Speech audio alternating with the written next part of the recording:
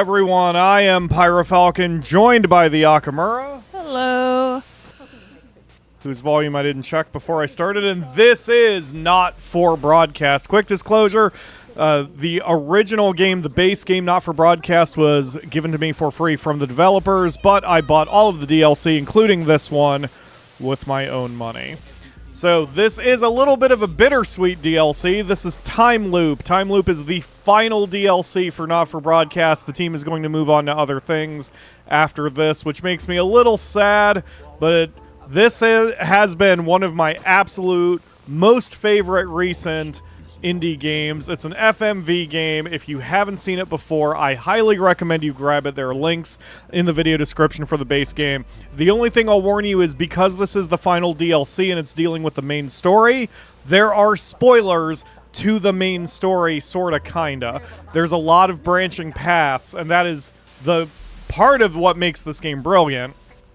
But the whole point of this DLC, from what I gather, is we are rewriting the main story. So the main story involved a political party rising to power, starting a war for arguably correct reasons, but they went about it the worst possible way, and our role as a news producer affected the public's perception of the war, the parties in power, and the groups that were rising up against them. So I don't know what we're in for, and normally I play Not For Broadcast ahead of time, but I've had a busy week. I'm going into this blind, but as usual, the Akamura will be the one making the decisions and choosing our story path for the day. Yep. I will just be playing the game because it gets a little complicated and broke her little ADHD brain. Yes, I hope we can save our son. Yeah, I forgot that he died in the Yeah, he in was our even part playthrough. of Advance, and they killed him to get to us. There is a way to save everyone. But that was a mistake, because then they didn't have any leverage over me. Yes, that is true. Yeah, you role-played your decisions a lot, which made me very happy. I really recommend that series here on the channel, by the way. I have a link for the playlist in the video description as well.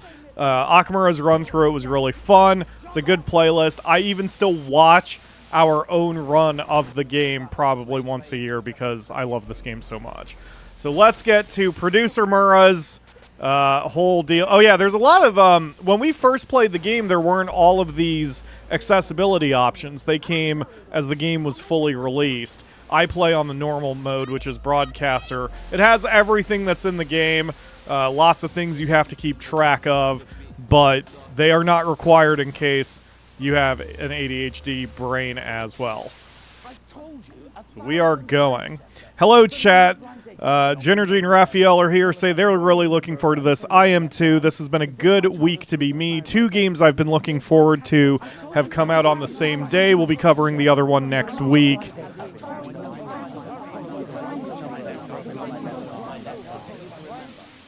I'm just not going to talk over that. I am going to turn up the volume during the gameplay, and I'm not going to speak much because there's a lot going on, and if you've never seen this game before, you are going to hear the same thing on a slight delay in both ears. That is intentional. You'll understand once the gameplay itself starts. But yes, I've been looking forward to this game and another one, which will be on the channel starting on Monday. So both came out on the same day. It has been a good day to be me, and a bad day to be my apartment because I haven't cleaned anything. All right, are you ready, Akamura? Let's Because we are going. Winston, lovely of you to volunteer for an all-nighter. It's our boss. Section, but then I'm on. Got tickets for Smiling Toons Johnson and his jazz band. Whoa. Okay, so it looks like we've already got 3 commercials preloaded. But there's 2 others. If you want to make any changes, let me know. What do we have? So commercial 1 is for Titwank Tony. Commercial 2 is for History of Flards. Commercial 3 is Canine Detective.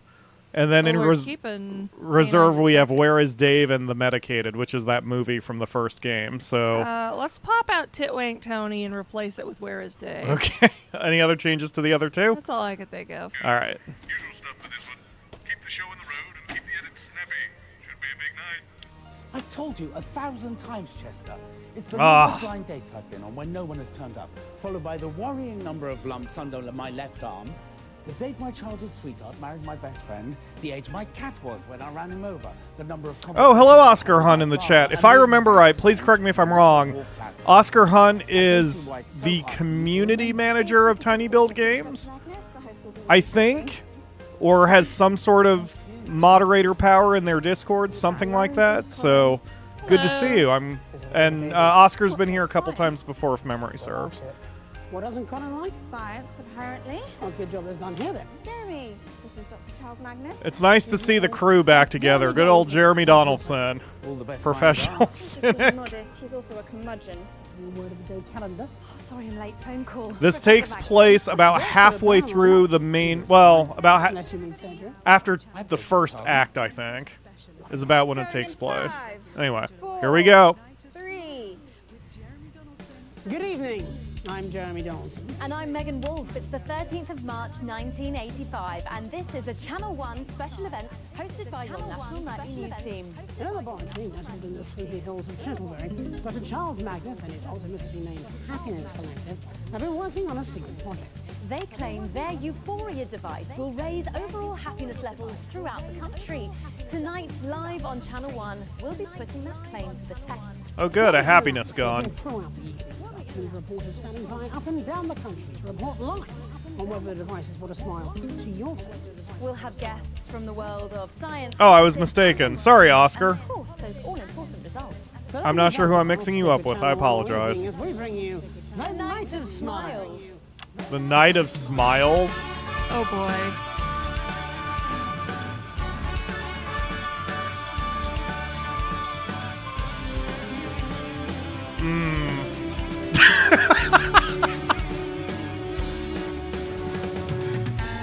Both of the lead actors knock this out of the park.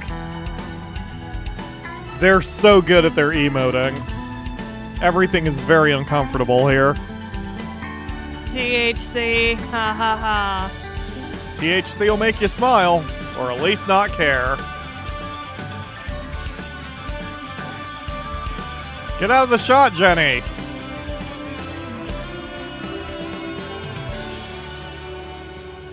Welcome back. In just a few minutes, the impressive machine behind me will be activated in the first ever mass experiment of its type. But first, let's meet the man behind the merriment, Dr. Charles Magnus. Hello. Dr. Charles Magnus. Thank you for joining us. You're the leader of Holy crap. Collective. Yes, that's right. Yes. So how's that work then, being the leader of a collective? Well, Of a collective. I suppose. Dr. Magnus, how does your Euphoria device work? Oh, that's simple. I just get my assistant Chester to push the big red button. Yes, but what does it actually do? It makes people happier, Mr. Donaldson. Yes, and how does it do it? Well, some of that information is proprietary, but I could try and explain the basics. Oh, well, we've not got long now, Doc, so try not to get too into the weeds. Well, to put it simply, everything is vibration. Everything is vibrating. A particle is also a wave, and a wave is, if you like, a note. This We is so all much vibrate at crystal different woo. notes depending on our mood. Happier people vibrate at a higher sure is. frequency than sad people. Some kind of weird string theory bullshit. How are we measuring that? In music, there's a concept called resonance. When a note on a piano is played, corresponding strings also sound. They vibrate in resonance. Are you following me so far? Yes, I have an O-level in music. And physics? Yes, in both. Well, the Euphoria device works in much the same way. The machine generates a note that represents happiness, and all the people and the animals resonate with that note and feel happier. Noticeable. Measurable. Well, at least that's the hope.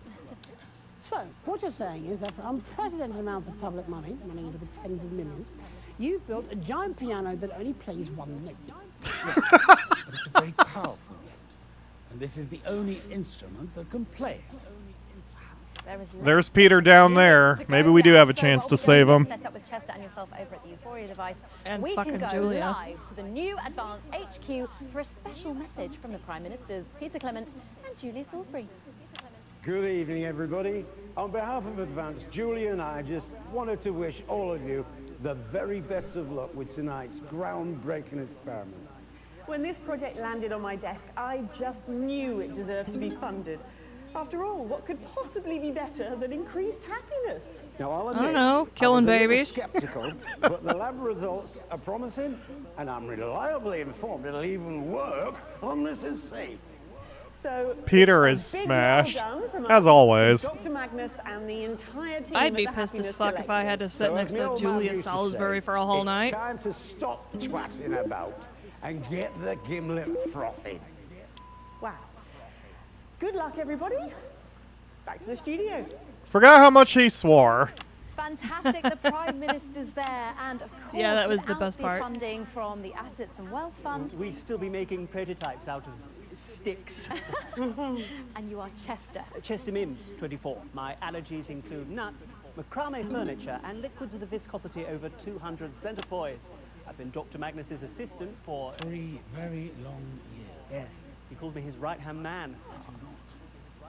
Well, that's enough lab banter for now. Let's see if this Jesus, ridiculous contraption actually works, shall we?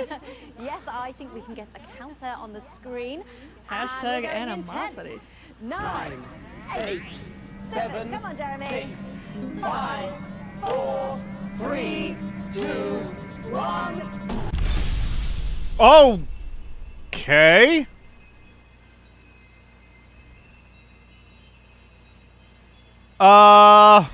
Winston, I can sense movement down there. I know you're stuck in this with me. Now, it's just a guess, but I think time itself has frozen. All right, cool. This press in case of emergency button the scientist gave me started flashing. And I think it corresponds with the one you have down there in the broadcast room. Which That weird-looking machine to your left. this is very Let's intimidating. see if that gets yours working. You know what? They've rendered every single little bit, because if you look at this specific one, as I'm turning, it is rendered in space. It's this one. Cool. That's awesome. Did they freeze outside too? They did. The raindrops are not moving. There's even a few raindrops in motion.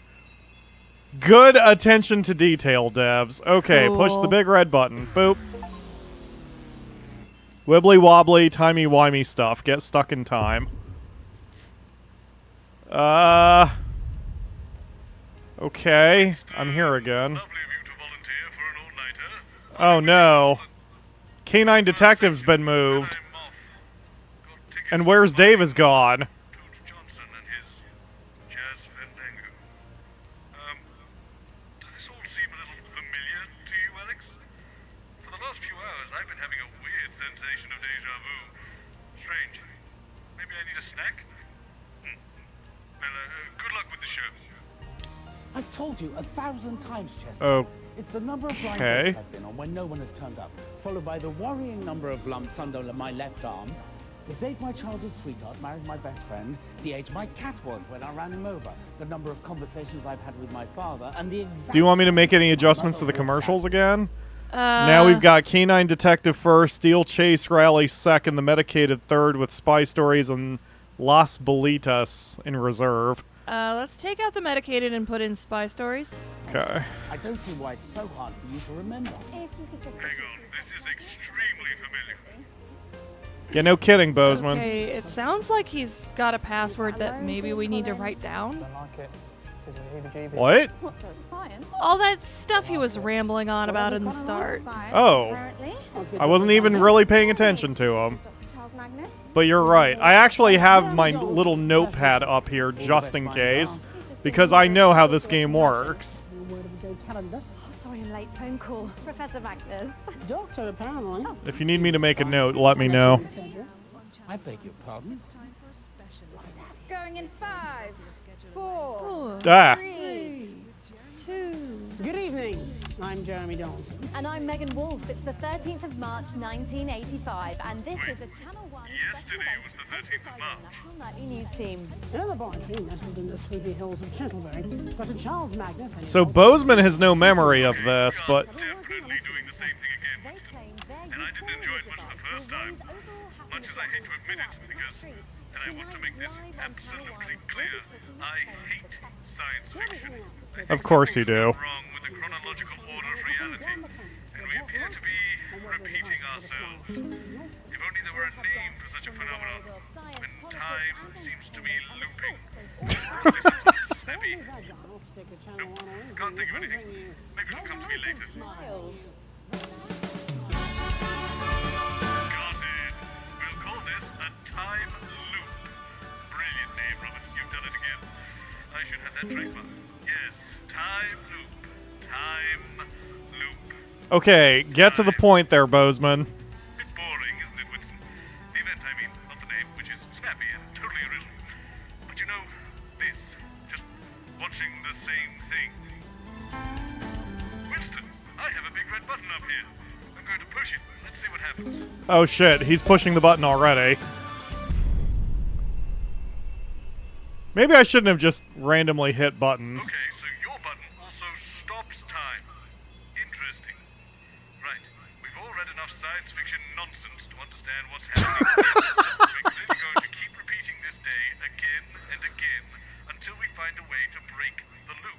I love a genre-savvy narrator. A journey of self-discovery full of profound insights that lead to personal growth. I have a gig to get to. Leave this with me. I have a brilliant idea. Restart the loop by pressing that big red button again and leave the rest to me. Okay.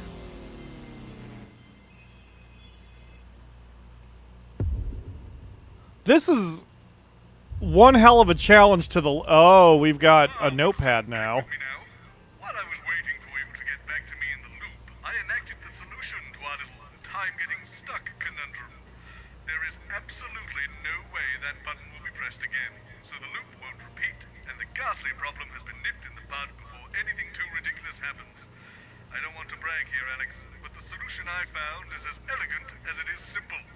What's our ads? Mind would probably have struggled even to conceive of... Now it's TV Channel 1, Titwank Tony, and NFB2. Not for Broadcast 2, I guess. I hope there's a sequel. With Steel Chase Rally and Paragliding Parade in reserve. Okay, let's rip out Titwank Tony and put in Paragliding Parade, because that sounds amazing. You got it. Such a notion, but to me, Bob Boseman, it was as obvious as wearing a tie on a Sunday afternoon. I have, and this is the brilliant part, unplugged the machine. Watch and learn. I've told you 1,000 times, Chester.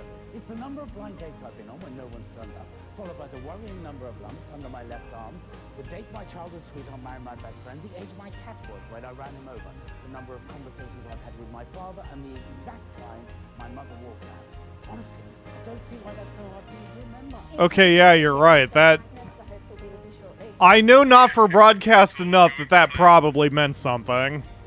Leave that alone, please, Colin. And next... we played that 3 times to remember the sequence. I'll write that down next time we have to loop it. Oh, someone's... Here we go. Oh, they plugged the machine back in. There we go. Ah, Jesus.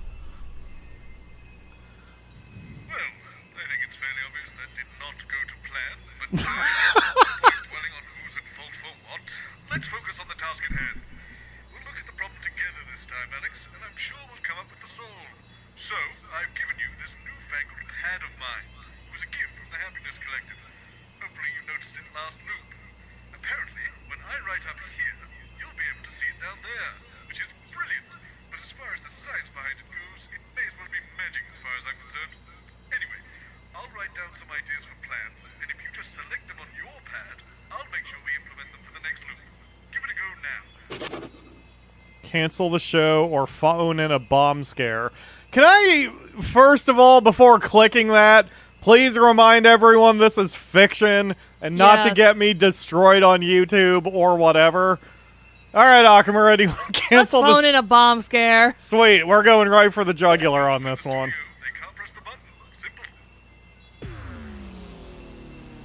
Okay. Holy crap.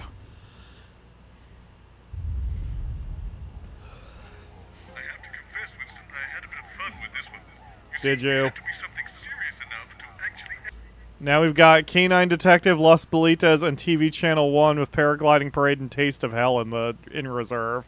If we even get to any of these ads.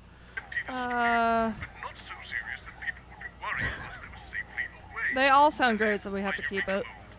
Put on a strange voice and called in a bomb threat. Brilliant, isn't it? They've evacuated the whole building. Great. I'm not going to get demonetized for all these sentences of phoning in a bomb threat. Oh, okay. The cameras are all wibbly-woo. Oh, this person's gonna get curious and press the button. I feel like I know where that's going. I'm trying to know if we know that person, but I don't think we do. Because Jenny had a couple unnamed assistants. Delay the inevitable, I feel. Won't they just come back up and press the button later? Right. This may have been one of your more short-sighted ideas, Alex. Oh, go fuck Worry. yourself. For the next loop. Speaking of, is that your old replacement cleaning the studio now? I wonder if they'll clean the... Really? Our old replacement? Damn it. I'm going to fire that cleaner. I guess we'll just have to cancel the show then. Okay. They can't press the buttons if they aren't doing the experiment. And I've got the perfect replacement show. Boop. I don't think Jeremy or Megan would be very happy about the show being canceled. Are they looping too? I know what you're thinking, Alex. What Well, they probably don't know. the Cat Football Cup have being on Channel 1? And of course, the answer is they were available and it gets us out of this damn time loop. Wait, we'll finally get to watch cat football? Apparently, we hate each other. Enmity's a bad blood. They sound like an awful lot. Sorry, I'm late. Verbal. Apparently, they hate each other. They do. They absolutely do hate each other. Oh, well, this should be fun.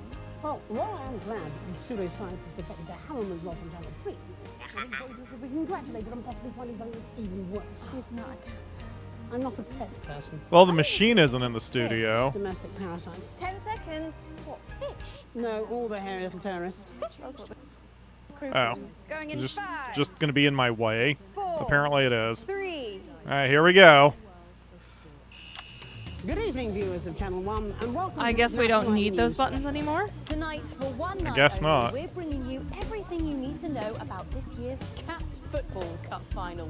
Well, I would the coaches, flip and watch managers, the shit out of even the staff some members. cat football. I don't know how it's going to work, but I guess we'll find out. Our roving team of reporters have been tucked away up and down the country to bring you live reactions. Aw, and there's pre-match kitties in the feedback. And, of background. course, at 9 we'll have all the action of the match itself. Live. Right here on Channel. So don't go changing that channel. It's going to be perfect here on Channel. Get out.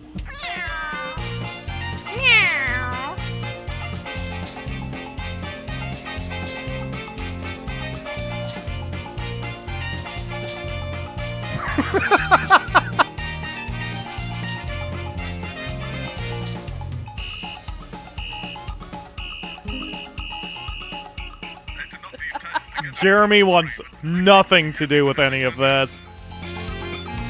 Unless they snippet with it?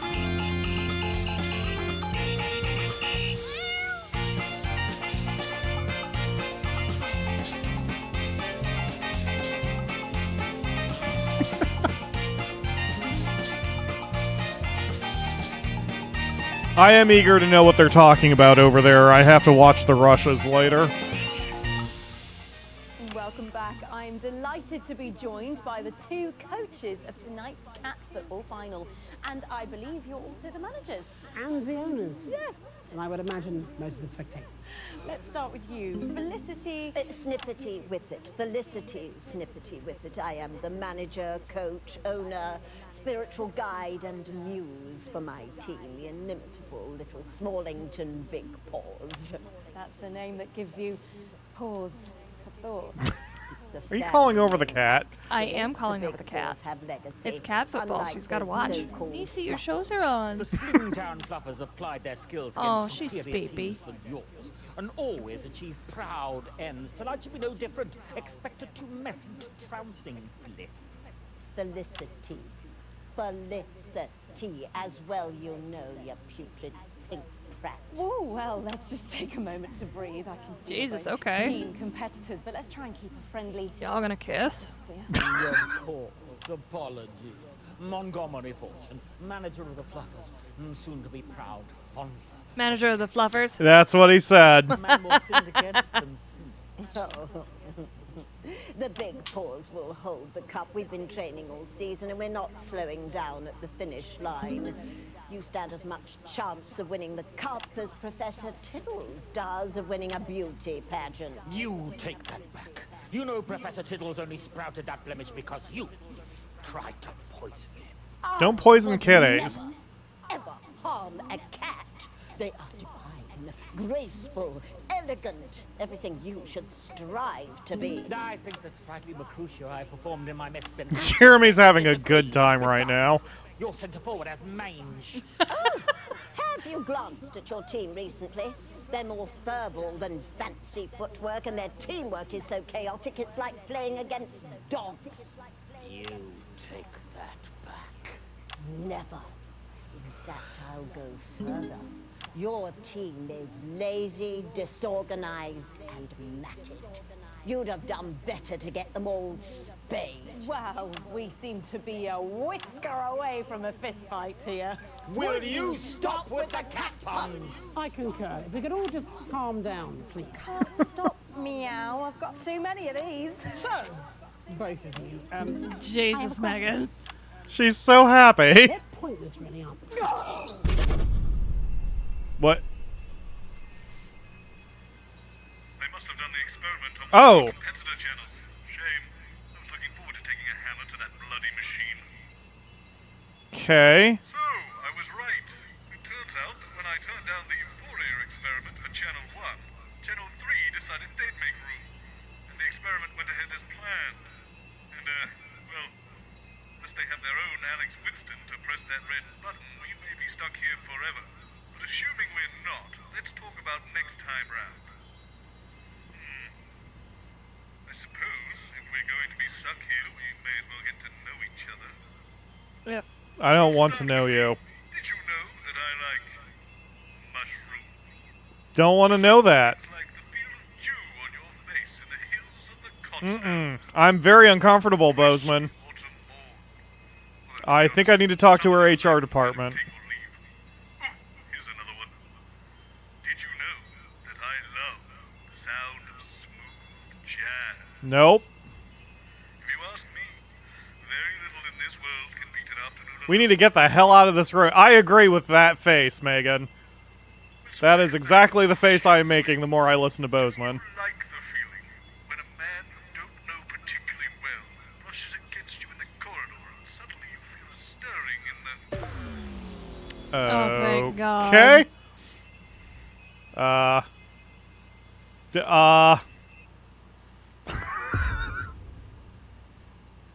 Well. So, okay, we have the machine now. That's good. A little strange there, Alex. Let's just move on. Less said the better. Full disclosure, Okay. Winston, I may have gone a little overboard on this one. I've told you 1,000 Oh, he's times. covered it up. Oh. It's the number of blind dates I've been on when no one's turned up, followed by the worrying number of lumps under my left arm that take my well, why is my machine covered up? If you could just sit here, please. Dr. Someone Megan. has covered up my machine. You there? Me? Why have you covered up my device? Not me, mate. I do sound. I agree, but it just feels wrong, doesn't it? There's nothing suspicious. Boseman just wants to do what they feel. Perhaps Chester would like to. I don't think he Really? said Why anything not? more. If you must, try not to injure yourself. Yes, Dr. Magnus. Everything set? Just a small change. We're going to do a big reveal. Sorry, I'm late. Leaky gusset. Where do you want me? Over there. It's like, I remember the age his cat was when he ran him over. My favorite odors are And then pine leaves and, of course, the exact number of rabbits. conversations he's had with his dad, and then the exact time his mom walked out. Forgive Chester. Gives it a good name. He takes personality. That was the last one? Yes. We had a makeup artist that did that. She's dead. So, who's opening? Just turn it down afterwards, Megan. Do you remember the exact order of the others you remembered? No. I think the number of conversations he had with his dad was number 5. She could be dead. I wouldn't know. 5, 4, 3. Good evening. It's March the 13th, 1985, and you join us for a National Nightly News special event. Dr. Charles Magnus and his tritely named team have been building a machine which they claim will raise overall happiness levels throughout the country. Sounds ludicrous to me. Megan? Thanks, Jeremy. I am here with Chester Mims, Dr. Magnus's assistant. Right-hand man. Sorry? Right-hand man. He calls me right-hand man. I do not. He does, sometimes. Well, Chester, without any further ado, let's unveil this Euphoria device. I'm excited, actually. You excited, Chester? Not really, I've seen the device before. Okay, let's go for it, everybody. In 3, 2, 1. Oh, for goodness sake, Chester. What a big reveal. Upwards. Yes, no. It looks very destroyed. Oh, God, my eye! My device! What's happened? Oh. I don't know. I don't know what's happened. Well, it appears we'll be having a change of schedule here tonight on Channel 1. Perhaps there's another experiment we can get up and running. We could see if badgers can flip pancakes or work out exactly how much stupid there is. I'd like to see badgers flip pancakes. It's not Chester. See how we can It's fine, it's fine. We have another device back at the laboratory in Chindlebury. I'm sure Gerald is watching this now, and if he does, he was expecting there might be some teething problems. He can just fire up that one and off we go. Gerald, if you're watching, we will fire it up now, please. Thank Well, you. that is handy. Well, that's annoying. Well, it appears the Well, experiment that's will be annoying. happening anyway on televised. So here's hoping we'll crack a smile sometime soon. Oh, terrific. Only takes a few seconds to charge up the new device, and then Gerald will just... Yep. Okay, this is starting to get irritating. I have tickets for Smiling Toots Johnson, for God's sake. I'll be damned if I'm going to miss it. So what have we learned? Not a whole lot, other than your very disturbing interests in brushing up against guys in the hallway. They'll just use the back of it. So, if we can't nobble the machine, we'll have to nobble the show somehow. I've got a few options to consider. We could put a guard on the machine so it can't be used, or we could change up the hosts and see if we can break the show that way. Or, I suppose, we could let everyone know what's going on and see if we can stop it happening again. Which do you want to do, Winston? Your call, Akamura. So we've got tell everyone, defend the machine, change the host to Jenny and Colin, or change the host to Patrick and Robyn. Let's change the host to Patrick and Robyn. That's what I hoped you'd say, because we love us some George Vare. we love ourselves our boy Patrick Bannon. If nothing else, I'm sure Bannon will be able to annoy Magnus out of doing the experiment. Even short won't be enough to rein him in. All right. Plus, this will get him off the sports desk. He is our favorite actor from this show, from the game, because he showed up to the show. They even got rid of Jenny. Stop her meddling. Aw. Don't I've get rid of told you Jenny. 1,000 times, Chester. It's the number of blind dates I've been on when no one's turned up, followed by the worrying number of lumps under my left arm, the date my childhood sweetheart married my best friend, the age my cat was when I ran him over, the number of conversations I've had with my father, and the exact time my mother walked out. I honestly don't see why that's so hard for you to remember. Hi, sorry, yes. Hi, Dr. Magnus. Not just another man, but his best friend. Take a seat here for me, please. Mr. Bannon will be with you shortly. And this is Miss Short, just over here. Hi, Robyn Short. Okay, well, we've got the 6 now. She said that I shouldn't. I don't care what she said, she's clearly out of her depth. You get to press the big red button later. Now, off you jump. Oh, I don't think we should touch that, Colin. Leave that alone, please, Colin. Who are you? I'm Mr. Bannon's. Bannon. I'm glad to see Robyn getting promoted. Need some more white whips. What's a horrible idea? Who is that weird little man? I want him fired right now. Only for one night, Patrick. You can go around firing people, and most of them make this. Oh, how reassuring. That's Dr. Magnus. Oh my goodness, I'm so sorry about her. She's new. For some reason, they keep leaving. The station lumps me with these arseholes. I think they see me as some sort of mentor to them, whereas actually I'm more of a guru. I wonder how tall he is. He seems taller than the other Yeah, actors. he's got the tall. Graham Bannon. Oh, it's a bit complicated. He's his son. I'm his ton, yep. Don't worry, you're in perfectly capable hands with Patrick and I. True professionals. Looking forward to the big button press? Yes, it will be the culmination of many months of hard work and long nights. Crikey, when did you actually start? Well, we were tinkering for years, but we didn't really get going until Advance came through with the funding. There we go, all here. Okay, we're going live in 10. No. All right. Often wonder what it'd be like to be sitting here in the big chair. Big chairs? With a man in front of the camera. Or woman? Jeremy Donaldson 2.0. Don't screw this up, Patrick. He's going to screw this up, and it's going to be fantastic. I'm not planning on spunking this opportunity. No, siree. Good evening, I'm Patrick Bannon. And I'm Robyn Short. Jesus. It's the 13th of March 1985, and this is a Channel 1 special event hosted by your national nightly news reporting team. Yes. Jeremy Donaldson and Megan Wolf are off doing something. I don't know what. No one told us. So I'll be hosting Great. a once-in-a-lifetime event. Yes, we will, Patrick. Gently nestling in the sleepy hills of Chintlebury is a solitary laboratory where Dr. Charles Magnus and his wonderfully named Happiness Collective have been working on a secret project. Yes, indeed. I do like a good nestle, don't you, Rob? What? I like a good, don't worry about it.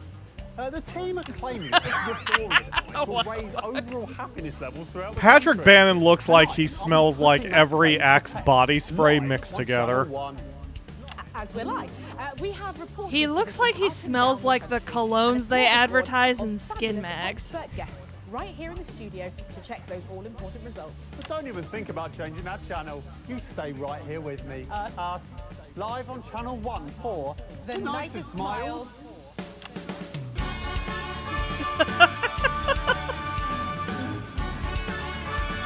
Okay, now we've got Paragliding Parade, Canine Detective, and Spy Stories with Taste of Hell and Steel Chase Rally in reserve.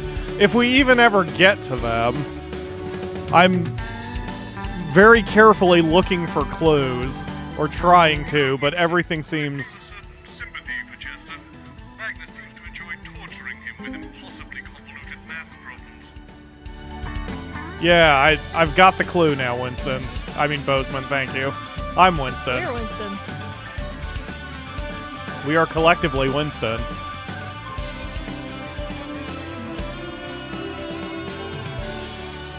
Welcome back. In just a few short minutes, the Euphoria device will be activated, and I'll be even happier than I already am, sitting here hosting this. Doesn't seem possible. Maybe I'll we. But before that, let's meet the men behind the merriment, Mr. Chester Mims and Dr. Charles Magnus. Hello. Hi. Can't believe I'm here. Robyn's cute. She is. Thanks for joining me.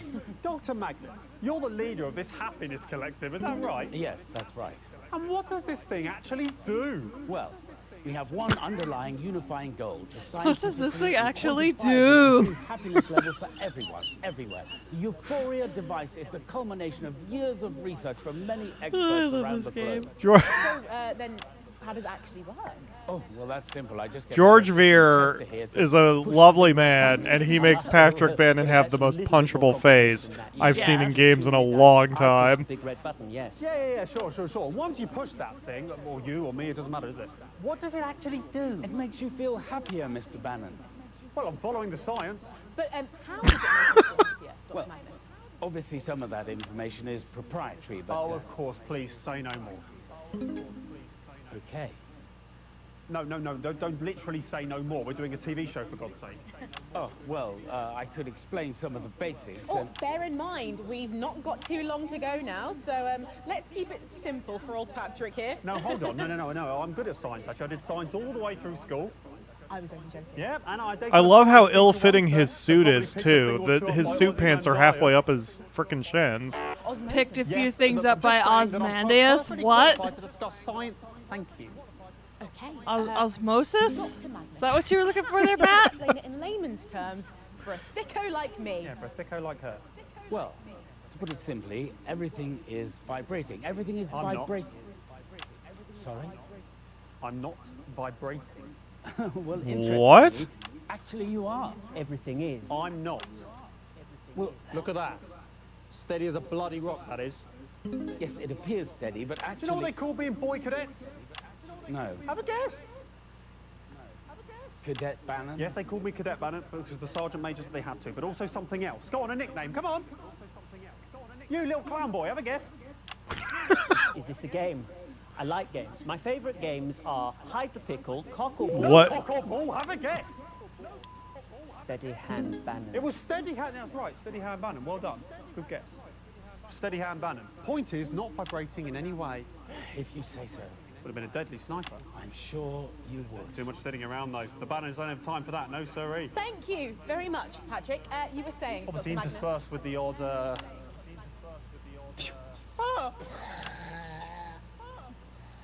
Patrick. I like the detail that Patrick can't afford a suit that fits. Yes. He can't get his pants tailored. A particle is also a wave, and in music Brimley there's Sands. What's that now? I was saying Brimley Sands. Went there on the summer. Beautiful place, loads of them there. I'm sorry, what are you talking Oh my about? God, we're talking about waves, aren't we? So I went to Brimley Sands, obviously didn't go right up to the coastline. Got to protect the money maker as well. I But those aren't love the waves we're this. talking about, I'm Mr. Bannon. here for it. You're here for this? Radio waves. Pretty sure you don't get waves on the radio, Robin. They come out of the radio. Jesus Okay, well, if Christ. that was true, then why isn't my sideboard all wet from the waves? You explain that with your science. Oh, I love his sincere troll logic. Question, Chester. It's like to be or not to be, that's also a rhetorical question. It absolutely isn't. Shall I go on? Oh god, the pain of the dead air. I'm sorry. Patrick Bannon is a man who argues for the sport event. We all learn a lot from that, I know I did. Okay, we've got less than 2 minutes to go now, Patrick. So, while Chester goes over there to configure the Euphoria device, thank you, Chester, we are going to go live to the new Advanced HQ for a special message from the Prime Ministers, Peter Clement and Julia Salisbury. Let's go to that now. Good evening, everybody. On behalf of Advance, Julie and I just wanted to wish all of you the very best of luck with tonight's groundbreaking experiment. When this project Oh, no, landed forget on my he's going to desk, have a I few, just knew swerves. it deserved to be funded. After Thank all, you. What could possibly be better than increased happiness? Now, I'll Dead admit, kids. I was a little skeptical, but the lab results... Winston, I've noticed something that I would imagine you have too. Every time Magnus appears, he lists 6 tragic facts from his life. Why? Dr. Magnus and the entire team at the Happiness Collective. So as me old There man was used no way say, to disable it's time hints to this time stop around, but I'm okay trashing with that. about And get the gimlet frothing. Wow. Good luck, everybody. Back to the studio. Maybe leave it to the scientists. No, that's just what they want you to do. No, journalism is about taking massive risks for even bigger rewards. Being seen to do something, even if you're doing nothing at all. Now, this is my big opportunity. I'm going to grasp it with both hands. Patrick, don't. Bring it, bring it, bring it, bring it, bring it, bring it, bring it, bring it. You'll outlast him. This isn't going to end well, is it? Oh, maybe you'll get lucky and he'll fire you. God, yeah. Just bide your time. Man, we really need Jenny because she kept everyone on task. Fantastic! Our Prime Ministers, ladies and gentlemen. Sorry, and what's going on? Why is Chester over there? Well, we thought it might be better if a handsome young journalist in a suit did the push, you know, rather than a sort of stuffy old thing in a lab coat. Look, Mr. Bannon, I really This don't is think highly irregular. Patrick, I really do Let's get think it would be involved! better. We've got a new catchphrase to try out as well when we get there. Okay, let's start with 10, shall we? 10. Oh, 9, God. 8. Come on, Boffin. 6. 5. 4. You skipped a number there, buddy. 1. Get your Bannon on. Well, Get your Bannon out. clearly that clearly that did not work out for us. Can I buttons any of these? Okay. I don't know if you can see it clearly. You probably can from there, Akamura.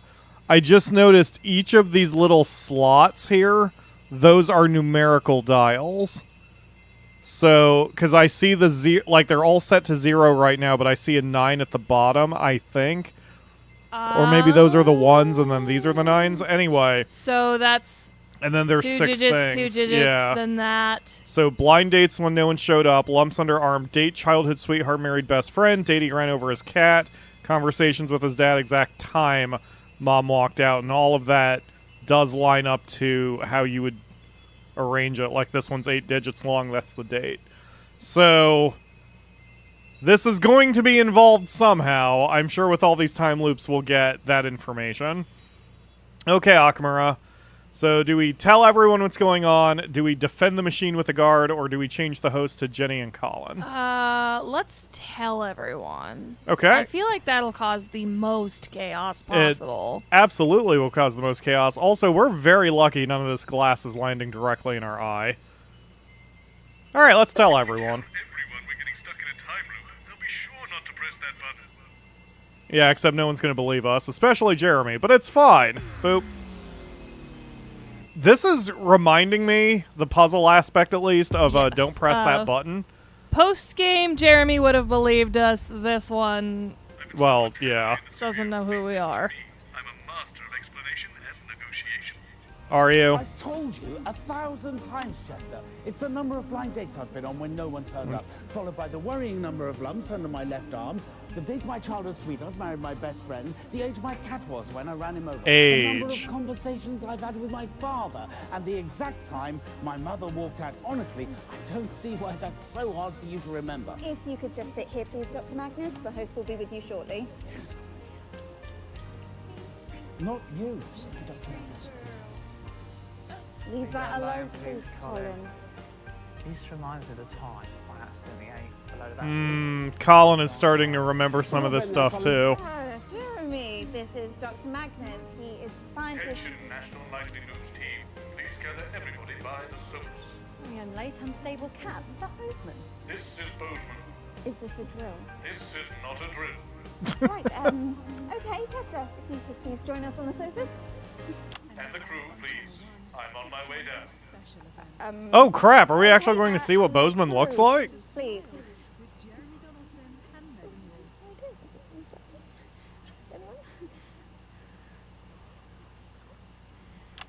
Oh, it's everybody. Yeah, they grabbed all the camera guys and everything.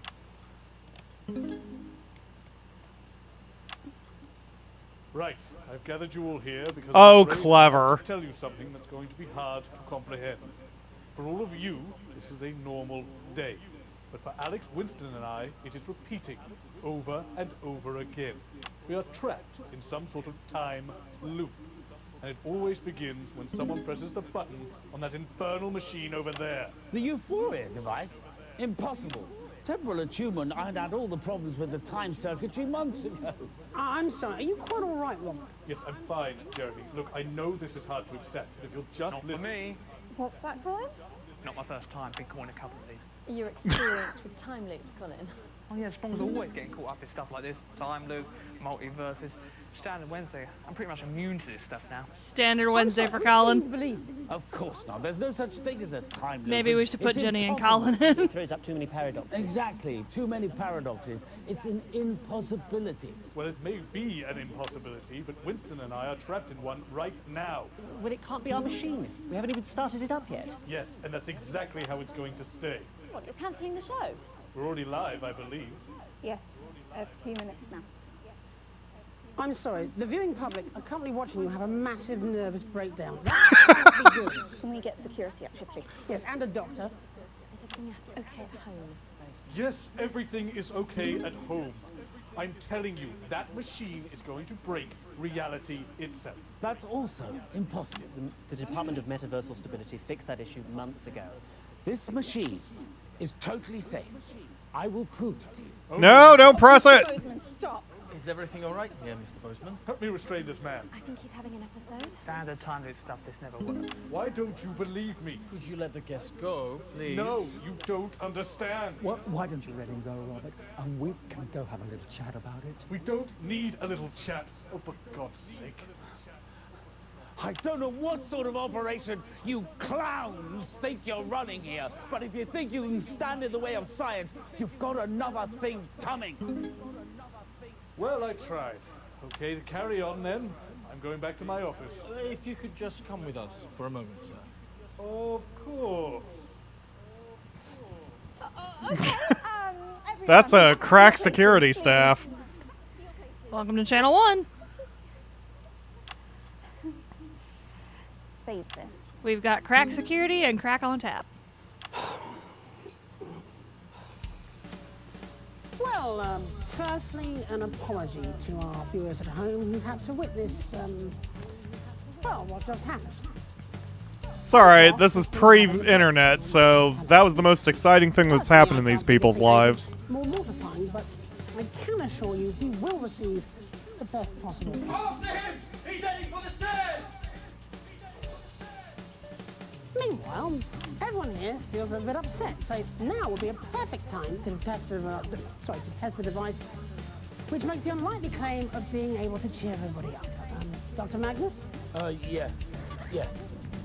Actually, the machine uses resonance to raise the... No one cares, Chester. Well,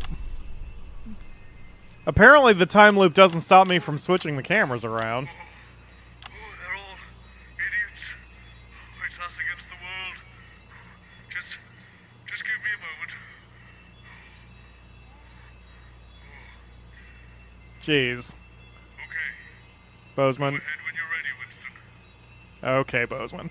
So we're down to defend the machine with a guard and change the host to Jenny and Colin. Let's defend the machine with a guard, and then we'll switch to Jenny and Colin, because I feel like that's going to go somewhere since Colin has experience. Yep.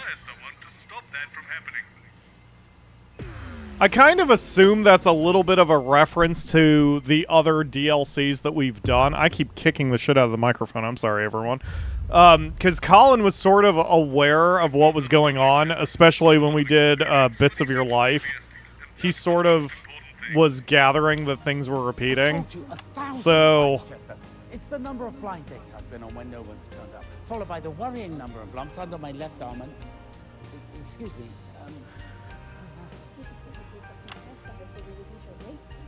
Oh, that guard shows up in the main story. He's playing a member of the advance. Andy. Anyway. Jenny, why is there an armed man in my studio? Who are you? Oh, hi, I'm Andy. Drop Dead Security. Unfortunate name. Drop Dead Security. So he wound up getting promoted or whatever to a, well, police officer, but they changed the name of it. Now I don't remember. Oh, something Community Cohesion Officer, I think? Yes. Oh, but it's fine, right? That's a nice nod. It does seem like they are bringing most or maybe even all the cast together.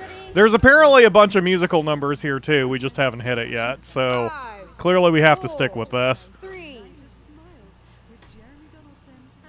Good evening. I'm Jeremy Doles. And I'm Megan Wolfe. It's the 13th of March 1985, and this is a Channel 1 special event hosted by your national nightly news team. Helena Canterbury-Boatshoe, nestled in the sleepy hills of Chittlebury, Dr. Charles Magnus and his optimistically named Happiness Collective have been working on a secret project. They claim their Euphoria device will raise You all right, Andy? happiness levels throughout the country. Tonight, live on Channel 1, we'll be putting that claim to the test. We'll be in and out of the schedule. God, sorry again. In and out of the schedule. No. Oh, sorry, I think it's my allergies. I think it's my allergies. I'm really playing up today. We're on and off all night. You'll go. We'll Ew. have guests from the world of science, politics, and Somebody get that man an entertainment, and of course, antihistamine. those all-important results. So don't change that channel. Stick with Channel 1 only. Would that be an Andy histamine? Ha ha ha ha! I'm sorry. I think it's her perfume. Right, I noticed you managed to hold it together through Megan's line. What? Oh, sorry, mate. I think my ears are swelling. Well, good luck with that. It's the night of smiles. Nice smiles. All the time. Okay. You, having a bit of inflammation there.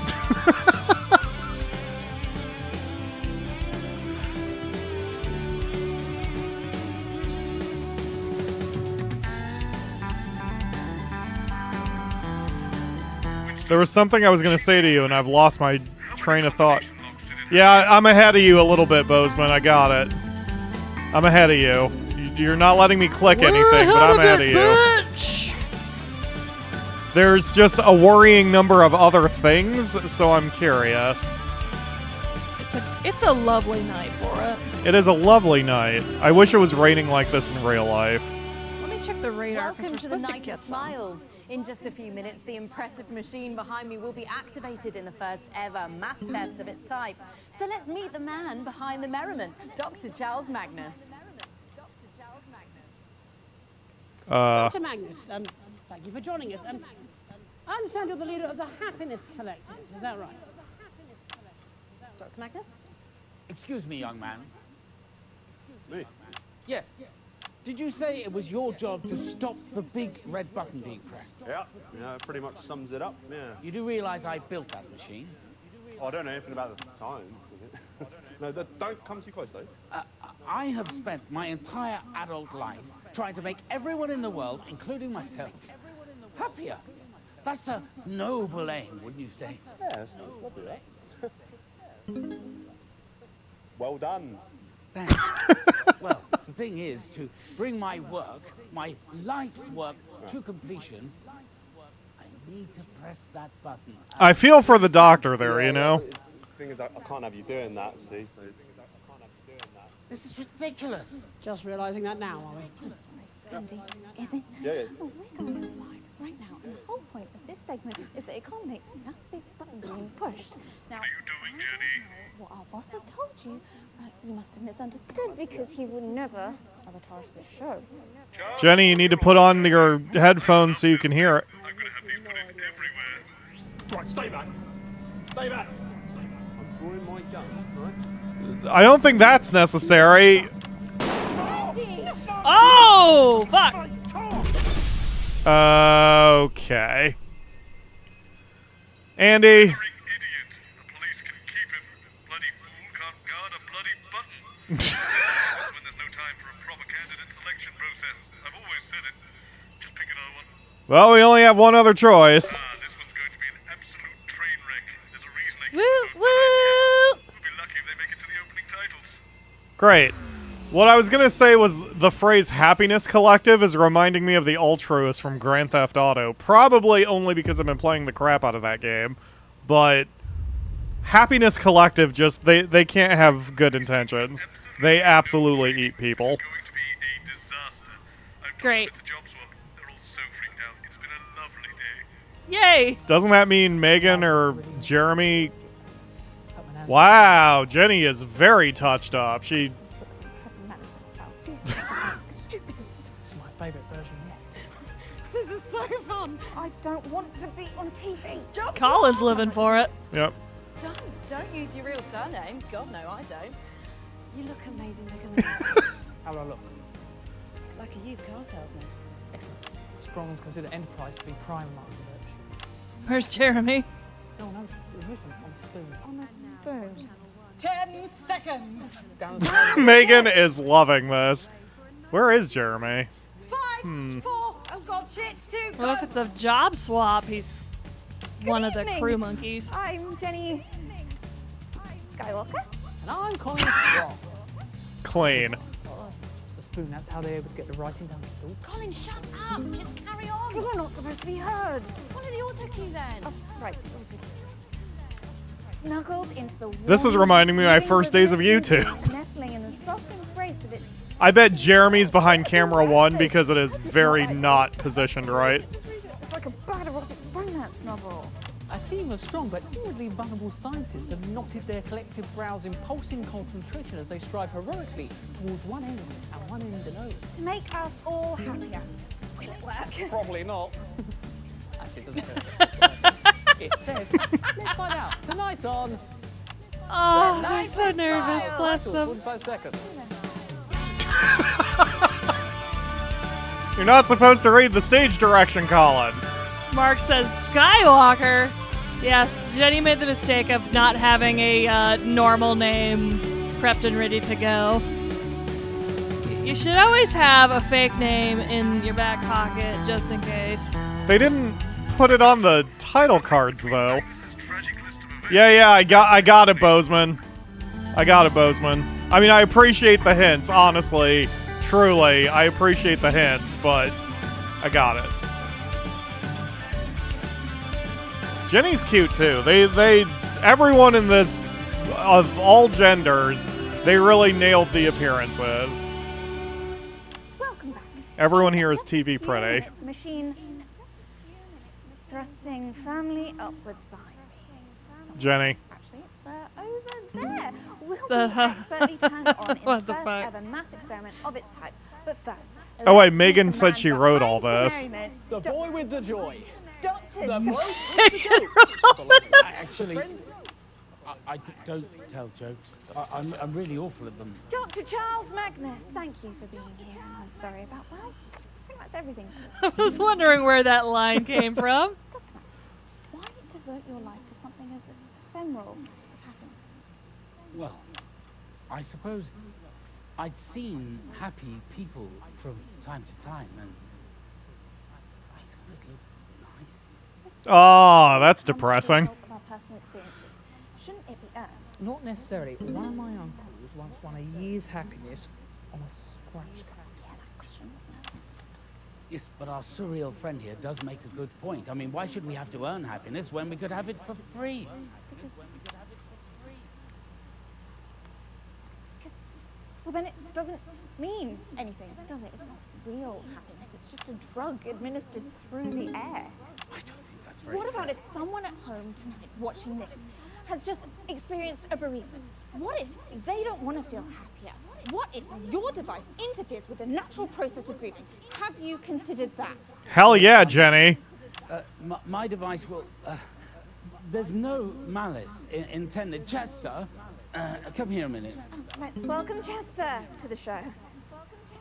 Jesse Mims, 24. I enjoy science, orienteering, and the cheeses of the West Country. Chester, have we made the calculations for the recently bereaved?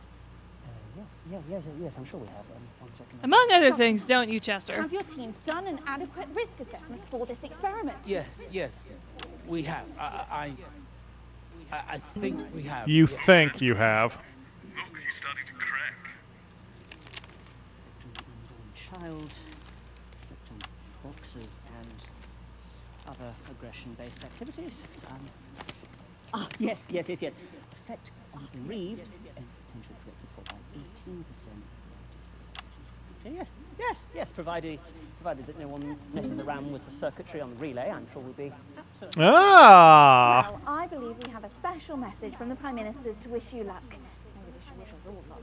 You know, you weren't the only channel that wanted to run this experiment live. Oh, no, we really glad you're here. Well, you've seen very cynical. Yeah, I don't usually host these things. Yes, we were promised Jeremy Donaldson. That probably would have gone much better for you. You know, I have a good mind to call the whole thing off. No. I'm never watching TV again. Let's just listen to the Prime Ministers. Poor Good evening, Jenny. everybody. On behalf of Advance, Julie and I just wanted to wish all It of you shocks me how much a person's appearance can change with a little makeup and their hair teased up. Jenny looks like a completely different person. To be funded. After all, what could I like those no makeup pictures that go around of supermodels and actresses and all that. It's interesting. And I'm reliably informed it'll even work. She did. She kicked her shoes off. She's very uncomfortable in them. Figure out the numbers from Magnus's list. We can unlock that glass panel on the relay machine to your left. Time to Right. stop twatting about Right, we have to. and get the gimlet frothing. Stop talking about twatting and frothing. Everybody, back to the studio. Welcome back. Oh. This is fun. Let's see if the universe breaks. The odds of the universe Great. actually breaking are infinitesimally small. And yet- Storage trip. It's a bit of fun. What do I want to do every time now? Even Colin looks really different because of his hairstyle and his suit. Watch your fucking language. Right?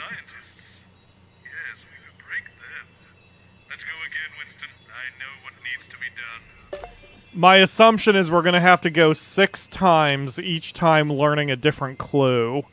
Right? Because all we would have to do is have Jeremy interview Dr. What's-His-Name, Magnus, and get some of this information. Mm-hmm. I like this. Right? So far, this has been a little more linear than a lot of the DLCs and even the base game, but they're setting... Lock up the guests! No scientists, no experiment. Sit back and relax, Winston. This one's all me. It's going to be a very short show. Is it? Will This is it? going to be the longest 5 minutes of my fucking life. And you've checked everywhere. The break room, Dr. Magnus's dressing room. Break room, they're always at the dressing room. Colin, can you please just go and check if they're in the dressing room, and I'll get security to do another look around. Don't press that button. Good. I do believe we were sent there on purpose, Chester. Oh, bugger. On purpose. Dr. Magnus, who? Who would have sent us there? Intentionally? I'm not sure. Perhaps it was a competition. The blissful union? Yes, those nerds have been jealous of our Euphoria device ever since we secured the funding from Advance. Fucking nerds. Yes, we must proceed immediately. No! Don't hit the button! Dr. Magnus, if we hadn't have got out of there, I'm not sure. If you hadn't got us out, Chester, I mean, that thing. If you hadn't broken the door down and got us out with that unexpectedly impressive show of strength, well, you did well today, Mr. Mims. I agree, Genergy. Let me host. I'm YouTube trained. I won't make a complete mess of it. I know I've been a bit harsh on you in the past, Chester, but I promise that this changes from now until the end of time. Thank you, sir. Which is in 10 seconds. Yep. That means so much. There you are, Dr. Magnus. We were worried something had happened to you. Glad you both look fine. Actually, it looks like you've seen a ghost. I kind of want to get that entire prop. I want it sent to me from Europe. We'll set it up in the living room. Plausible trauma. And just bap it every time we need 15 minutes? Yes. We are absolutely and definitively not all right. Fortunately, a remedy is at hand. Dr. Magnus, we're not even... Well,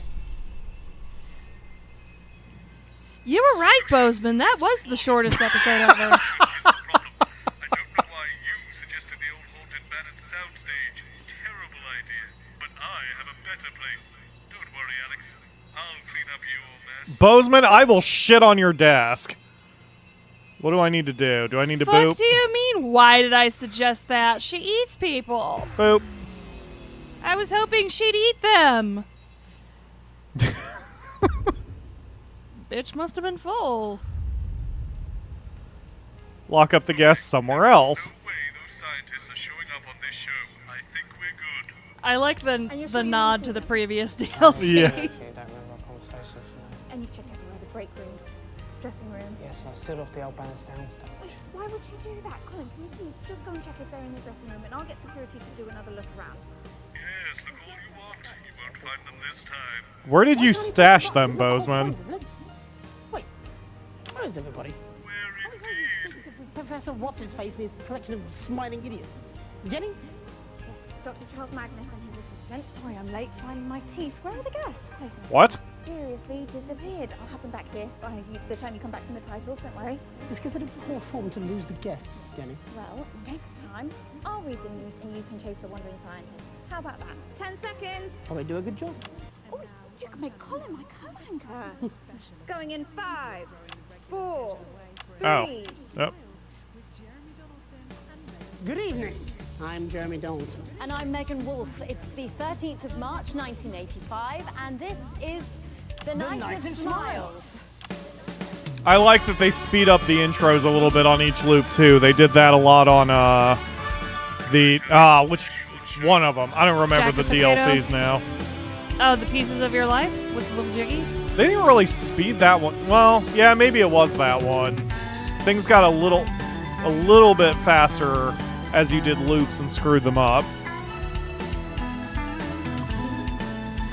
I guess that was it. They sped up when you made mistakes and had to loop. I finally finished that too. I was very happy.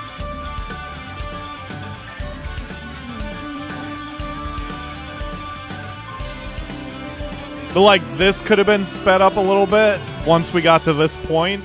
Welcome back. In just a It's few minutes, whatever. the impressive machine behind me will be activated in the first ever mass experiment of its type. So let's talk about the man behind the merriment. Dr. Charles Magnus, who will be speaking to you later this evening. Truly a visionary. Right, Jeremy? Yes, if by visionary you mean... What? To get into the studio.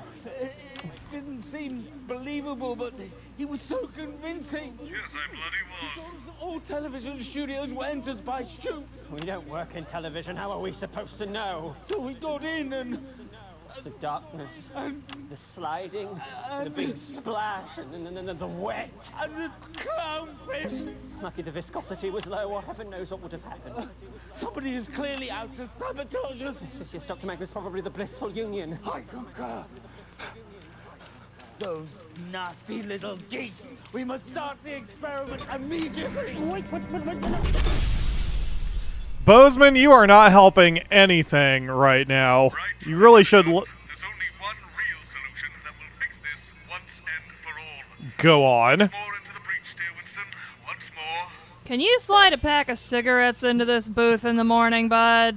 There's not enough room here to do the rest of this, so Boseman is probably going to fail once more. And I think we should get our resumes together and get the hell out of Channel 1. We should probably get a Especially Channel since 3. our kid's going to be dying in about 2 years. Handle the guests.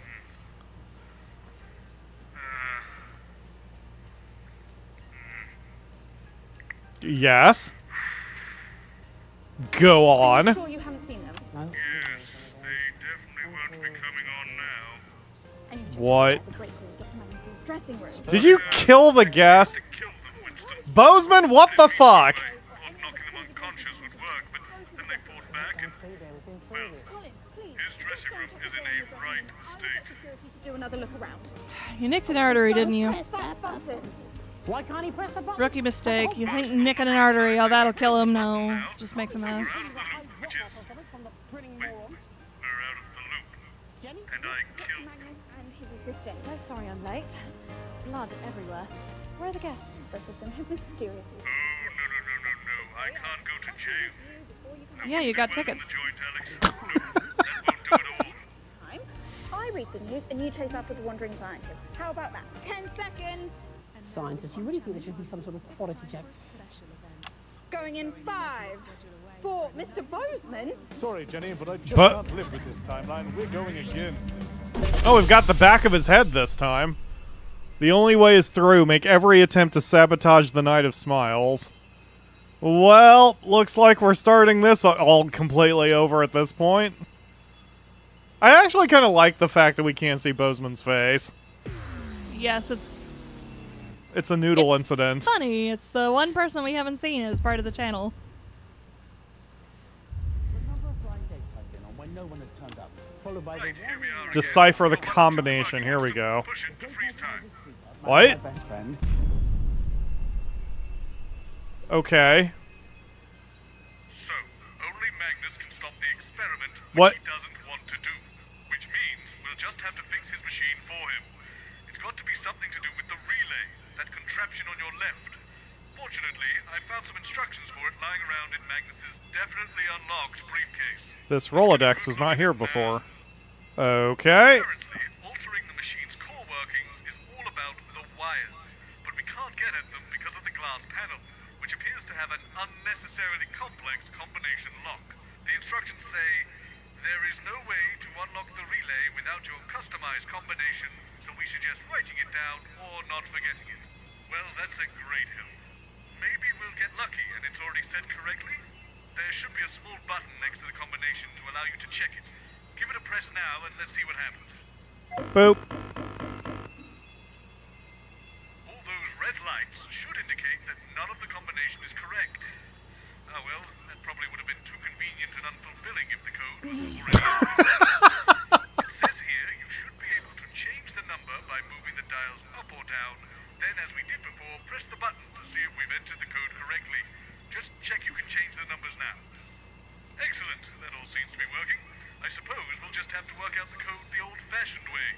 Take a look at the notepad and I'll show you where I'm at with it all. As I was saying before that nasty business with the dead scientists, Magnus's rambling when he enters the studio correlates perfectly with the combination lock on the relay machine. What a coincidence. If we figure out all those bits of information, we can unlock the device and fix their infernal contraption. With that in mind, the combination is the total number of dates Magnus has been on where the other person didn't show up, I gotta say, Akamura, you nailed that, or you picked up on that faster than I did. Listen, if they're giving us convoluted details, it's gotta be important. I Yeah. know this game. I know this game's game.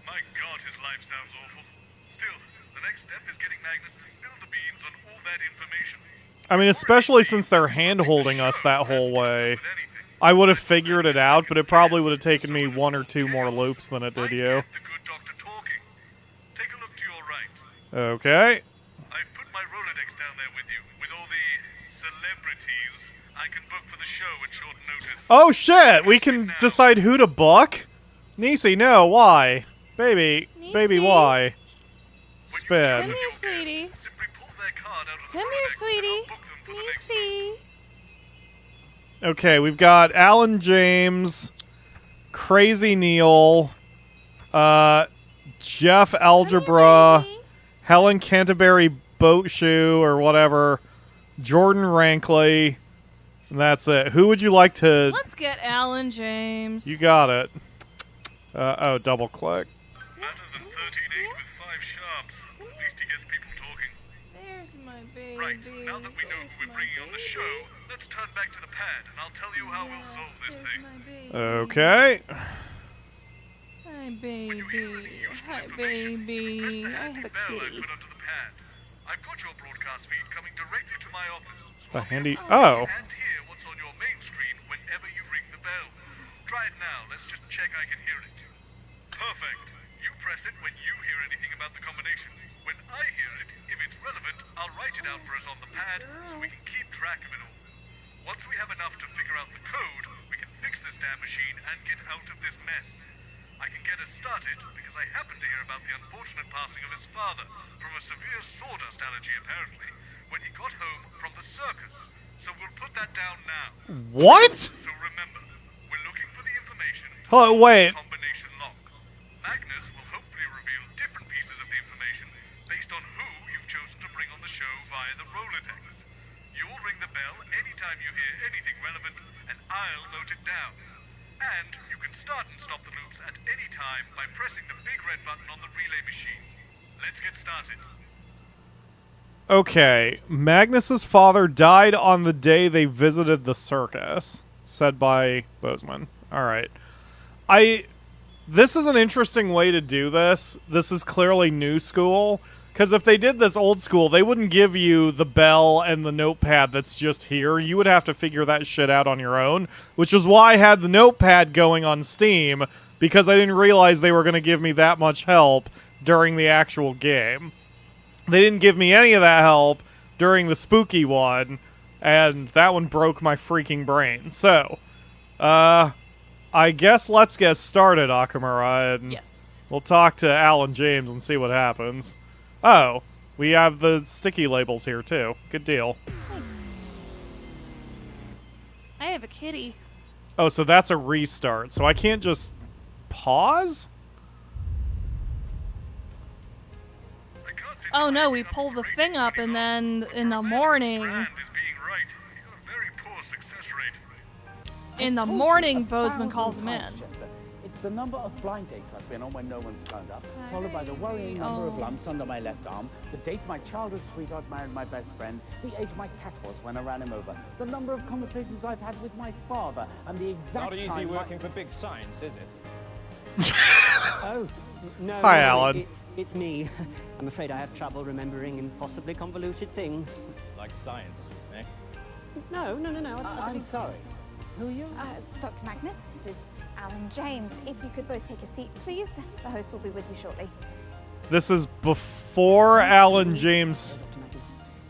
Big science, mate. Oh, God, not in this time. Not who?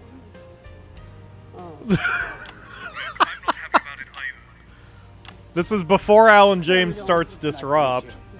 Yes. Mr. James? Nice to be back. Don't think so. Okay, so I can bell anytime.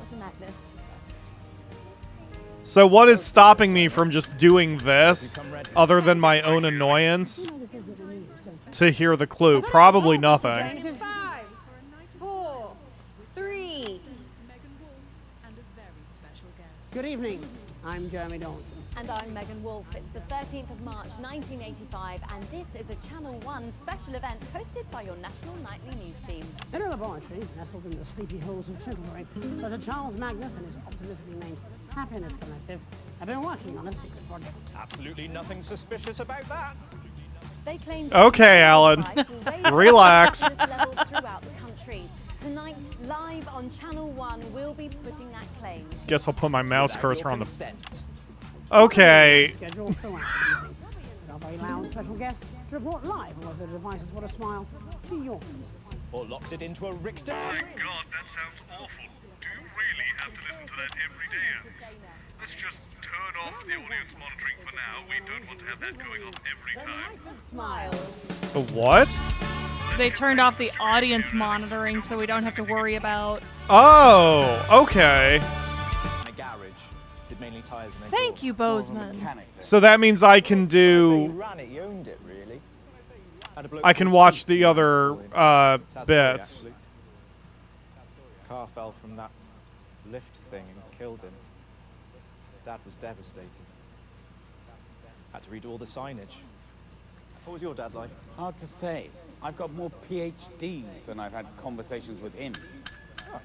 10 seconds. You have PhD?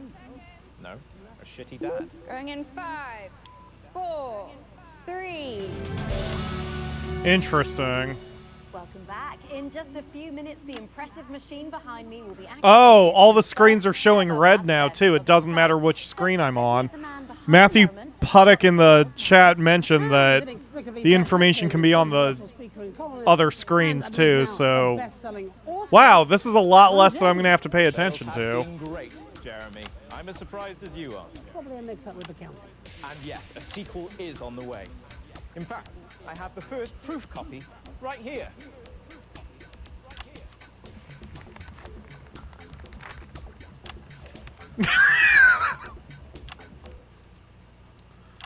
What? Okay. There seems to have been some sort of mix-up with the measurements. I like how you just instinctively switched for reactions. Yeah. Man of the moment, shall we? I'm still a producer. This is Inception since I'm doing this in real life right now with the stream. In a secret lab somewhere deep underground? No, in Chintlebury, near the supermarket. Where does your funding come from, so-called Dr. Magnus?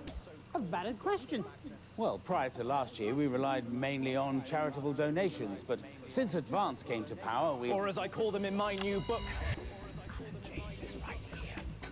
The corrupteers. Like, corrupt puppeteers.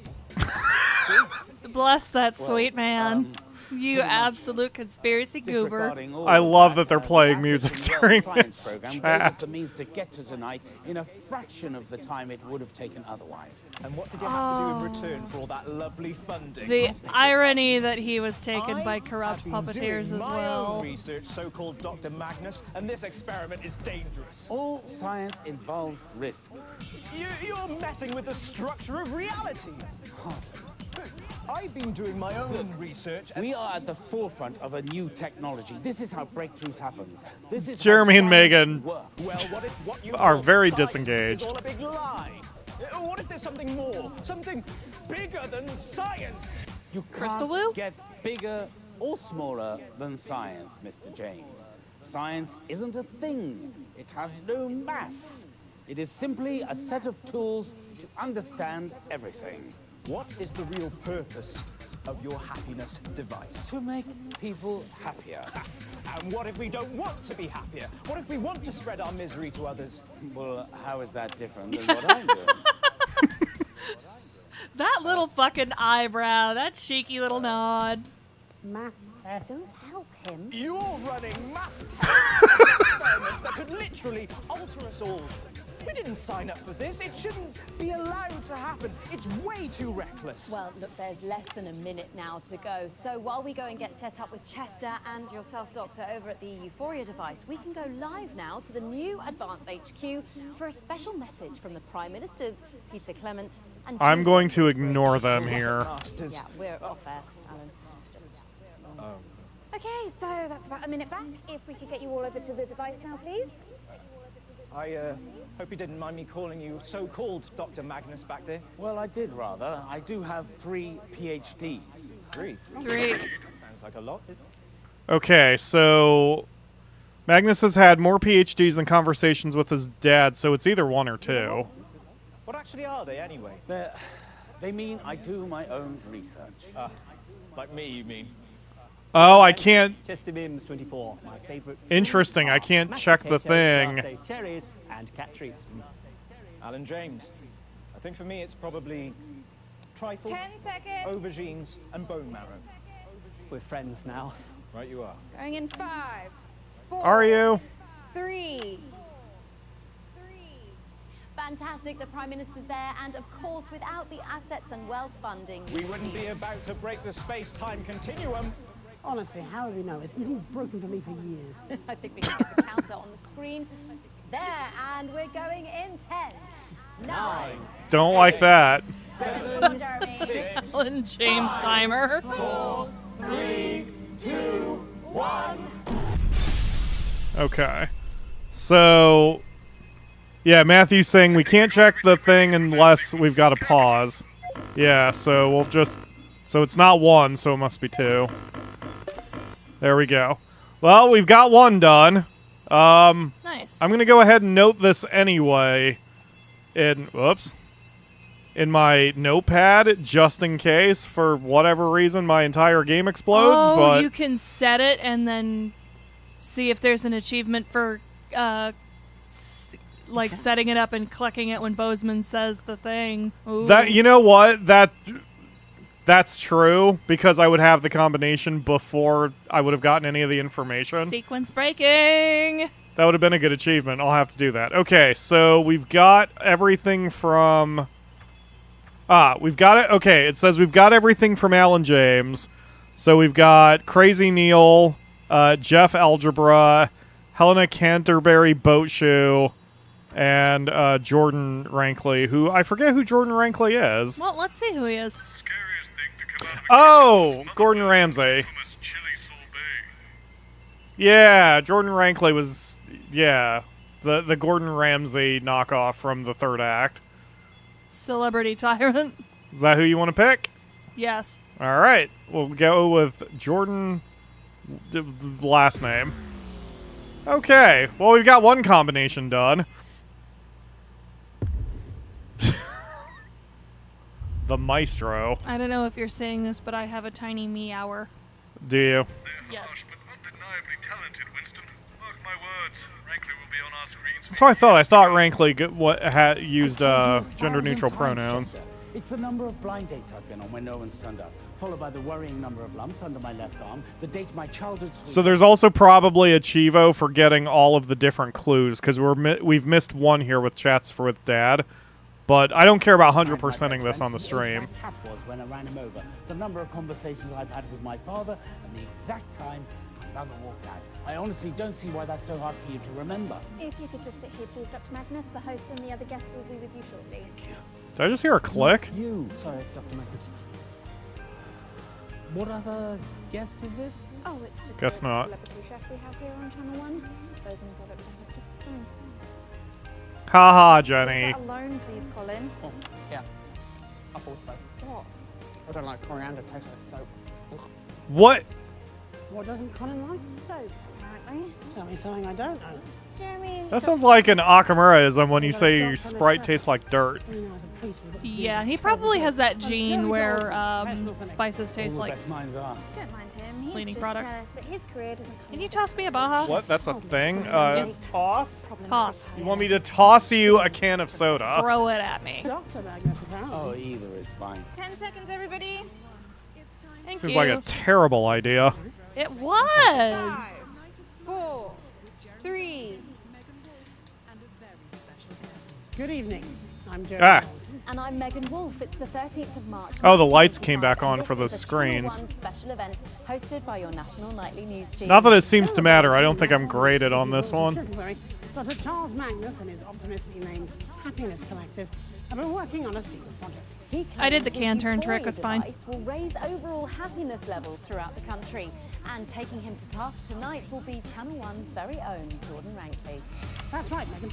Dr. Magnus may be one of the most distinguished members of his field, such as it is, but we'll still how he handles the searing critique of the best chef in the business. Winner of 3 golden mustard ladles and 4 filleted flank awards, Jordan is widely considered the sharpest tongue in television. Chef Frankie has inspired tears from actors, politicians, and even florists, though maybe it's just their liberal use of onions. So with all that coming up, don't touch that dial. Stick with Channel 1 all evening as we bring you The Night of Smiles. Oh, what am I doing? Who wrote that joke? Boseman. And it was a classic. When we come back, Doctor, we're going to be asking you a few questions. Could you tell me a bit more about this catering person? Don't worry, they're here to help the profanities, not provide actual opinions. Behave. Don't mind him, he needs your machine more than any of us. Yeah, Jordan's freaking out over there in their title card. Nice to meet you. Quick question, Doctor. Are your parents married? What? Quickly, we're going live any second. Well, actually, my mother left when I... Yes, great. Ah, damn it. The rating cuts deeper when there's a grain of truth. Lovely. 5, 4. What are you up to, Jordan? Welcome back. In just a few minutes, the impressive machine behind me will be activated in the first ever mass test of its type. So let's meet the man behind the merriment, Dr. Charles Magnus. Hello. Thank you for joining us. And of course, next to you is the one and only Jordan Rankin. Hello. I've seen better openings on a tin of fucking beef hash. Okay. Yeah, a sorry fucking excuse for a doctor. Dr. Magnus, do tell us how your Euphoria device works. Oh, well, that's simple. I just get my assistant Chester to press the big red button. You let the sous chef serve the main course. I'd rather French kiss a fisherman's armpits. Right, yes, well. Oh, more armpit. specifically, Dr. Magnus. Yeah, but we didn't get any how numbers exactly is it there. supposed to make people happier? Well, some of that information is proprietary, but I could try and outline the basics. We're running out of time now, Doc, so let's not try to overcook the explanation. Well, to put it simply, everything is vibration. Everything is vibrating.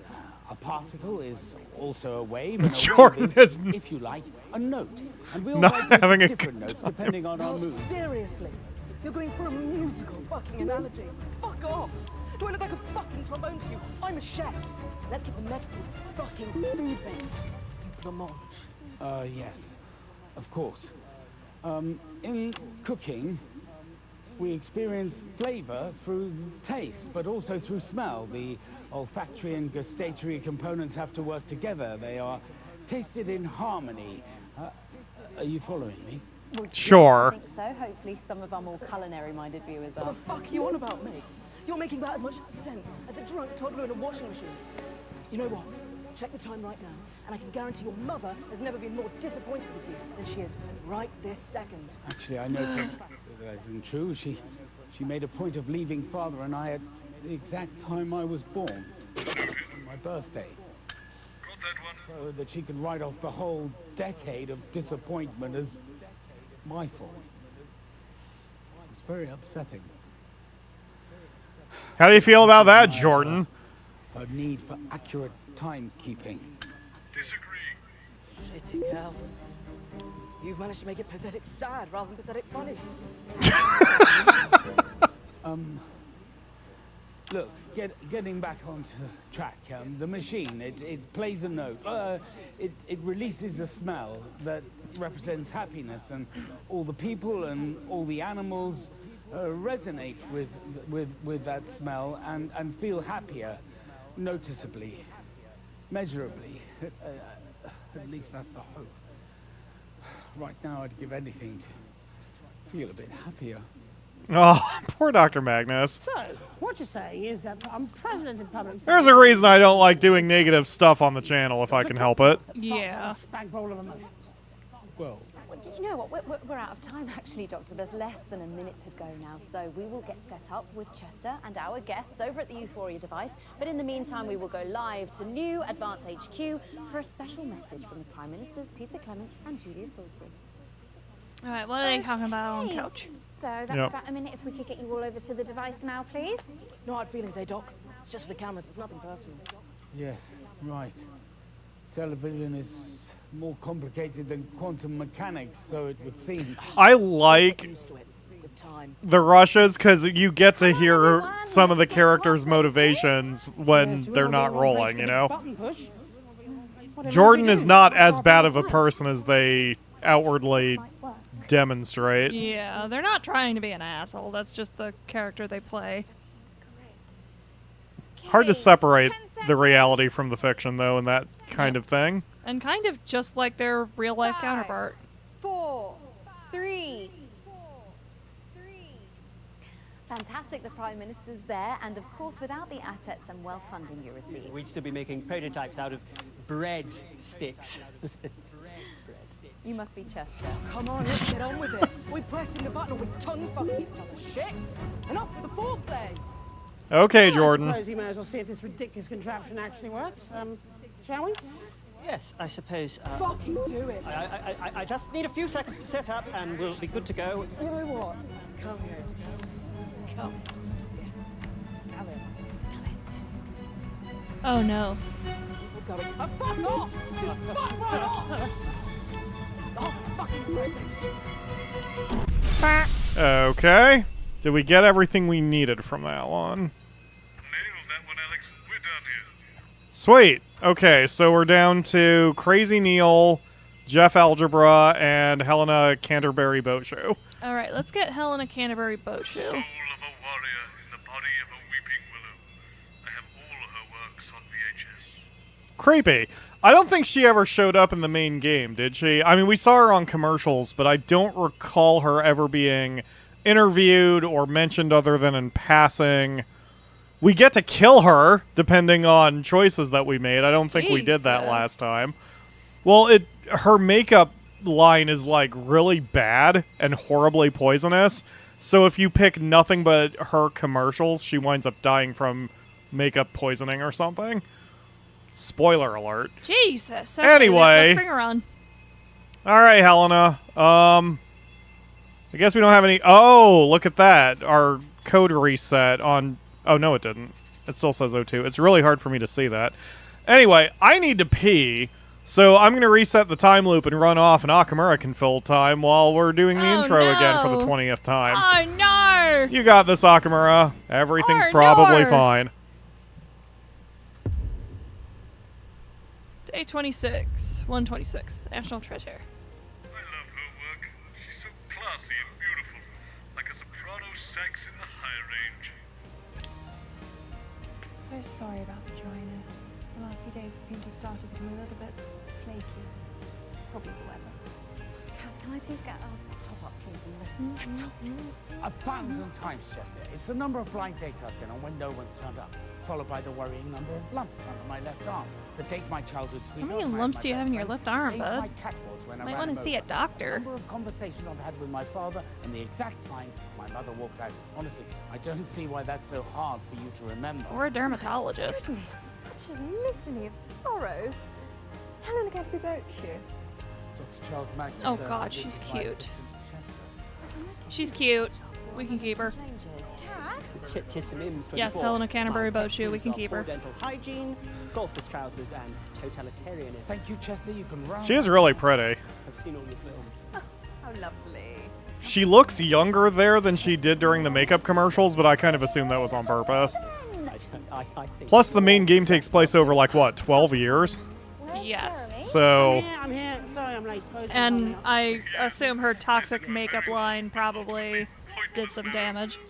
Oh, that's right, Oscar. Helena Canterbury-Boatshoe was the actor from the first movie, The Medicated, I think. So we would have seen her pretty early, but she was never in the studio. And I'm Megan Wolf. It's the 13th of March, 1985, and this is a Channel 1 special event hosted by your national nightly news team. In a laboratory nestled in the sleepy hills of Chittlebury, Dr. Charles Magnus and his romantically named... Now it's my turn to run to the They're bathroom. working on a secret project. No problem. Claim their Euphoria device will raise overall happiness levels throughout the country.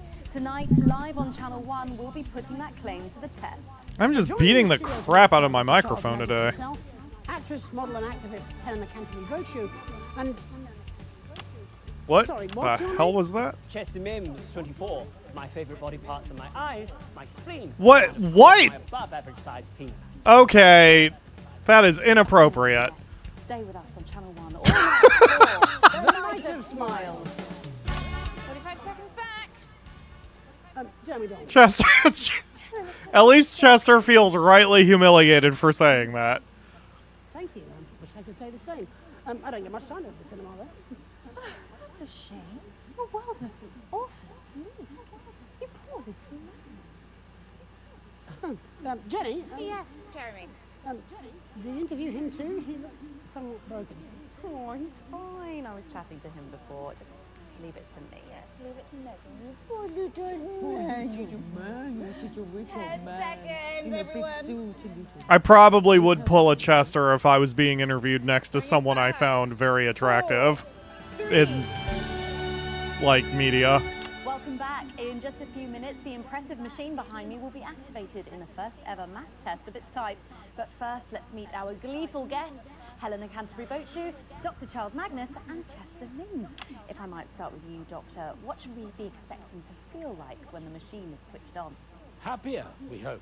Yeah, but will it be just mild happiness? Such as one might experience in finding a misplaced onion. Thank you, Jeremy. Or A misplaced onion? encompassing bliss. Oh, such as when one is in love. Well, yes, exactly.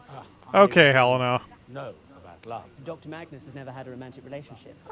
Married to the science, I'd imagine how romantic. Oh, no. He's had loads of dates. He finds them in the Oh. lab. Yes, thank you, Chester. Oh, well, it's good that you're trying. Not empirically, it isn't. No. I think over the last, 31 years, he's had 122 clients. Of these, 3 have left in tears. 15 have had sudden family. Whoa. Okay. Oh, wait. Stop. Okay. 122 dates, 3 left in tears, 15 something? What? Emergencies. 15 had family emergencies. So I may have to do subtraction? Family emergencies. Oh, wait. Maybe he'll just straight up say... Him repeating the word no over and over again until they left. I mean, I could go on. I'd rather you didn't. Exactly half of them never even bothered to turn up. There we go. It's just dreadful, isn't it? And then, of Exactly course, half. Right. So there were 122, exactly half, so that's 61. How did you do that in your head? I took 12 and cut it in half because that was the tens digit, and then the ones digit was easy. Anyway. Chester! Don't deal in impossibilities at the Happiness Collective. And I can't boop the buttons, Focus can on I? what we can do. Oh, I can boop them. Sorry, Dr. Magnus. Well, There we go. This is why I've forsworn anything other than the most casual of relationships with men. In favor of cats, Doctor. Oh, yes. I bought a cat 12 years ago. Chutney. 12 years ago. Ran him over on my 45th birthday. He just loved sunbathing on the drive. There's no grief like that. What's with the music playing over the... I think she just carries it with her. What a cat person either, Mr. Donaldson. Oh, you are such a tragic figure. You tug at one's heartstrings. It's all so sad. No, really, it's not. It's all so sad. Machine and find out whether we all feel like we're in love, even if it is just with a cat. The warm happiness one feels. A lot of these are based around his age. Yeah. Housekeeper's famous hot chocolate, wearing nothing but a creaking mask. I kind of whiffed one of the clues there because he said he bought the cat 12 years ago. So the cat was bought 1973. Sort of. It's mainly I don't know if that's going to matter, but cat bought in 1973. Because that still doesn't tell us when the cat and was it's born. 1985. Right. It doesn't tell us when the cat was born or when the cat was run over. But at least we have 1 year reference just in case Well, that the becomes cat was run relevant. over 12 years ago, he said. No, he bought it 12 years ago. Oh, he bought it? Yes. That's what I'm saying. I So- thought he said when he ran it over. I didn't think so. Oh, whatever. This is a film set. Ran it over on his 45th birthday. So Okay, so we need his age. we need his age, yep. And his birthday for that matter. Fascinating. I am going to have to stop you there, though, because we are going live to new... This turned into frickin' Shadows of Doubt, the game. I love it. Let's go to that now. about a minute, everybody. Let's get you over to the device now, please. Detective-y, investigation-y games are a thing I also love. What was that walk, Helena? Nothing. What did you do? You must have done something to piss him off. Impossible to say. Often being myself, is enough. Harsh but fair. So what do you reckon? Think it's gonna work? Depends what you mean by work. What did Boseman say? Well, it's sort of thousands of people bringing in claim that it has. It's going to be massive. Ah, mass euphoria. As long as it's not masturbation. Jenny. Masturbation joke. We're only getting started. 10 seconds, everybody. You were right. Colin knows something. Yeah. 4, 3. Fantastic, the Prime Minister's there, and of course, without the assets and wealth funding you received, This machine was something as deranged scribblings of a snake oil salesman. will your machine cure cynicism too, Dr. Magnus? Not if being a cynic makes him happy, I'm afraid. You know, it really does. Bless your poor damaged heart. Perhaps you should press the button with me. I have a feeling it'll be the first thing you've done in a long time to make yourself happier. You know, I could push the button with you. I mean, it would be an honor. Sorry, sweetie. The general public aren't allowed to make physical contact for legal reasons. Such soft hands, Mr. Donaldson. Oh, we can't see Megan's reaction Yes, there. Say the same about yourself. Okay. That's a good reaction, Megan. How do we do, Boseman? During that, Winston, but at one point they mentioned a mysterious woman for whom Magnus clearly holds a candle. I confess I'm intrigued. What sort of lady could cause such an emotionless man to become so flustered? It's hard to imagine. Ah, I do like that they give those hints, so we did miss something in there. You want to bring her back on? Let's mix it up. I have a feeling... No, cancel. No. Well, accidentally picked her. Okay, never mind. I can at least check the combination with the unsuccessful dates. Except it won't let me do that either. Okay, it's fine. Everything is fine. Yeah. I mean, we could cut it off now abruptly. Yes. So, now that we're both freshly peed, maybe we can actually hear them say it. So there is a lady that got his attention? I didn't catch that at all during the first one. My left arm. The date my childhood sweetheart married my best friend. The age my cat was when I ran him over. A number of conversations I've had with my father, and the exact time my mother walked out. Honestly, I don't. If anyone in the chat knows kind of where that was, go ahead and give me a hint if you wish. Like, was it? Yes. This is my assistant, Chester. So it isn't Helena Canterbury-Boatshoe. Chester Mims, 24. My pet peeves are poor dental hygiene, golfer's trousers, and totalitarianism. Thank you, Chester. Oh, you're going to be upset, Chester. I've seen all your films. How lovely. There's something wrong with her face. It keeps coming away. Lovely. Why are you using that on me then? I think you're just lovely. Not likely, Alex. Where's Jeremy? I'm here. Sorry I'm late. Boseman held me up. Yes, thank you, Chester. Yes, good plan. 10 seconds, everybody. Did they say there Megan- was a... Huh? Did Megan just have a crack about her makeup? Yeah. Said that Helena's face keeps falling off, which is what killed her. Good evening.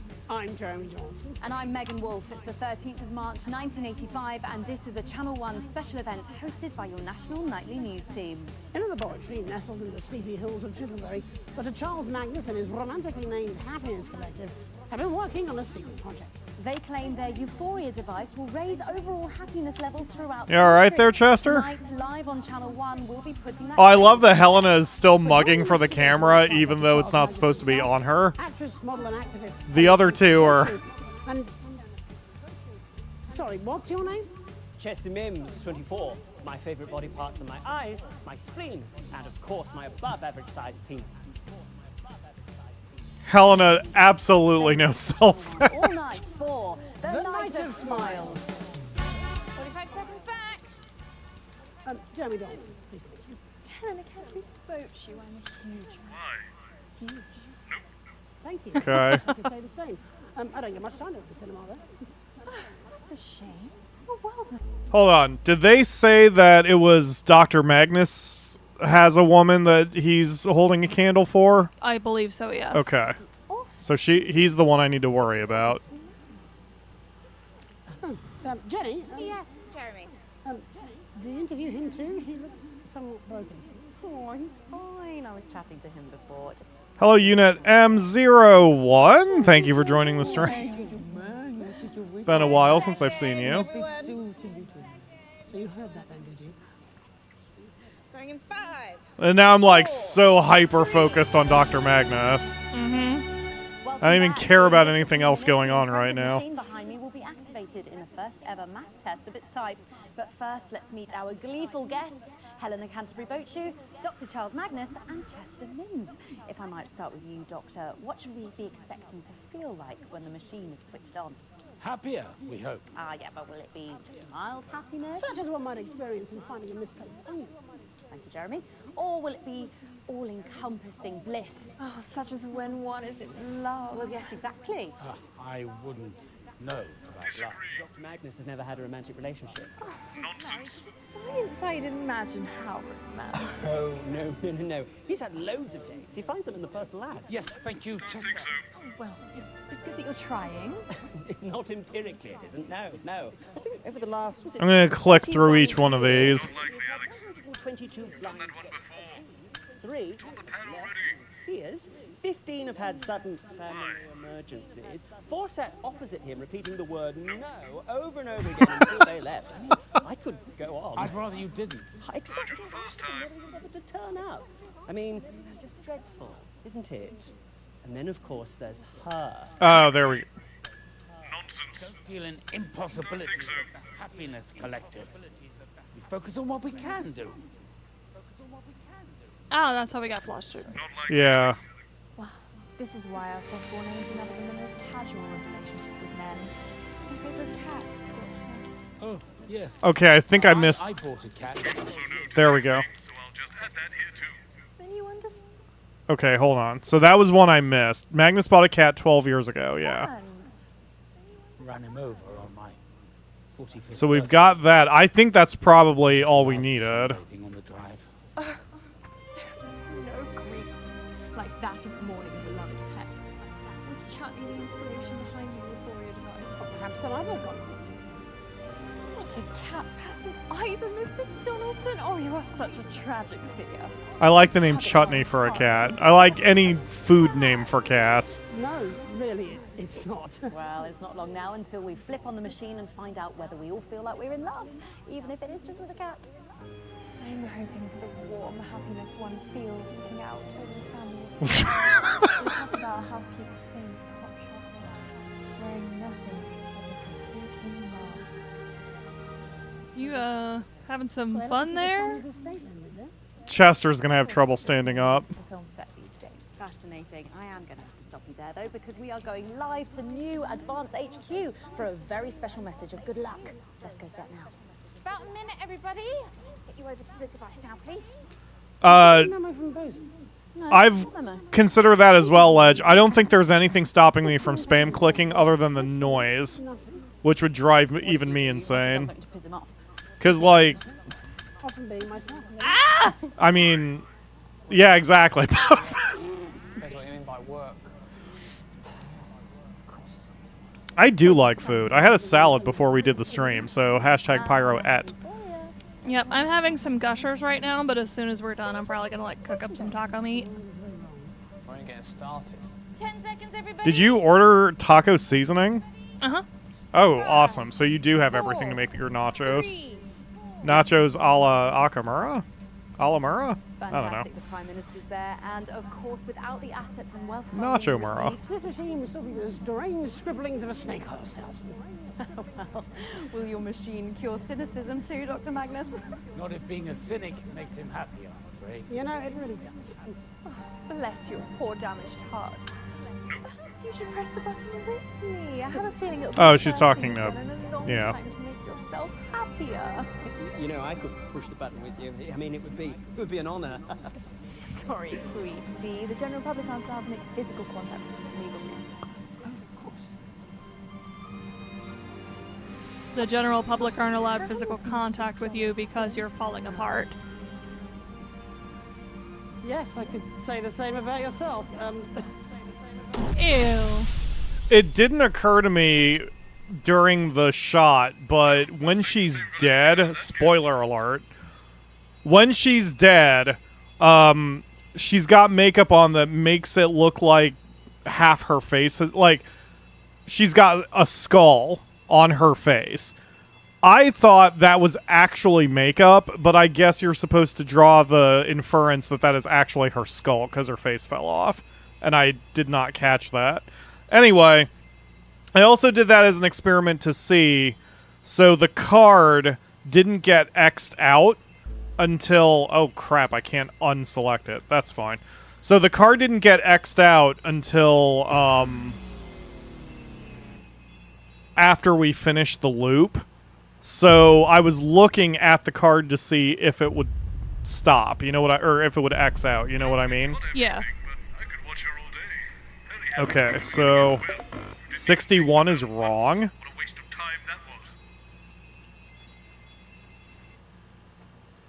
122 blind dates, exactly half haven't turned up. That's 61. Why would that not... Huh. Unless there's something else to that. Unsuccessful. That doesn't... Because the rest kind of walked out or whatever. So, hold on. So, 61 didn't show up. Alright, we may have to rewatch that in the future to get more numbers. But let's mix it up here for a moment. We're down to 2. We've got Crazy Neil and Geoff Algebra. Let's watch Geoff Algebra. Okay, if you may recall, Geoff Algebra is the one who did a lot of the... Mr. Bear. So, I have a feeling... That's the sound a mushroom makes when opening a deck chair. This might be our musical number. But we still haven't seen some of the cast, and if you notice the Rolodex, there's a lot of empty space. So maybe we'll get Jay's Us and Little C in here, too. See, look at all that empty space. I swore I'd never let him back on television. Curse this improbable scenario for making a liar of Bob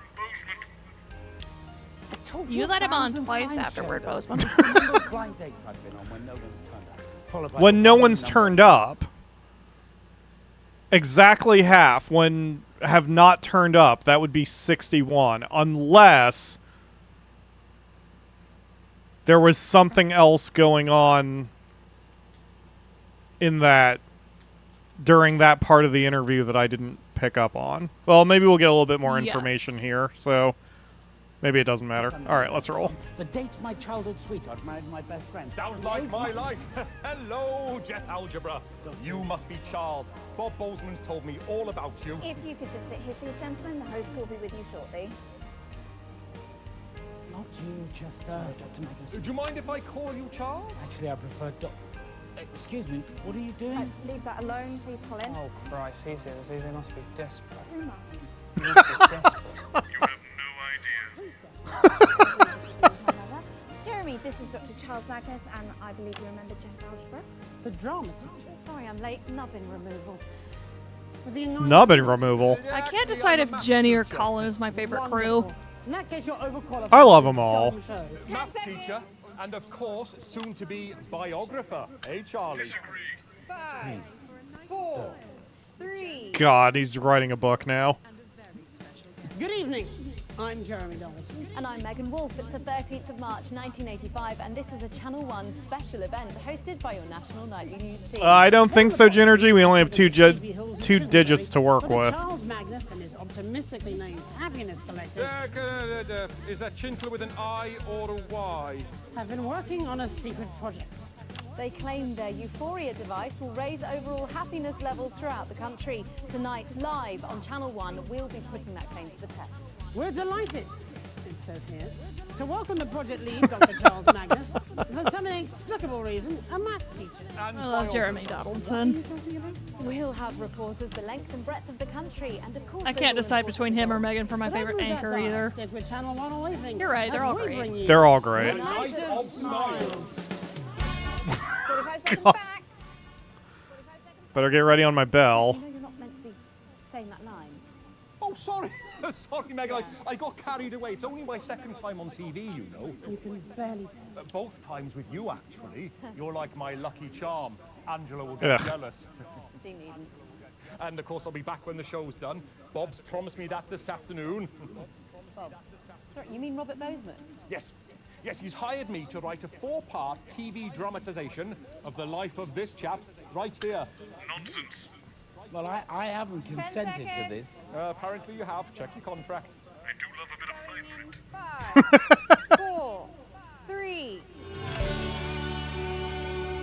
Welcome back. In just a few minutes, the impressive machine behind me will be activated in the first ever mass experiment of its type. But before we begin the bliss, let's meet our guests, Dr. Charles Magnus and his official biographer, Geoff Algebra. Hello. It's a pleasure to be back, Megan. A big day for you. You must be feeling overwhelmed, I imagine. Christ, yes. Do you know, I had to jump in a taxi straight after the Year 10 Drama Club just to get here today, so all in all, I'd say it is pretty bloody thrilling. I think she was talking to the doctor. Oh, yes. Of course. Sorry. Dr. Magnus, an exciting day. Well, yes, it is, after all, the apex of my life's endeavor. Oh, cracking. No. Apex of my endeavor. Cracking. Quite a daunting task you undertake. Yeah, do you know what? I thought so too, but I was pacing around in that little holding area you have the guests through there. The green room. No, it's a sort of pinky purple. Anyway, I was pacing around in there, asking myself, what have I got in common with a great big brain box like Chaz here? Please don't touch me. But how does a numbskull like me connect with a chopping genius like the Chaz? I don't like either of those names. But then we were talking before the show, Well, and he told me a story from his life, and I realised that this genius and I... Yeah, see, I probably could just spam like click. talking about myself. Disagree. When I was 16, there was only one girl that I wanted to invite to the school dance. Don't think so. Angela Angular. The joiners girl. Now, everyone in the village loved Angela because she had... Maybe we'll at least get the name or whatever of the girl that he's into. My best friend in them days was Gareth Major Minor, whose dad was an army trumpeter. Gareth and Angela had been dating for a Love these names. Things were going very well for them, but I was lonely. Jeremy wants to jump out of the window. This has to do with my life. Ah, well, Gareth confided in me that he'd been having some... Not to die, just... Not likely, Alex. Performance anxiety, probably. We were all young, after all. God, I have just been for sick in my mouth. Well, I was an ambitious fellow, like the Chuckmeister. So what I did was... Oh, God. What I did was, I convinced Angela that the reason for Gareth's disappointing nocturnal activity... This is still brilliant. I convinced her that he was gay, see? Wow. Geoff? I know, right? Pretty damn clever. Anyway, she bought it. And not only did she go to the dance with me, but she's been my wife this last 14 years. 14 years. You do know you're on television, don't you, Geoff? Yes, yes. Sorry, I am trying to keep it brief. My point is that exactly the same thing happened Here we to go. Dr. Magnus. We're like reflections of each other. Don't think so. To answer your original question, yeah? Which was clearly meant for the doctor. Yes. Yes, it is daunting to try and capture the complexities of this brilliant man in 4 short hours of TV drama, less when you're out the adverts. But you see, I've got a hook to start from, a place of truth, because we're so similar, Chip and I. Oh my God, get to the point, Geoff. You don't even know this, man. We are in no way like... I thought we were here to talk about the machine. No one cares about the science. It's all about the human story. Well, perhaps he could just try and talk about what we're... He didn't even actually For just a moment. get to any point. I'm afraid we're going to have to go live now to Advance's brand new headquarters for a special message of goodwill from the Prime Ministers. Let's go to that now. Okay, that's a minute back. Can we get everyone to the machine? Oh, yes. Hey, maybe we should push the button together, eh, Charlie? Actually, that's... No one cares about you. It's all about Chuck and me. Two peas in a pod, making history together. Listen to me, stupid twat. We are not two peas in a pod. We are nothing alike. You did something truly awful and stole your best friend's girlfriend. Whereas Here we go. I had to watch my childhood sweetheart marry my best friend on the 5th anniversary of my father's death. So, Okay, so we got Magnus's father died on the day they visited the circus. It was on the 5th anniversary of Magnus's dad's death. So we need to know that date. in your story, I'd be Gareth. Do you see? Gareth, who you fucked over for your narcissistic enjoyment. You're a pathetic excuse for a human being.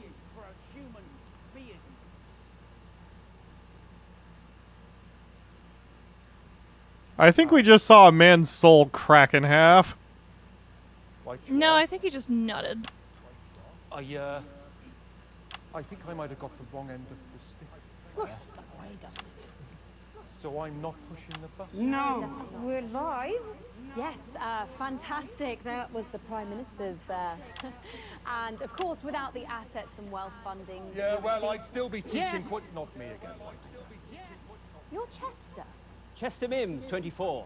My party tricks include close-up card magic, playing the banjo, and no gag reflex. Oh, What?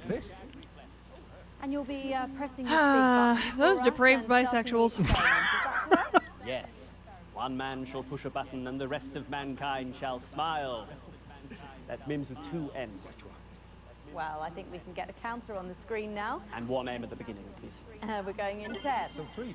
9, 8, 7, 6, 5, 5, come on, 4, 3, 2, 1. Honk. Geoff hit it right at the last second. So was that everything, Boseman? Excellent. Okay, well, I guess we're just down to Crazy Neil then. Yeah. This ought to be good. We've got everyone else, so... Sorry for the disappointing lack of musical number in there, Mark, but I'm sure it's coming. I'm sorry, Neil sold you an inflatable fireplace? Alright, let's do it. Boop.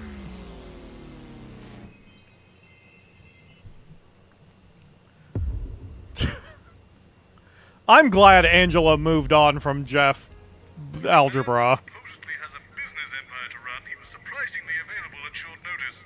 He's very spontaneous, Alex, so hopefully he takes us in a helpful direction.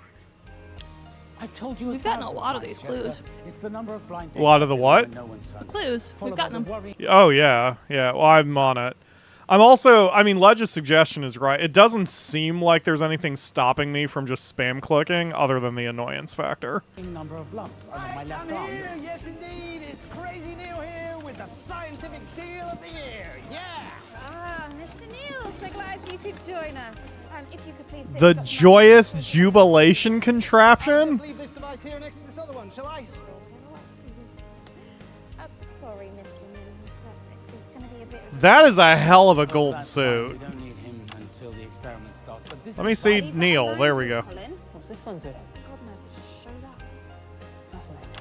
What's fascinating? Inability to express my true feelings when others feel moved. What's What the fuck? How we can offer such What do you think, quality Colin? products at such low prices. Good to see you again, Mr. Donaldson. Thank goodness we have 2 equally qualified guests, Mr. Neil. Call me Crazy Neil. Let's say no for now. This is Dr. Charles Magnus. Another equally skilled salesperson if the reports on your funding levels are to be believed. Jeremy Dawson, professional secretary. Charles Magnus, impervious to skepticism. There's no need for skepticism, Jeremy, just the ability to spot a great deal. Right, of course. Sorry, I'm late. Flard exploded. Professor Magnus. Dr. Magnus. Are you alright, Megan? You're perpetually late and constantly having problems. When you live the crazy like I do, it's not just a brand, it's a lifestyle. Yeah. Her car exploded? Her Flard exploded. We still don't know what a flart is. It's the noodle incident. The flart is just used for everything. Good evening. I'm Jeremy Dawson. And I'm Megan Wolf. Raphael in the chat asked, what is Crazy Neil using? And you replied all of it. Nightly news team and special guests. That's right. We're joined tonight by a world-renowned scientist and a salesman. That should say Captain of Industry. It does. I amended it on the fly. The first, fresh from his laboratory in Chintlebury. It's an amazing mustache, too. Head of the Happiness Collective, who claims his Euphoria device will raise overall happiness levels throughout the country. You're probably really happy I don't have a Crazy Neil mustache, aren't you? Yes, thank God. Once tried to sell me a self-freezing toaster. I'm still not sure why I would want one, but anyway, it's Crazy Neil. Yes, indeed. I'm bringing the appliance of science at an unbelievable price. So don't go away. Stick with Channel 1 all evening as we bring you the Night of Smiles. No, I know. I just had to look at that, Boseman. Chill. Yeah, speaking of that, when will I get a chance to introduce my device so our viewers can compare the two? Sorry, his device? What's this now? Sorry, Dr. Magnus. Did Mr. Boseman not explain to you? I so want to click into the title cards. Yes, when Mr. Crazy Neil was invited to come into the show, he brought his own device as an alternative. You can't be serious. I mean, this is preposterous. I've spent years researching and planning for tonight. Cannot express how much I want to watch that title card. Ignored, friends lost, lumps that probably should What? And this senseless charlatan is attempting to plagiarize my entire life's work. You will have plenty of time to make your case, Dr. Magnus. Back in 10. It's just... I can't believe it. Neil is having the time of his life. 3. Welcome back. In just a few minutes, one of the impressive machines behind me will be activated in the first ever mass experiment of its type. But first, let's meet the men behind these multiple merriment machines. Dr. Charles Magnus and Crazy Neil. Hello, hey, hola, buongiorno. Hi there, Crazy Neil with the best happiness device around. And it's an unreal steal of a deal. Hello. Thank you both for joining us. Mr. Neil, let's start with you. Crazy. When you live the crazy like I do, Mr. Donaldson, it's a lifestyle, not a brand. Of course. Mr. Neil, you've come here today with, what did you call it again? Crazy Neil's joyous jubilation contraption. You won't find better out there. No, sir. What exactly does it do? Well, you see, you press this button, and your greatest dreams, your ultimate happiness, your true bliss, they all come true. Wow, that's quite the device there. And you say you made it last night? Yes, ma'am. I saw the show being advertised, and I said I wasn't going to be outdone by no buffing in a lab coat. So I got together with the current Mrs. Crazy Neil, ex-Mrs. Neil's 1 through 3, 5, and 6. Oh, that's quite the team. And they all happily work together with you? Well, other than number 4, we're all on speaking terms. Number 5 is the director of a national space program. So, do tell us. Wow, he marries very much above his class. I can't give that away, I'm afraid. Otherwise, we'll have The knockoff drum in the Crazy Neil background every springing up time he everywhere. talks. How very convenient. Agreed. So let's turn to you, Dr. Magnus. What's the name of your device? Okay, so it's my turn, is it? About time. I'll have another lump after this, no wonder. They're brought on by unnecessary stress.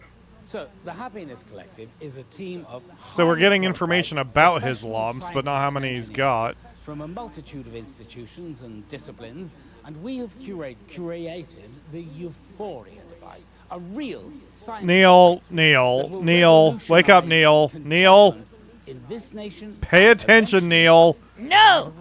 Well, an equally ambitious claim there. How long did it take your exceptional team to get this all started? Years, obviously.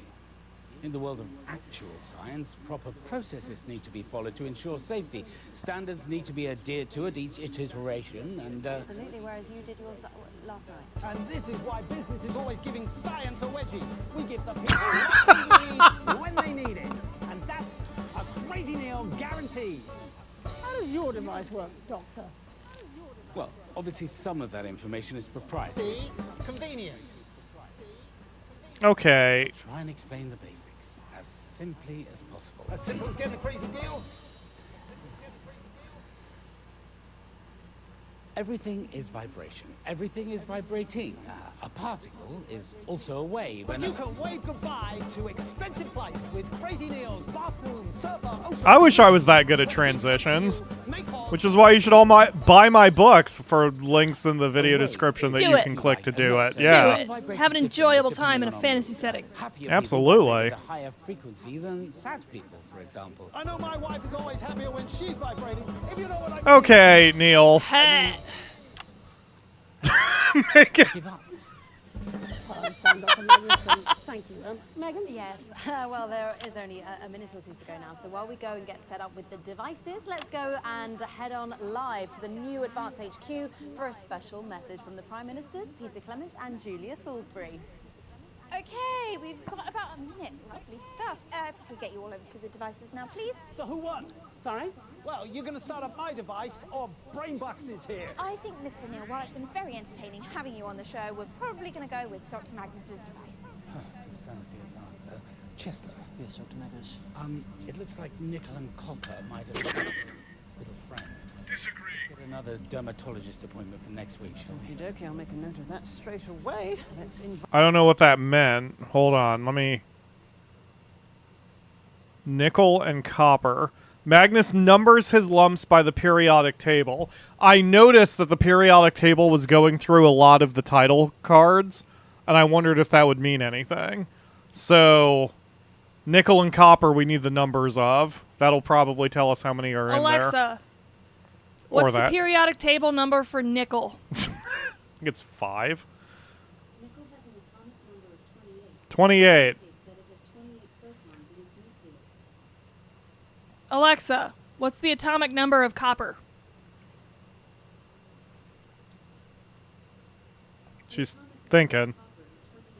29. So there's at least 29. Alexa, stop. Oh, shut up. Okay, so... Alright. We also got, Oh, it's the 13th of March. Oh, it did write it down for me. That's cool. It's the 13th of March? I was actually trying to write that down for myself. Okay, anyway. Zinc along to the party. Okay. The combination lock is set to the atomic number for copper. Oh! Well, shit. And you said that was 29, right? 29. So...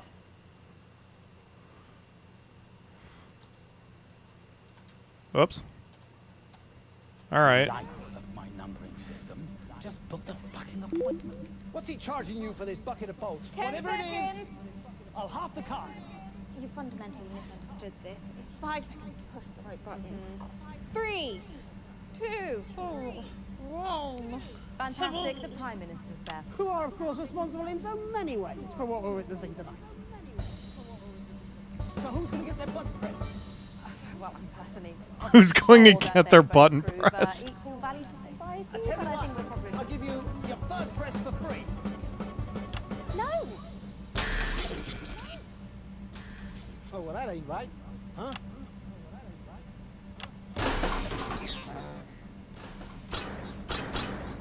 Uh-oh. Please. Mr. Neil, much better to leave these things to the professionals. Well. Okay. If at first you don't succeed, throw everything together and hope for the best. So we got that one. Oh, there's a new group here now. There's a new card we can pick. Oh, nice. Okay, so let's test 61 and 29. Yeah. I can see where you're coming from, but the machine says it's not right.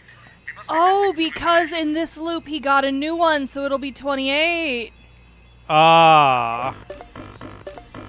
Good job, Akamaru. Right. So maybe we're missing something? So the blind dates when no one showed up is still throwing me off. Because he did say... Yeah, something is still being thrown off here. Magnus has had 122 blind dates. Exactly half haven't turned up. That would be 61. Unless there was... something else going on with that statement that I did not catch. Yes. So we and may maybe have there's something with that last clue that'll help us out. So we may have to listen back to Helena's interview, but in the meantime, we have a new card in the Rolodex. So that is Call 'em All. Invite all the available guests into the Night of Smiles. That's going to be flippin' chaotic. Let's do it. Let's do it. And also Boop the Booper. Let's make it happen.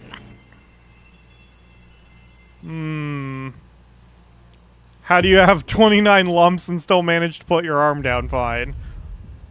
I mean, I get lumps all the time. They're not that big. They just kind of hurt. Duct tape? Just tape them down. What the fuck are you talking about, Boseman? Possibly fit you all in. Some of you are going to have to stand at the back. I was just thinking this Something devilishly cunning, Jenny, don't you worry. How many nights do you think I have? They're frozen. I've been on to. Who are you talking to, Colin? Ben. Hello. Christ, it's a convention of the desperate. I think the collective noun is a disappointment. So, Mr. James, what would you say is your greatest fear? And let's keep it light, eh? Oh, that's a good one.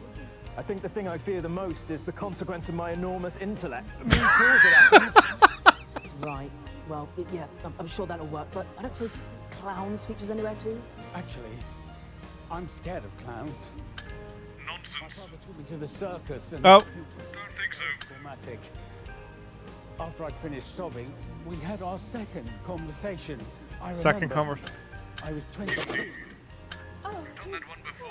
Oh man, circuses are atrocious places. Okay.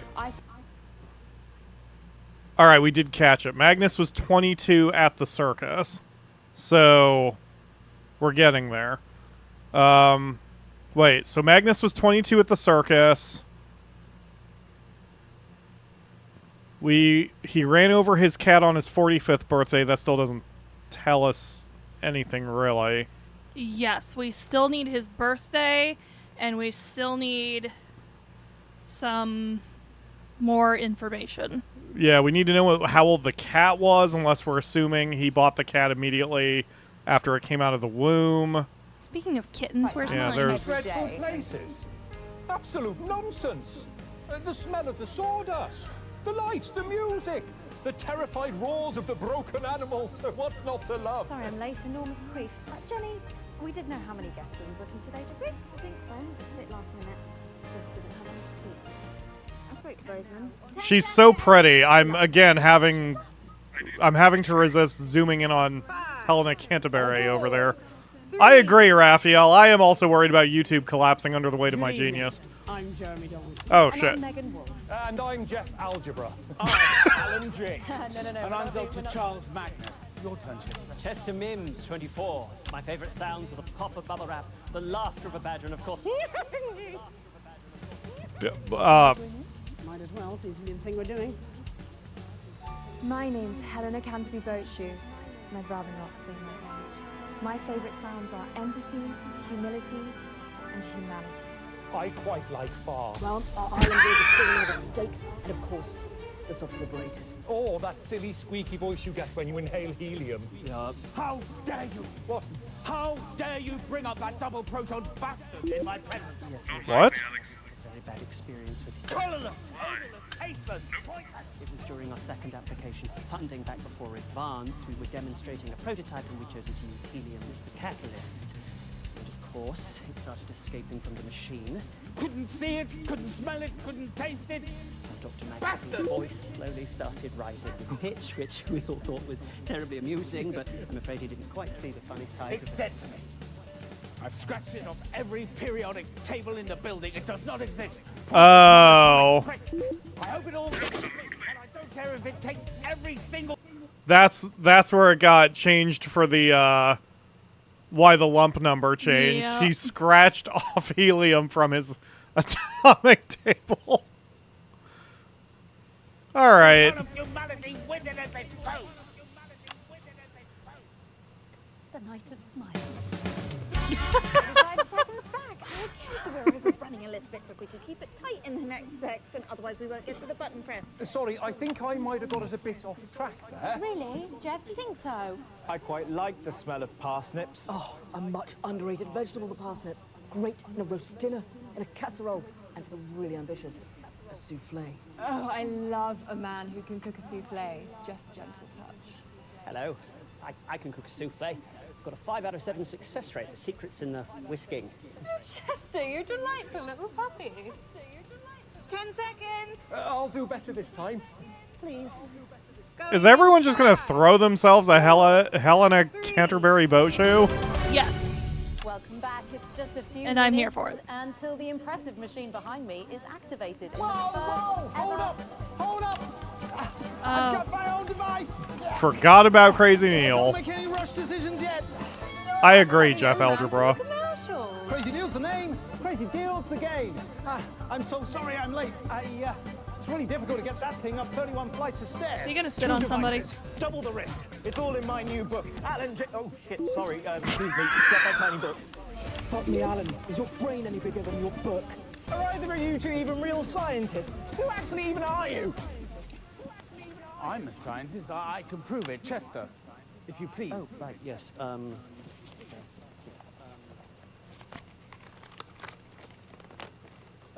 You're an actor. You read it out. Right you are.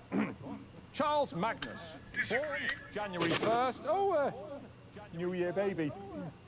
1930 something. I can't read that without my glasses at 7:43 p.m. Okay. Wow, that got us a lot of things. Mom left at Magnus's exact time of birth, which was 7:43 p.m. So that's Just got up out of the bed after queefing, huh? sounds like it. So that's 1943. Okay. So then year of birth is 1930 something. I mean, we could probably suss it out from there if we had to.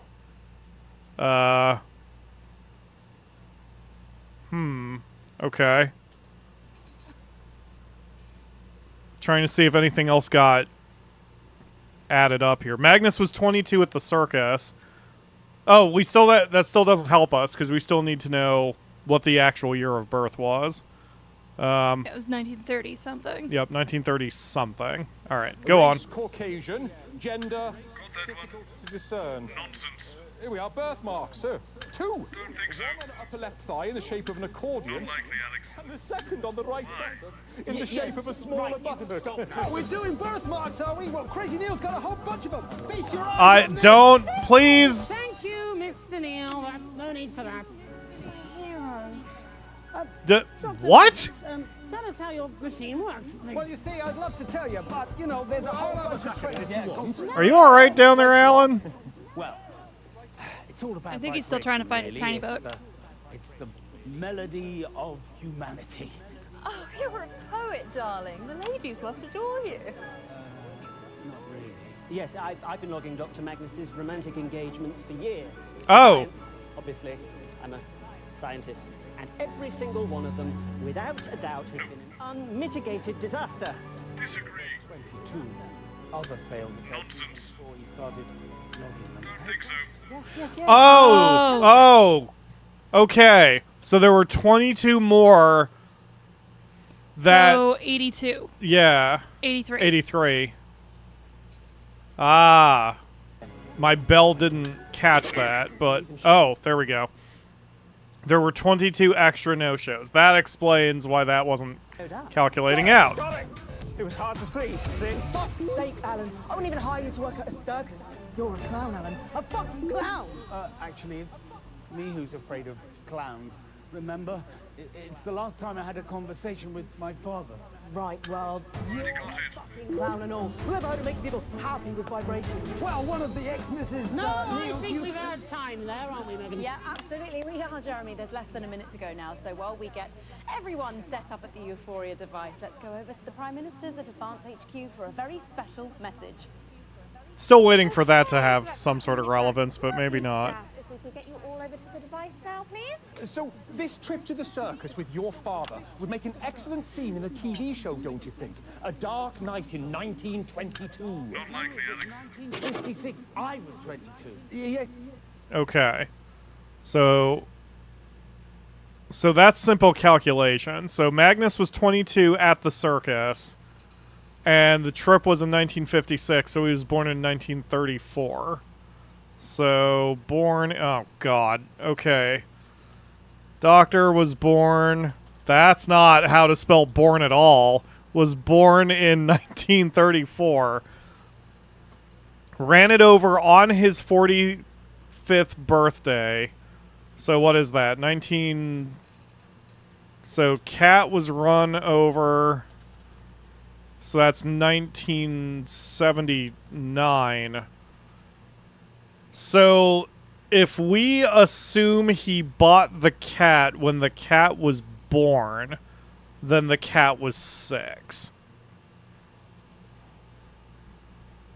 Right? Oh. Don't think too hard about it, Akmara. That's Niecy's age when we got her. Don't think about it too hard.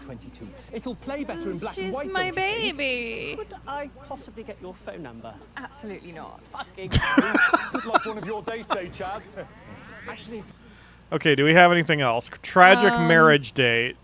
So Magnus was 22 at the circus. The trip was in 1956. Magnus's father died on the day they visited the circus. It was on the 5th anniversary of Magnus's dad's death. What? Wait.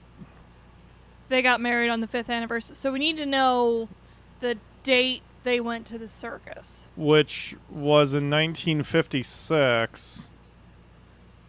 He was 22. Was it on his birthday? I mean, probably. Oh, he was conveniently born on January 1st, so all the math doesn't matter. They probably did that on purpose, so you don't have to worry about splitting a year. Okay, so we just need to know when they went to the circus. And was 22. He was born in 34, so they went to the circus when he was in 1956. yeah, I'm saying the month and the day.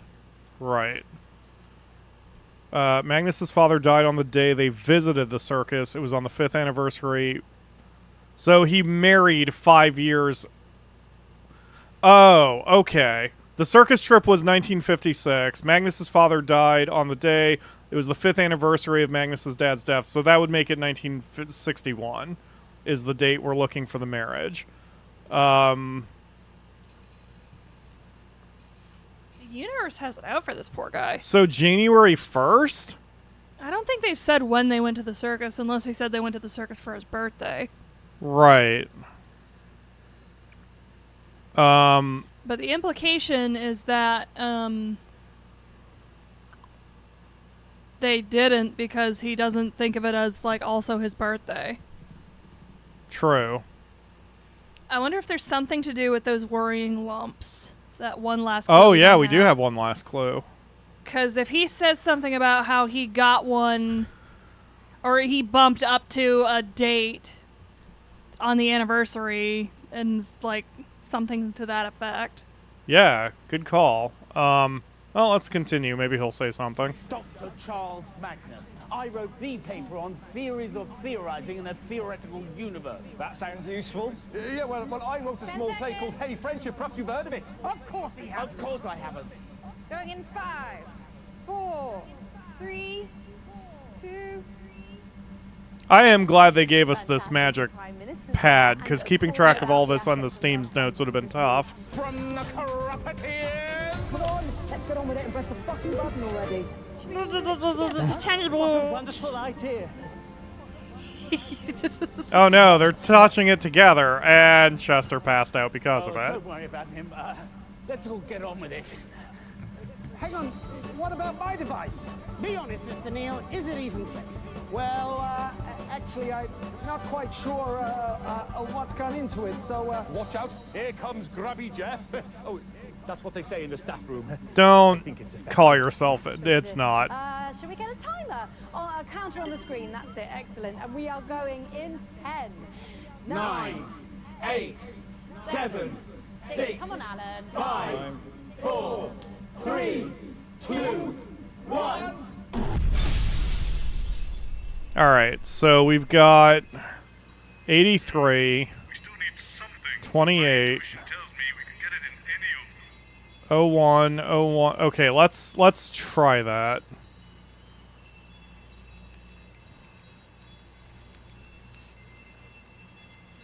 Cat's age was 6. Oh, wait. Did he mention the date he had his last conversation with his dad? At the circus. Yeah, that was also at the circus, but did he mention the date it happened? Oh, good question. Okay, time left was 1943.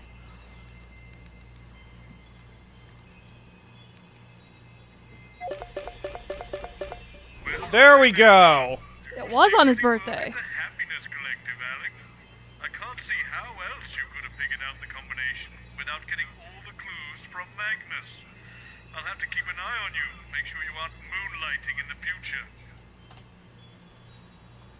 Well, I got an achievement for something on that one. Hold on a second. Let me clear these. So, okay, no, I did not get any special achievement for doing it before I had all the clues. So it doesn't really matter. Okay, so now what do you want me to do, Boseman? Oh, we have to go back through. We have to do it again, and then we have who is her. Yeah, okay. Oh, and then we have to start futzing with the wires, apparently. Oh. So this is like Act 3. All right, let's do it. What do you want me to... Boseman? Boseman? Oh, I think we need to fuck with the wire. Yeah, I get... Oh. No. What? How am I supposed to know how that'll work? What, like that? Not to worry, that's perfectly normal, it says here. Apparently, once 2 wires have been swapped and the input is set, the glass panel will slide shut to prevent unintended exponential cascade failures. Sounds like it's probably a wise safety measure. I guess hit the big button and see if we fixed it? Great. This sounds safe.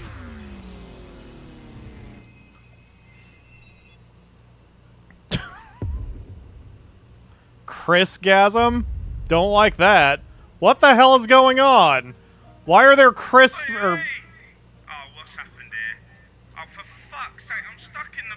Hate it. Hate all of this. Hate every little bit of this. It's a bloody multiverse! Mate, I hate this sci-fi bollocks. First of all, this hackneyed shit, for fuck's sake.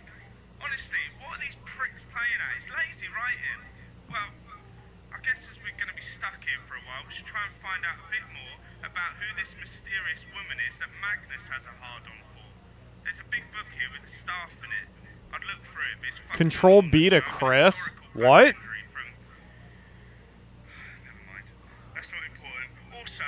There's so many Chris's. Ungendered Chris. Surname, and the department she works in. Okay. So, you know, just ring your fucking sad little bell if you hear anything useful. I hope we're not just stuck here messing with these wires for long. For starters, these clothes I'm wearing, Christopher Christ. I've told you 1,000 times, sycophantic Chris. It's the number of blind dates I've been on when no one's turned up, followed by the worrying number of lumps under my left arm, the date my childhood sweetheart, Chris, married my best Chris, and the age my Chris was when I God, they're all named Chris. The number of conversations I've had with my distant paternal Chris, and the exact time my neurotic maternal Chris walked out. I honestly don't see why it's so hard for you to remember. How long will it take before the word Chris loses all meaning? Yes. You. Sorry, sounds Chris. Oh, Christ. I don't like Ah, I don't Chris. Like it. I mean, a show's one thing, but a whole world... Wait, Jenny and Colin are still Jenny and Colin. What doesn't Colin like? Everything, apparently. Oh, is that all? Ah, you must be so-called Science Chris. I'm Principled Shabby News Chris. Glad you can call me Cynical Chris. What a strange nickname. Sorry I'm late. Clingy Chris. Science Chris. That's right. Career-driven cutthroat Chris. Nice to meet you. 10 seconds, everybody. Hang on, where's everybody set? Okay, we are. She's cutthroat, Chris. Holy shit. Good evening. I'm outdated ill-tempered news, Chris. And I'm charismatic sellout Chris. It's the 13th of March 1985, and this is a Channel Chris special event hosted by your national nightly Chris team. In a laboratory nestled in the sleepy hills of Chryslerberry, Science Chris and his optimistically named Happiness Chris Lective have been working on a... Chris Lective. They claim their Chrisphoria device will raise overall happiness levels. Doesn't this imply that Chris somehow controls the weather? Because it's no longer raining over there. We'll be in and out schedule throughout the evening. With our team of Yes, the weather is reporters Chris. standing by up and down the country to report live on whether the device has brought a smile to your faces. We'll have Chris's from the world of science, politics and entertainment, and of course those all-important results.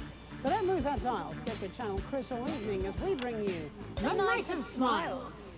Okay, that's about 30 seconds back. Has anyone seen Big Chris? It's not like him to be late. Has anyone seen Big Chris?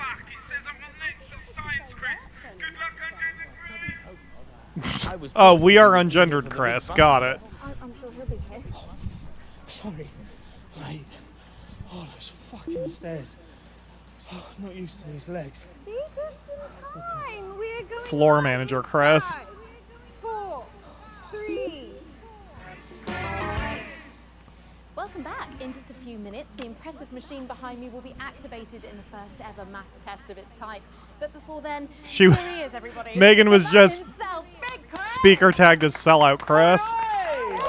Oi, oi. Couldn't miss the big button push, could I? Yep, she's charismatic sellout, Chris.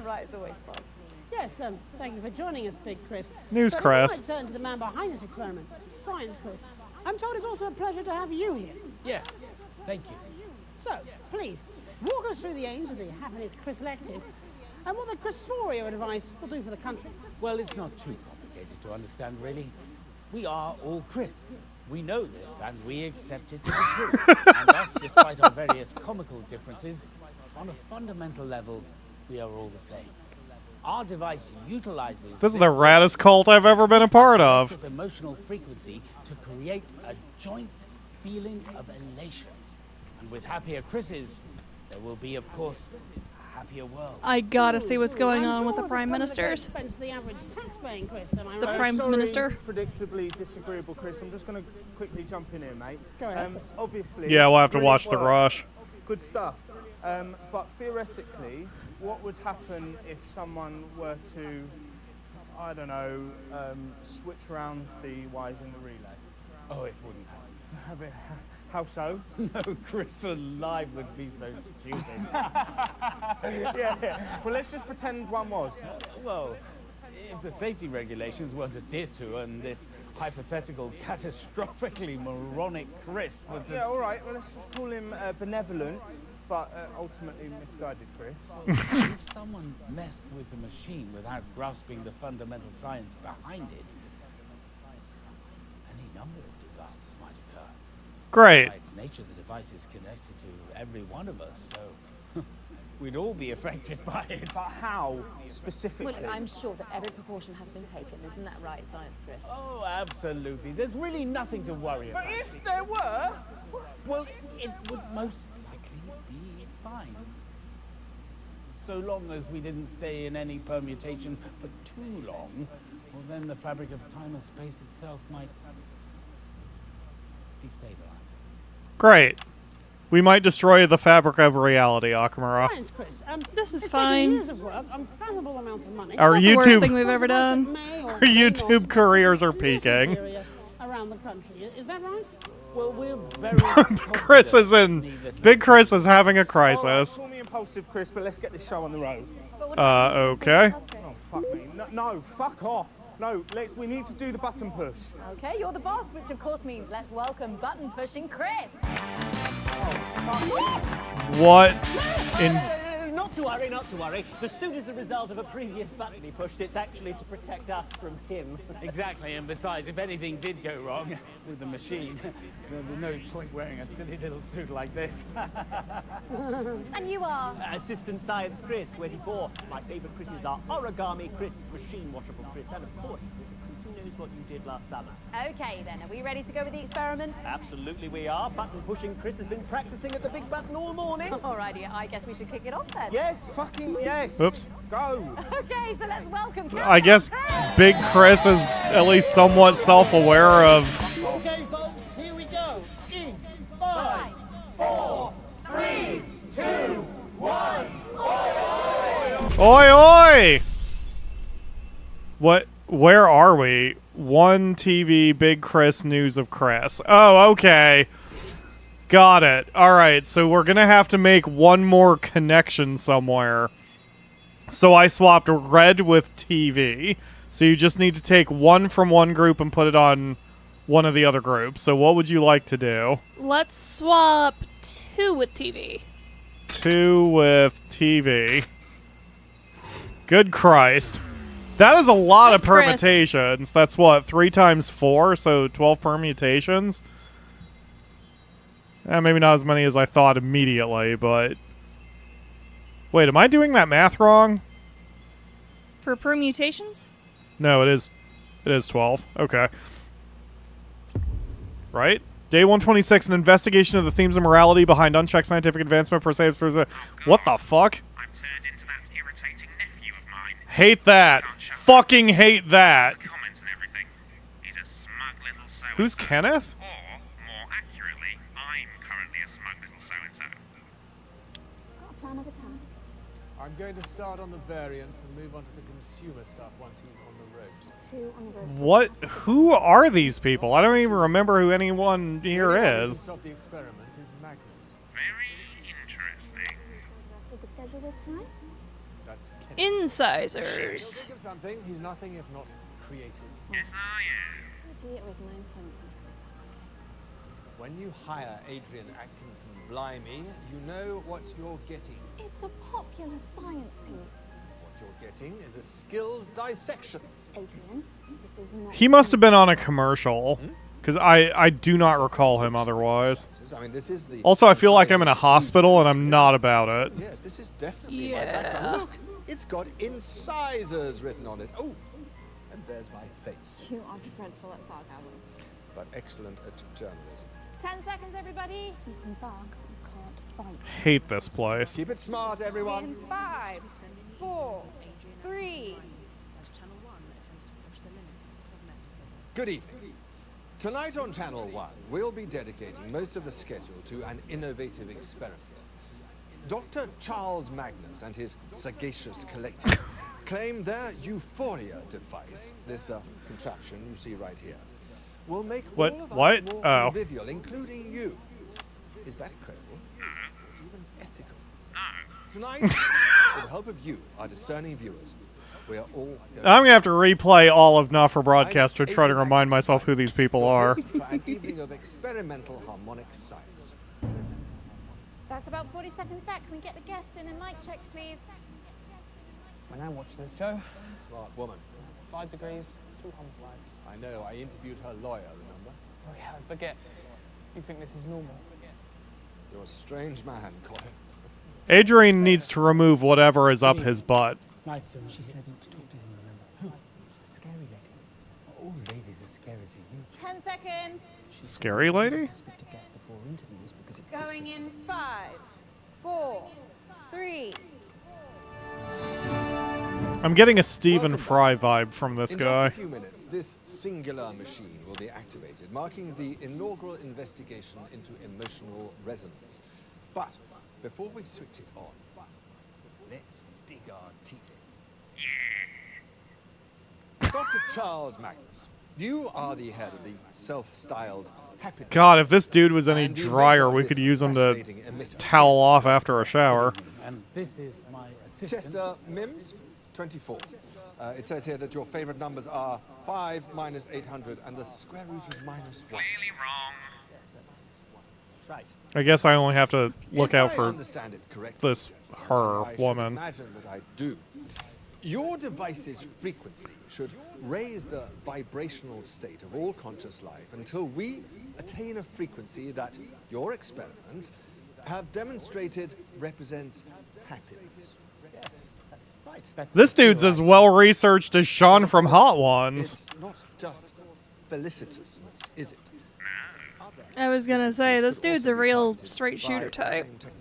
Well, yes, theoretically, but why would you want to do that? Genergy says he's back in university where his professors tried to prove that they were smart. This device is rather large and cumbersome, and what we see here is only part of it, I believe, as the relay has had to be hardwired into the power conduits in our broadcast room. Am I correct? Sure has.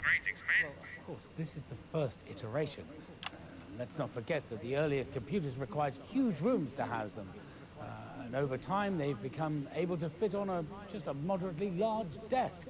We'd imagine that in the future, further iterations would be much more portable, personal use. Yes, we can perceive a world where people can choose to alter their emotions whenever they want and whatever they want to feel.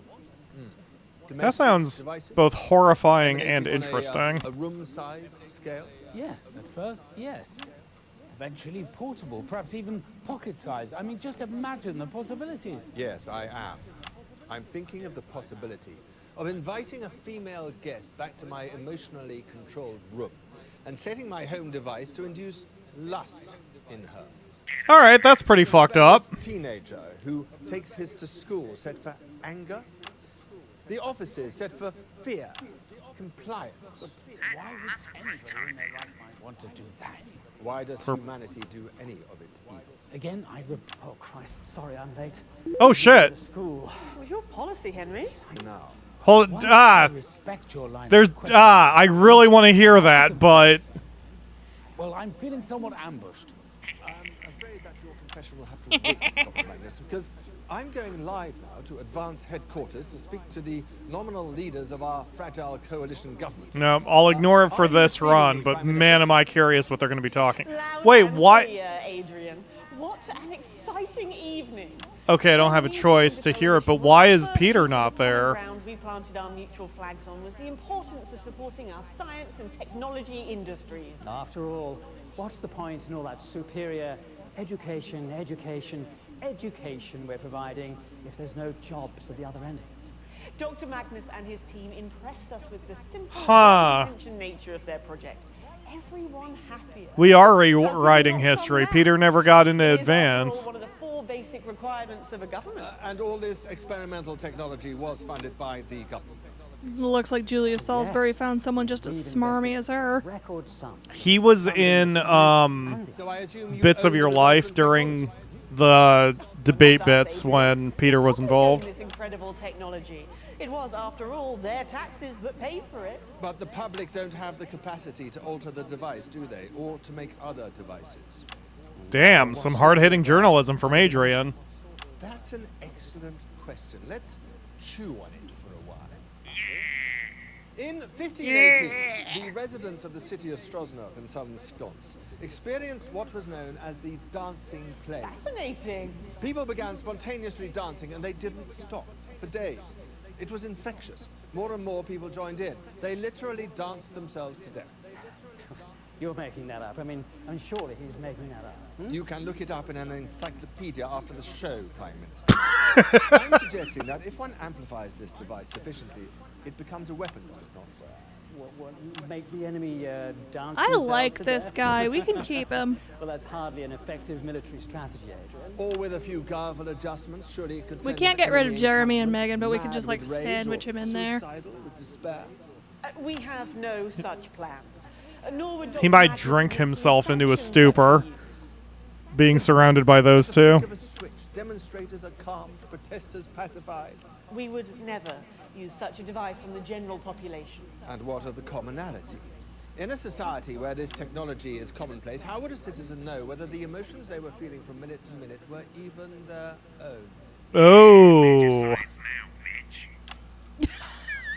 Insightful questions, as always, Adrian, but tonight was about an attempt to make people happier.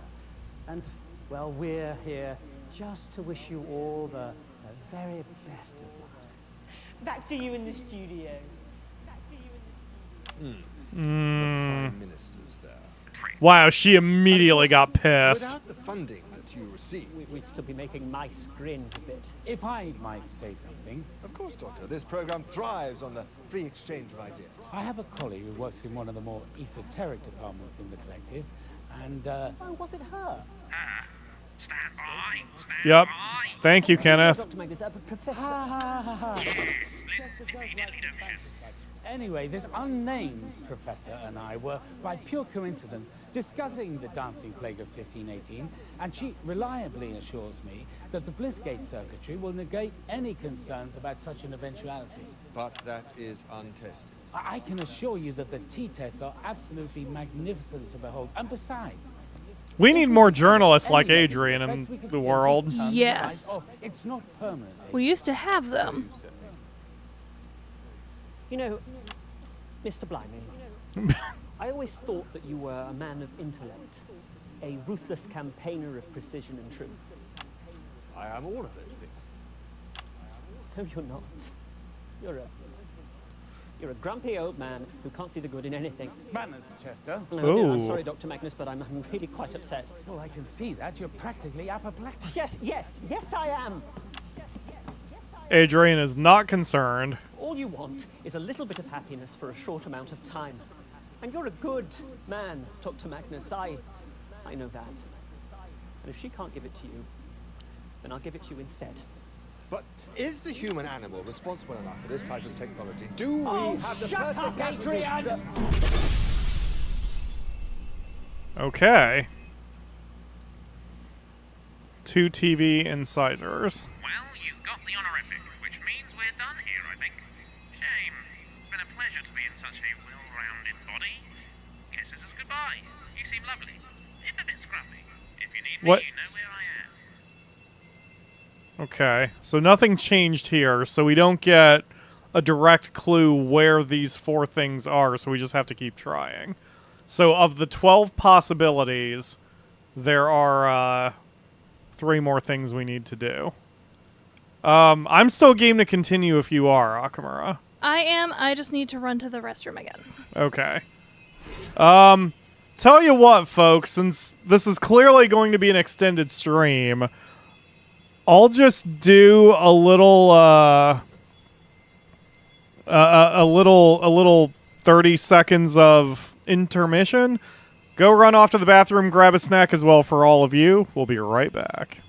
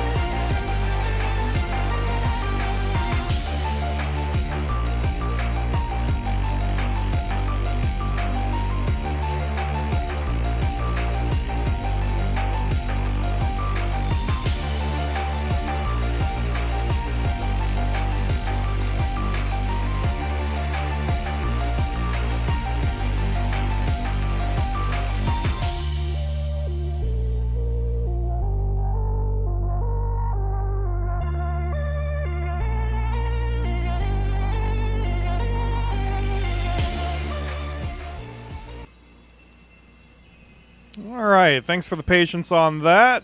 We didn't expect to go this long, but Akamura and I are both feeling this game, so this is why if you're watching this from the future, we always use timestamps. You can skip over that. All right, Akamura, we need another combination here. Okay, so we've done red with black. We've done purpy with black. Let's do blue with ponk. So 2 and the far right? Yes. Okay. Done. Here we go.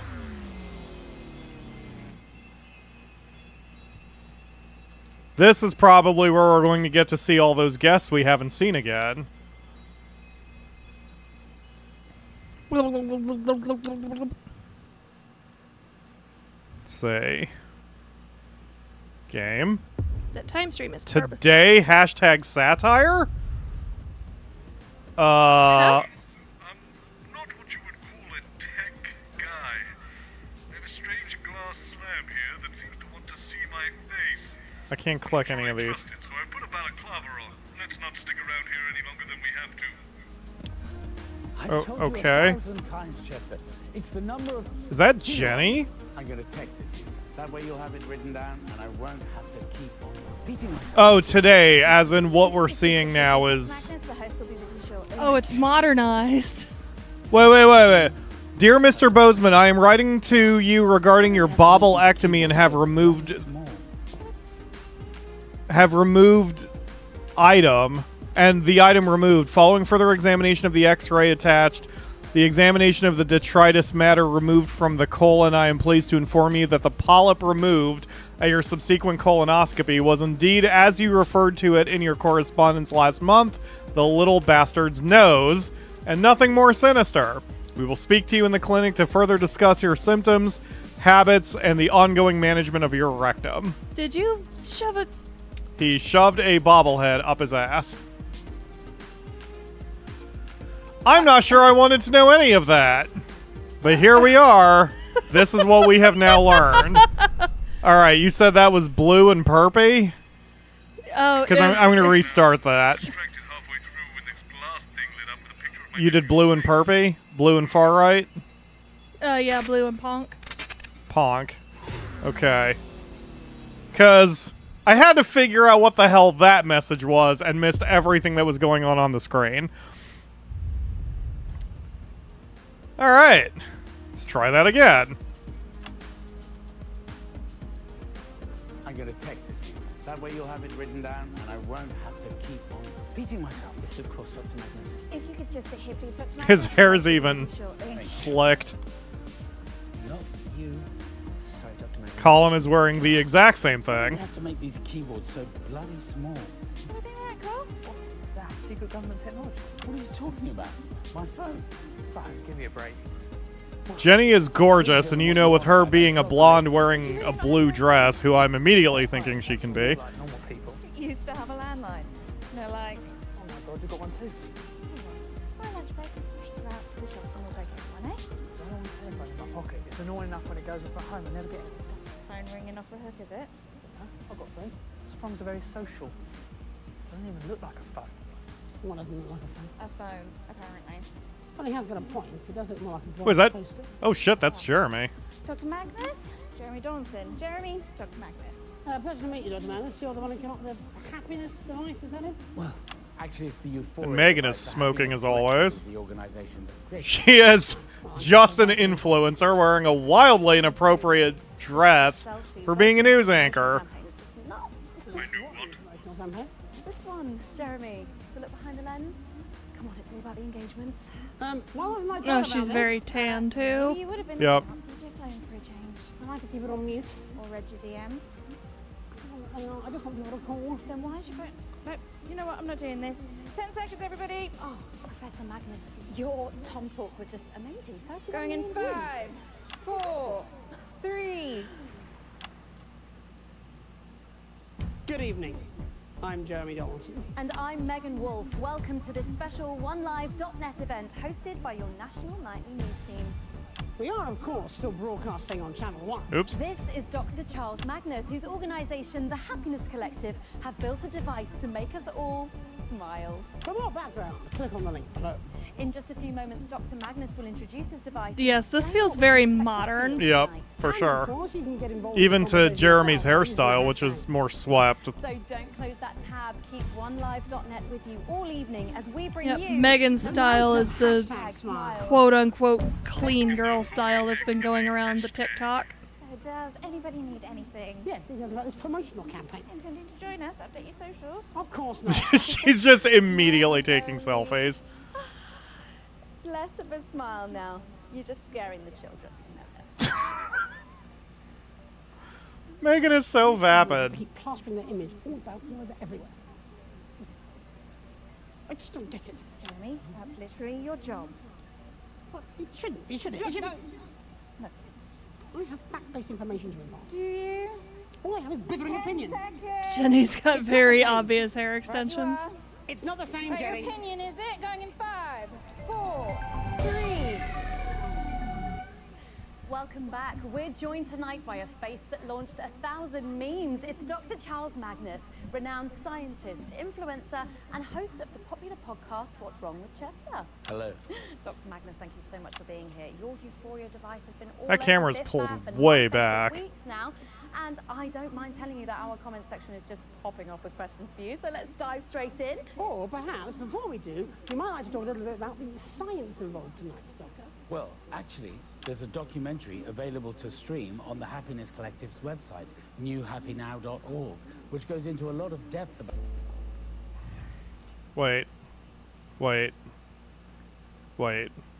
Newhappynow.org.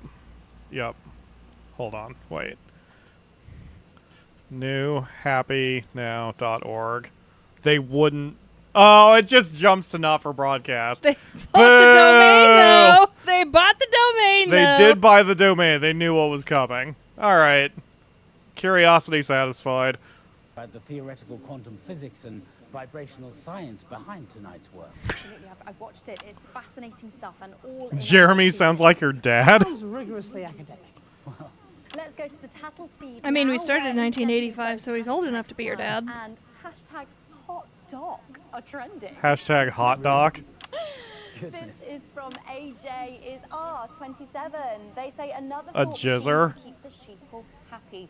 Before going on to make some fairly outrageous claims about chimpanzees in the basement of a sushi restaurant and plug his Your Screen channel. But he does end by saying, ask them where their funding came from. Well, actually, that is a valid question. How did you pay for it? Well, AJ is R27. Obviously, we had a very successful crowdfunding campaign on Begging Bowl. I'm not following this at all. What these words even mean. And Don't to worry, those Boseman. Other points. The machine doesn't actually affect thoughts, just feelings. But aren't they inseparably linked? I mean, The claim about the chimp fiddling is absolutely just fanciful internet conspiracy nonsense. Probably put out by that Alan James and his ridiculous webcast. thank you, Doctor. Will they be looking at... Congratulations, you brought attention to it, and via the Streisand effect, now everybody thinks you're a chimp fiddler. Oh god, like and subscribe. To me too. Links in the video Do it. description. Fucking Hashtags. Shares. Speaking of which, let's get back Join to us for more of this! is from The text toot. and equality for all. Well, I'm a little on the nose, but fine. They say, I, for one, think this experiment is a wonderful idea. Providing happiness for everyone is surely the most altruistic government policy of all time. I'm so grateful to Avant for making it happen. There's no question there. No, but a lovely sentiment for the Doctor and his team. Yes, indeed, and thank you very much. And I would also like to second that thanks to Advance. Even though we exceeded our stretch goals several times over, it still required a huge cash injection from the government to get us to where we are tonight. And don't forget, if you've got an unlikely science experiment Oh, do we get to you see want modern try, Julia? You can get a government grant at advance.com/fundmydream, and there's a link, of course, in the description below. Wait. Advance.com? Advance.com. That seems like way too generic for them to have bought. We couldn't find the page you were looking for. Okay. It was Fund My Dream, right? I think. Advance.com is... Newhouse and his family had founded New Advance 1922, blah, blah, blah. Okay, so this is something real, I think.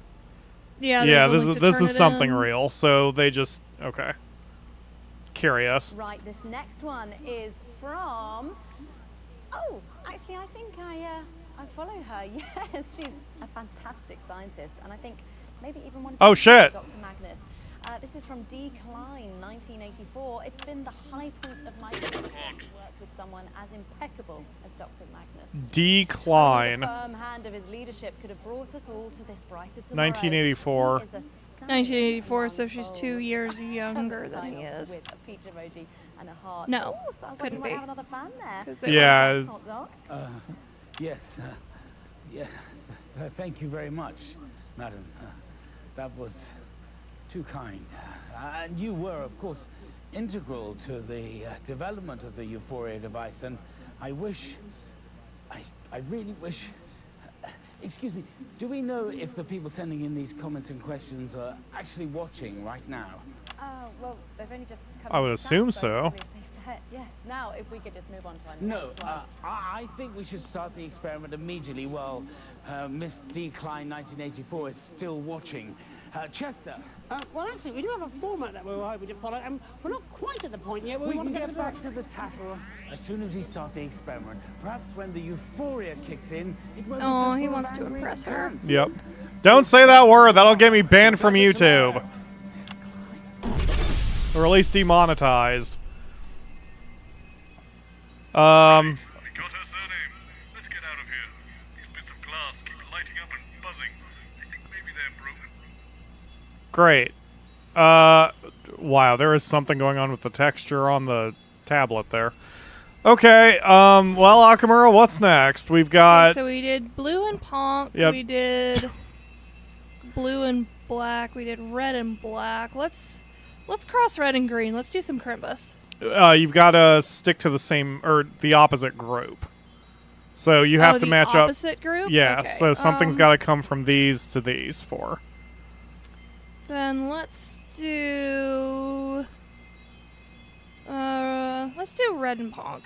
Red and punk? Red... Wait. No, it does say I can do it to green. Do you want to do red and green? Let's try it. That's a lot of lights being blinking at me. The implication was that it had to be... If you can cross anything with anything, then that's what? Time plus equals 1? Akamura, what did you do?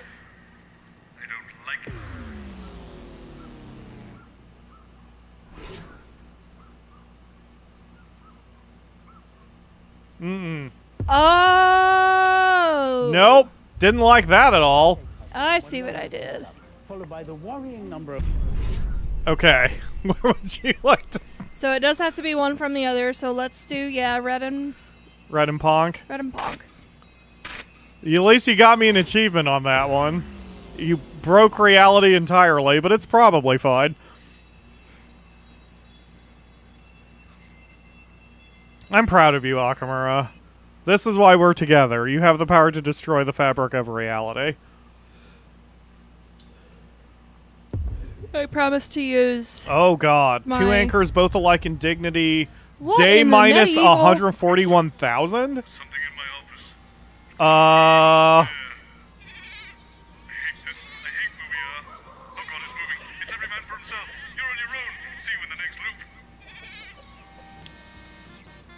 Good Mims, thou hast been told 1,000 times. The number thou shalt count comprises thus. Those I have wooed, who quick to spirit fled. My foxes and my tragic date of love, forever lost betwixt betrayal. Oh, he's talking about it. His age whence cartly death untimely swept him onto shores unknown. The discourses I with my father shared, and whence the sun's rays fell upon the hill, as mother's shadow faded from my view. She is seen no more by childhood eyes. Good fellows, welcome one and all within. Be seated, and you presently shall meet the wit and heart that beat within this soul. Sirrah, whence was sent to you your hand? Colin is still wearing the same outfit. If this whole thing is written in iambic pentameter, I'm not going to fucking check, but Jesus Christ. A hearty hail! Oh, you as well. I hate this stuff enough at school. Why speak you so God, that looks good on him. Do you see any other eggs? Pretty sure we're not allowed to say that sort of stuff now. He jests, but yet I understand him not. His jokes a silent waltz would best contain. Rude, I think. A hail and hearty salutation, all please, gentlefolk, accept my deep regret. But tardy dust I come upon the set wherein tonight's fair alchemy is met. Right, I'm leaving before you all start talking about fairies. The groundlings are prepared, the players set, so let us to our revelries attend. It's good to know that Colin's at least a universal Bring the stage constant. alive. Our sorceries begin Next this upon night. the sea tide. 4, 3. Fair patrons welcome each and every one. My name is Jeremy, Lord Donald's son. I, Megan Wolfe, beside him duly sit as we present to your grand benefit such magics as will turn your This blood is to incredible. ice. Sir Magnus's Euphoria device. In Chintleberry's green and languorous hills, 20 fairies dance on summer's No. golden eaves. I knew this was going to And happen. with their Just no. sparkly Give toes- it to me. What ho? Young cheeky violets nick the script. I wafty fade us out. And all this stuff about suicide. Remarks with feather from no creature earthly born. That's not funny, nor is that. You don't need any of these words at all. Just this and right. Do this one. Tonight, before your eyes and arms and legs, A special program called The Night of Eggs. Good. What? Titles. What? In 30 ticks our revels be rejoined. excuse me, Saucy Colin, but this next appears to be bereft of scan and rhyme. Why does it have to rhyme? Nope, don't answer that. Give it here. I'll sort it. I'm getting really bloody. I'm getting really bloody annoyed at this, okay? Alas, he's mad. Or by hell's fiends possessed. Just do the top to tail and skip the rest. Oh shit, now you've got me doing it. But what of good King Peter and Queen Jules? They'll take our heads if they should feel Oh, suppressed. that won't matter once the button's pressed. Is conversation you intend with me? Indeed, good doctor. And in 5, 4. This is... I'm stunned into silence. It's so well written. It's a pleasure to listen to. Pray to purpose fair or foul. 'Tis foul indeed, but not as you suppose. These fowl have feathers, wings, and beaky nose.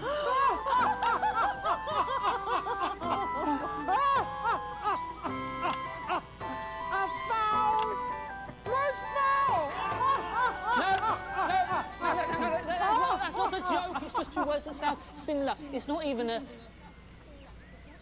Never mind.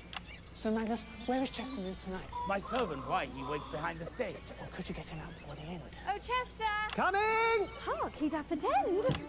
I love that Colin is apparently Well met, good fellows. outside of I the am time Chester loop. Mims. My years they number but will score and 4. Wow, with that My hairstyle, he friends really are matches the outfit. Also beheadings, and I have one more. Do you know what we need to do right now to get this weird contraption started up? Yea, verily I do. Then off you pop.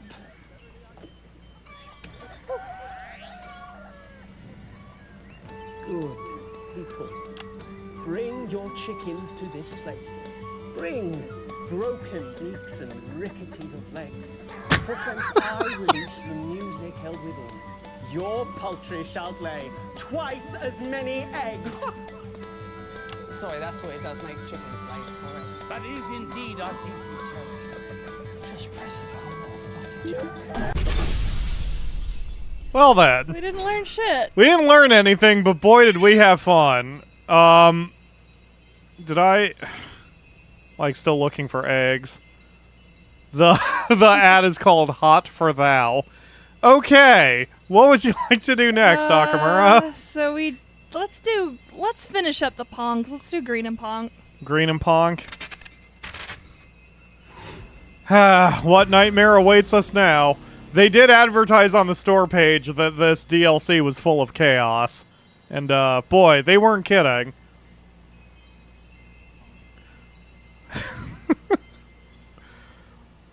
Jose did the math and said we're only 389. Oh, God, this is even further. Wait, no. Not quite as far back. Paige but Krobeek, it's pirate time. hate this. Hate this. I told thee 1,000 times, Chester. It'd be the number of blind dates I've been on when they all turned out to be mermaids, followed by the number of pucks on me left arm, before the hook, that is. The date me childhood sweetheart married her second mate, the age of ship's catwalks when it got drowned, the number of conversations I've had with the Pirate King, and the exact time I made me mar walk that plank. You better start remembering or I'll find something you do. Yes, Captain Magnus, sorry, Captain Magnus. Or if you sit yourself there, they'll be with you when they're ready. You alright, Colin? Fuck off, Chester. Not you. Yarr. Best be leaving that alone, Colin. Oh, I like this. This could be fun. We're not in the business of fun, boy. We're in the business of telling people what's what and getting booty while we do. Yo-ho! Octopus. Okay, let's not push it too far, though. Might get hold of it quick, this one. No, I know, boy's got nothing but empty stairs on top of his shoulders. Colin the fourth wall breaker. Yes, Colin is swiftly becoming my favorite crew. Is Megan going to be wearing a whole pirate wench thing? Because I might. I hope so. Oh, hi. You must be Captain Wolf. Not to be a lesbian, but damn. Just means there's two blades to run you through. All right, you lot, get to it. We're going live in 5, 4, 3, 2. She's even all scarred up for you, Akamura. Yo-ho! Nice. I be Captain Dance. And I'm Captain Wolf. Yo-ho! Tonight we got a very special announcement for everyone in the fleet, straight from the Pirate King himself. Ah. Damn straight. We ain't in the habit of ourselves. Deep in Dreadfist Cove, in an island that can't be found, Captain Magnus has been working on something that will change the pirate's life for good. He's got a few things to say, and we got a few things to ask him. So keep watching as we bring you. God.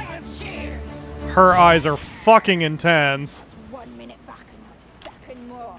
Got it? Yo-ho! Yo-ho! Yo ho. I don't think Pirates really said the word booty, outside of film. So Shut it, Sprung! I'm the captain round here. Right! We're the captain's round. And if we want to call it treasure, gold, doubloons, or booty, we can. And there's nothing you can do about it. It's your job to just smile and nod. Got it? Good. Now go start the whole device. The hoe device? No one. I've made one. You better show us some respect, Carl, if you want to keep your limbs intact. Settle down, Akamura. Oh, I know how you are around strong women. 5, 4, Putty in her hands. Yes. Those long knee-high boots. I trust you all knew better than to go anywhere. Only got a few minutes. I'm fine. It's fine. This is fine. It's fine. It's totally fine. You're not distracted by being stepped on. It's fine. Mm-hmm. Well, Captain Wolf, as you know, we pirates love to say, yo-ho! Yo-ho! Well, my Euphoria device will increase Euphoria. Soon we'll all be saying, yo-ho-ho! Yo-ho-ho? What if it overloads? We could have a saying, yo-ho-ho-ho! Or yo-ho-ho-ho-ho-ho-ho-ho! How the fuck do you do that with a straight face? With a lot of laughter. God, she's a good act. Well, they're all good actors, but Yes. I couldn't emote like Megan does without laughing my ass off. But it better work, because one way or not, tonight, you be the entertainment. Don't you worry. We done appropriate preparations. The test will go plenty well. And then I think we'll need to discuss the terms of respect. How about you tell us You alright, Boseman? He's very seasick. You are funny. Why would I tell you how my device does what it does? If I did that, that'd be the first moment I got a knife in me back. My first mate Mims over there would have done that years ago if he wasn't so fucking hopeless. Agreed. Although, Just checking to see if there's anything I can click. so it does beg the question, Captain Magnus. What do we need you for? I thought you might try something like that. That's why I took the Don't do anything too hasty like that, Jesus. He's on the merchant. Shut your mouth! Prisoners are for trading, not for talking. Good work, Mr. Mims. I'm glad to see nothing went wrong. Now, where's the other? Other one. Yeah. The one who's gonna fuck up. Never pick a fight with Jenny. Drop it, you fuck. I hope for your sake, Captain, that this device works. Because if it doesn't, you'll be in a world of pain trying to fix it. Press the button, Cole. Let's get these hoes in and grab us some buttery. You see, that entire line's going to mean something. Stop your brother and press the button, you or I will kill you myself and press the button. All right, Ryan, do it already. It's all good, Colin. We're moving on. Yep, that's the Ponks taken care of. There's nothing even here. I can't reach my desk. And I've been a little ill. You know what? I actually feel bad for Boseman. All right, what would you like to do, Akamura? Have we done red and yellow? No, we have not touched yellow at all yet. All right, let's do red and yellow. Okay. What manner of insanity awaits us next? With all those negative numbers, there was a part of me that's like, are we going to go so far back in time we're going to see prehistoric Megan and Jeremy? Wouldn't put I it hope past so. it. Or 1,000 years in the future, day 1975, bring your daughter to work day? So this is... Oh yeah, okay, this would be during the main plot. Oh no, it's 10 years back. Abbreviated. The National Nightly News. It all seems to have taken a turn for the worst in this place. Well, no. Remember Day? Yeah, it's Stacy. Someone else to be. Not really. Day 1 is when we started the game. So Stacy. day 1975, yeah, that's like 3 or 4 years forward. So it's Oh. Stacy. Stacy Wolf. Yeah. I very much doubt it. Or is it safe? Let's hope so. Her speech brought the fucking... Like, she Yes. was just kind of a goofy side character until she brought that speech during the main game. Yep. And it nearly, like, got me emotional. Like, it came out of nowhere, and the actor fucking killed it. As for the man in charge of the Happiness Collective, well, it seems to me like he's barely cracked a smile in his entire life. So you don't think that this could, like, break everything? Good question. Seems to me everything's broken already most of the time. Seen this before? No spectral. What was a little swimmer in the Leave that alone, please, Colin. When is this? It's Wednesday, Colin. Okay, that doesn't help. Do you need anything, Stacey? Yeah, he is definitely outside the time loop. Exciting, groundbreaking Oh god, and experiment. ECY. Have you been mainlining the auto cue? Hi, baby girl. What you doing? It's a bit much, isn't she? I think given time, you'll find actually she's exactly the right amount. Aw, she's not comfortable on your lap. Yeah, She's, like, because the dipping her- microphone's in the way. She's dipping her foot like some kind of bath. This Cute. thing is, Yep. big, is it? Come here, Nisi. That's what you call big. 10 seconds. Come hang 20 with mommy. million Come viewers, on. probably. Wait, Fuck. That seemed big to you? 5, 4, 3. it's bring your daughter to work day and state... Huge. Okay. Good evening. I'm Jeremy Darcy. And as you all probably know by now, it's Bring Your Daughter to Work Day here on Channel 1. But it's no secret that I don't have any children. So the station reached out to a local home, and I'm delighted to say that joining me tonight for this Channel 1 special event is Stacey. Say hello, Stacey. Hello. 22 million hellos. So you do the next bit, and then we take it into our support. Read what's written there. You can read. Oh, she's there in place of Megan. Yep. Again, excellent. Anyway. In a laboratory, nestled in the sleepy hills of Chintlebury, Dr. Charles Magnus and his Happiness Collective have been working on a secret project. Incredibly, they claim their euphoria device will raise overall happiness levels throughout the country. Tonight, live on Channel 1, we'll be putting that somewhat grandiose claim to the test. We'll be in and out of the schedule throughout the evening. What the fucking evening? I'm meant to be meeting Gary Hells and Kelly No Thumbs later. Kelly No Thumbs? Keep reading. We'll be in and out of the schedule throughout the evening. Oh, I said that. Yes, twice now. Right. Oh, here we are. With our team of reporters sending by up and down the country to report live on whether the device has brought a smile to your face. We'll have guests from the world of science, politics, and entertainment. Anyone have heard it? I doubt it. Well, You know, I'm kind of glad this isn't changing the timeline and saving people, because if it weren't for Advance, Stacy wouldn't have a home. Yeah, that was a really touching subplot. So don't move that dial. Stick with Channel 1 all evening.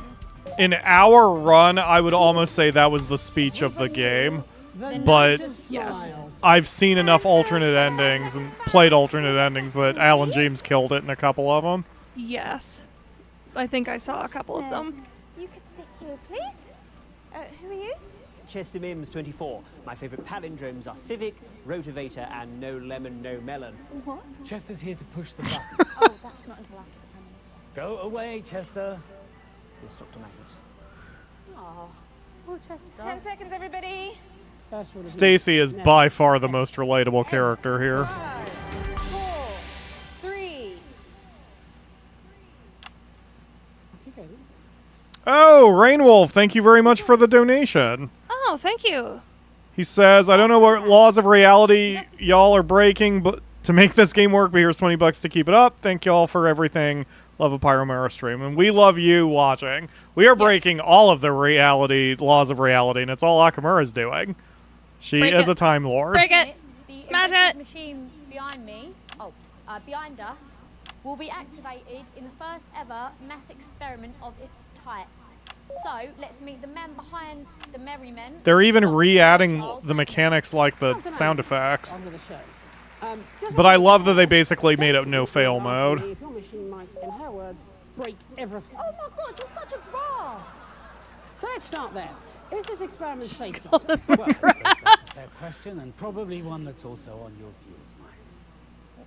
All I'm saying is, I saw this film once where time got stuck and that seemed like really bad. Well, while no science is without risk, I can assure you that the chances of time actually getting stuck, as you say, is less than 1/10 to the power of 64.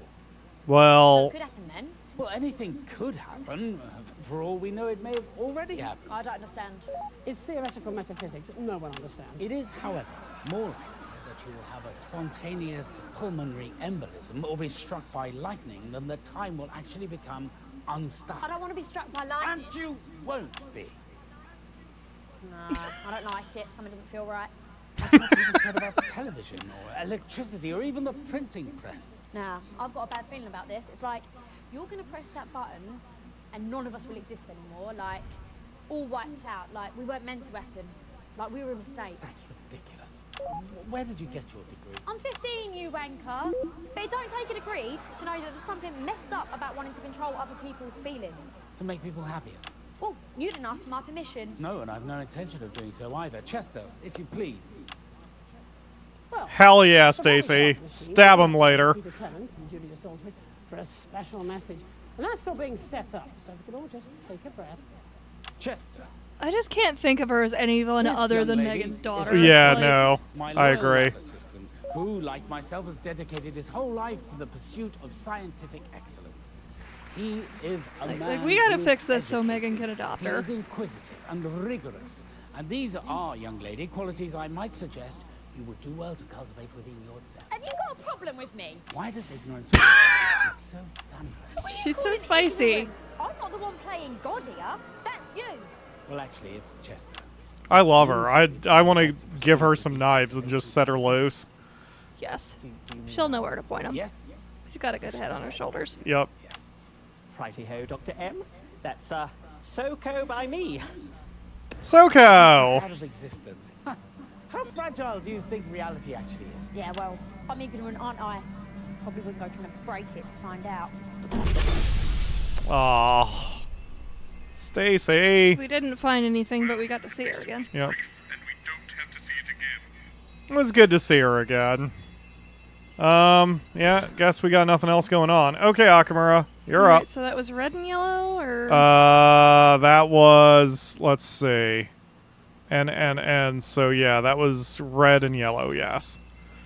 All right, let's do blue and yellow. Blue and yellow.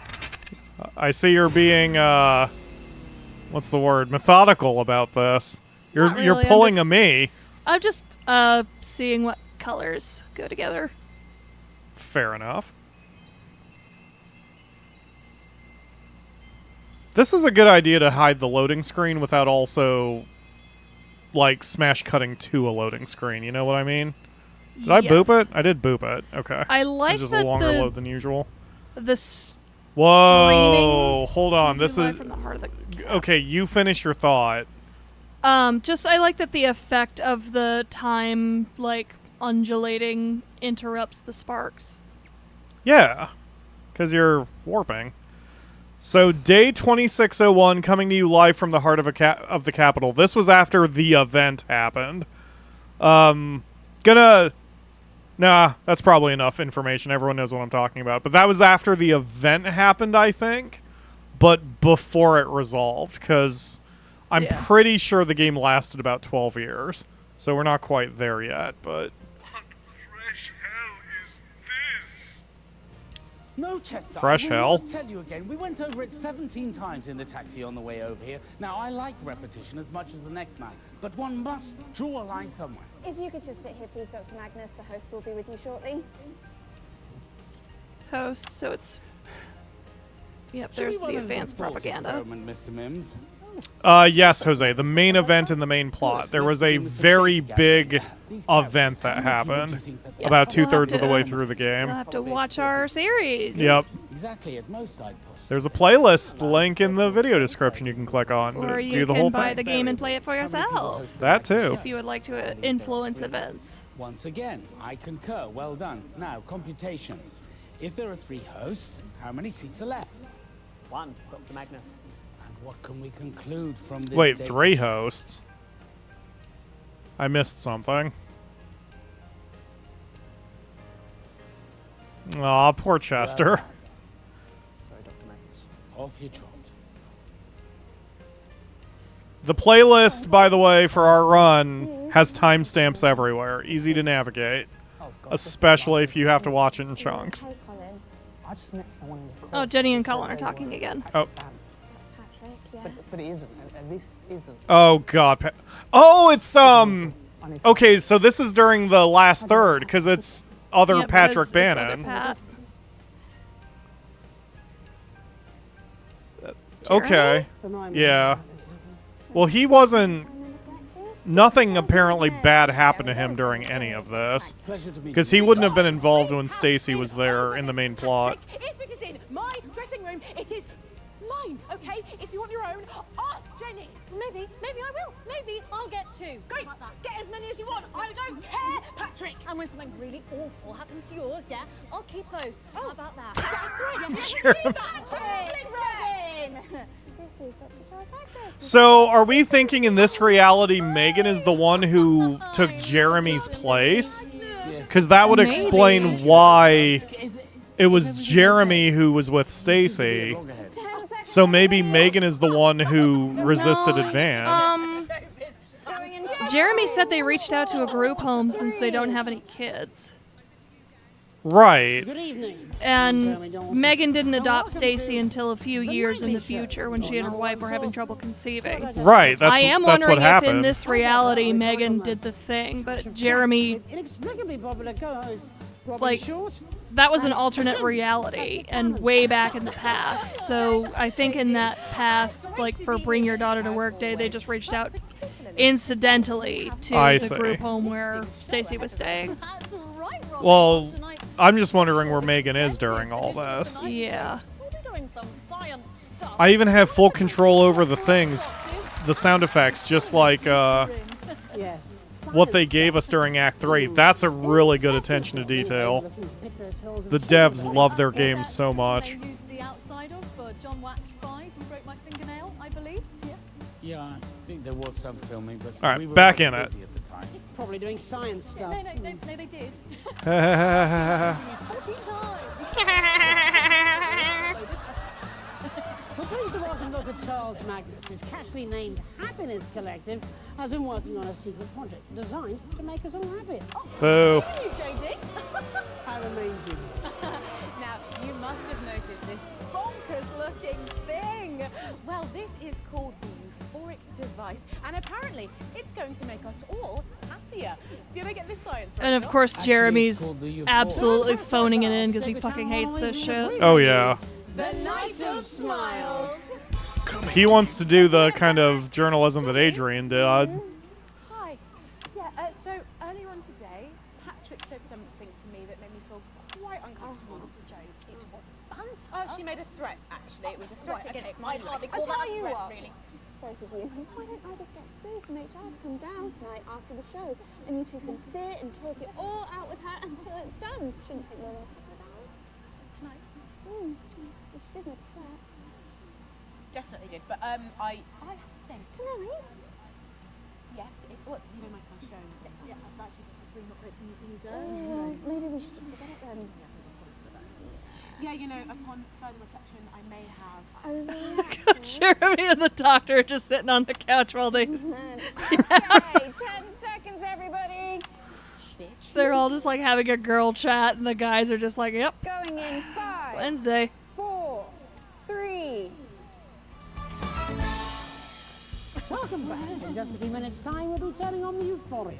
Oh, I wish someone would turn on my Euphoria device. Oh, crikey. Poor Patrick. Time to have a conversation about the science behind the spectacle. We're joined here by the leader of the Happiness Collective, Dr. Charles Magnus. Good evening. Thank you for having me. Just checking to see if there's anything I need to worry about here. I've been being Does that make you like Alpha Geek? It's not exactly the terminology. Brilliant. So, Dr. Magnus, this is a big night for you. You must be very excited. Yes, that's an accurate observation. That's an accurate observation. I love this guy. Yep, and that was the Newsweek. Was a whole bunch of fucking fluff noise and no actual substance. Yeah, this was from Act 3. A couple of questions. As I would expect.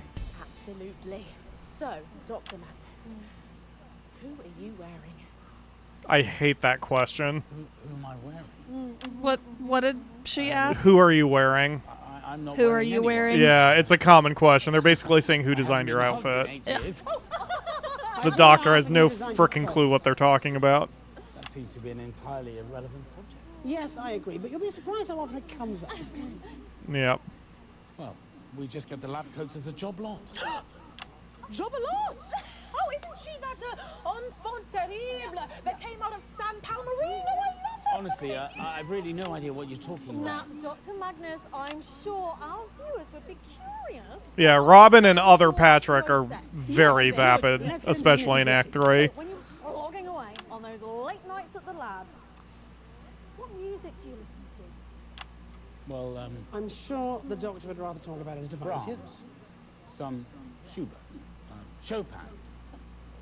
Focuses the mind. Exactly as you would expect. And I'm something of an aficionado on the song Drum Drum Bang a Bang. What? Drum, drum, bang, a bang, straight up, wham, wham. Yes, ma'am, move, ma'am. Drum, drum, bang, a bang. Drum Drum Bang a Bang. Now I'm all flim flam. Got me in the clim clam. Spinning on my wham. Poor Jeremy. Made my yam tap. Drum Drum Bang a Bang.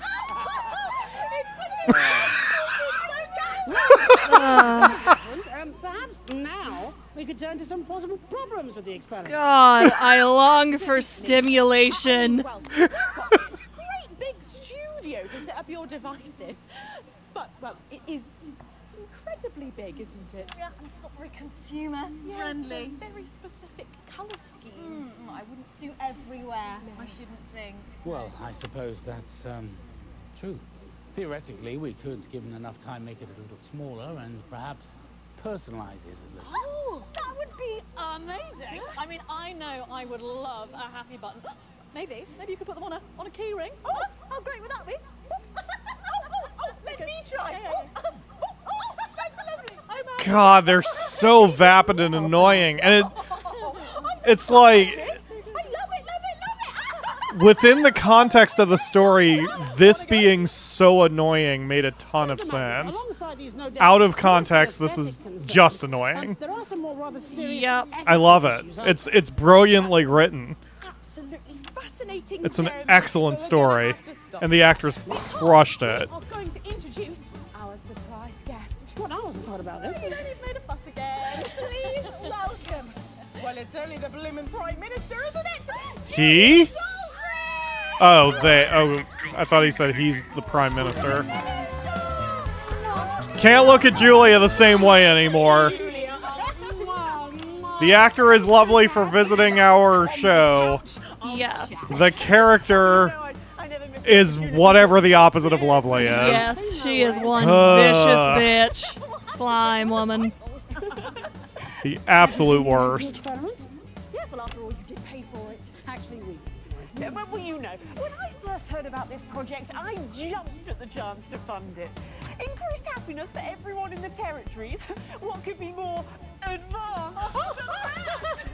Yeah, and that could have covered up what she did, too. Yep. Very welcome, Dr. Another distraction from... Yep. Why I'm here.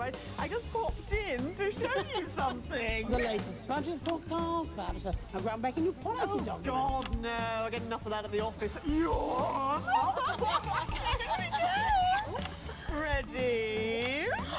Pick a card. Really? What? Oh, you're such a party pooper. Pick a card, Patrick. 6 of clubs. Oh my God! We're gonna shuffle. Make sure it's gonna shuffle. There we go. Right, you'll go. Pick a card. I remember warning you about this, too, when this happened, because I knew this would be, like, too much stimuli for your little Akamura ears. They're all the 6 of clubs, yeah. Funding's lovely, isn't it, Charles? Yes, of course. Thank you, Prime Minister. Thank you, yes. Wow. Well, as we're all doing magic tricks, let's see if the big Bread one and actually works, circuses, shall we? baby. Let's go over to the machine.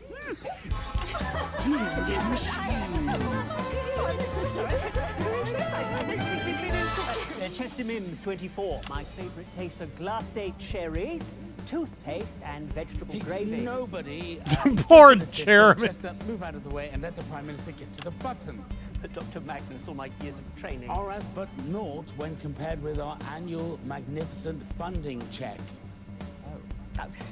Don't worry, Mr. Mims. At Advance, we recognise the contributions of all, from the greatest to the meekest, as equally important and equally valued.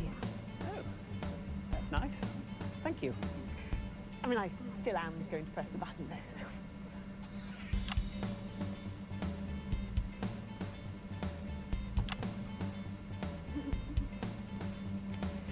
Let's get a little countdown going on the screen. Jeremy made room for him. What a bro. 10, 9, 8, 7, and 2, Mr. Donald. 5, 4, 3, 2, 1. God, that was exhausting. Yeah. I just... Yeah. We'll talk about that sometime, I'll Boseman. mark a motherfucker. Because, so just a quick... So Akamura has very sensitive ears and has trouble with too much stimulus. And I pre-played Act 3 before she did. And I warned her about that part. And I actually tried to warn everyone about that part. Because in context, the whole vapid, giggly, ha-ha, constant noise made a lot of sense within what the story, or where the story was going.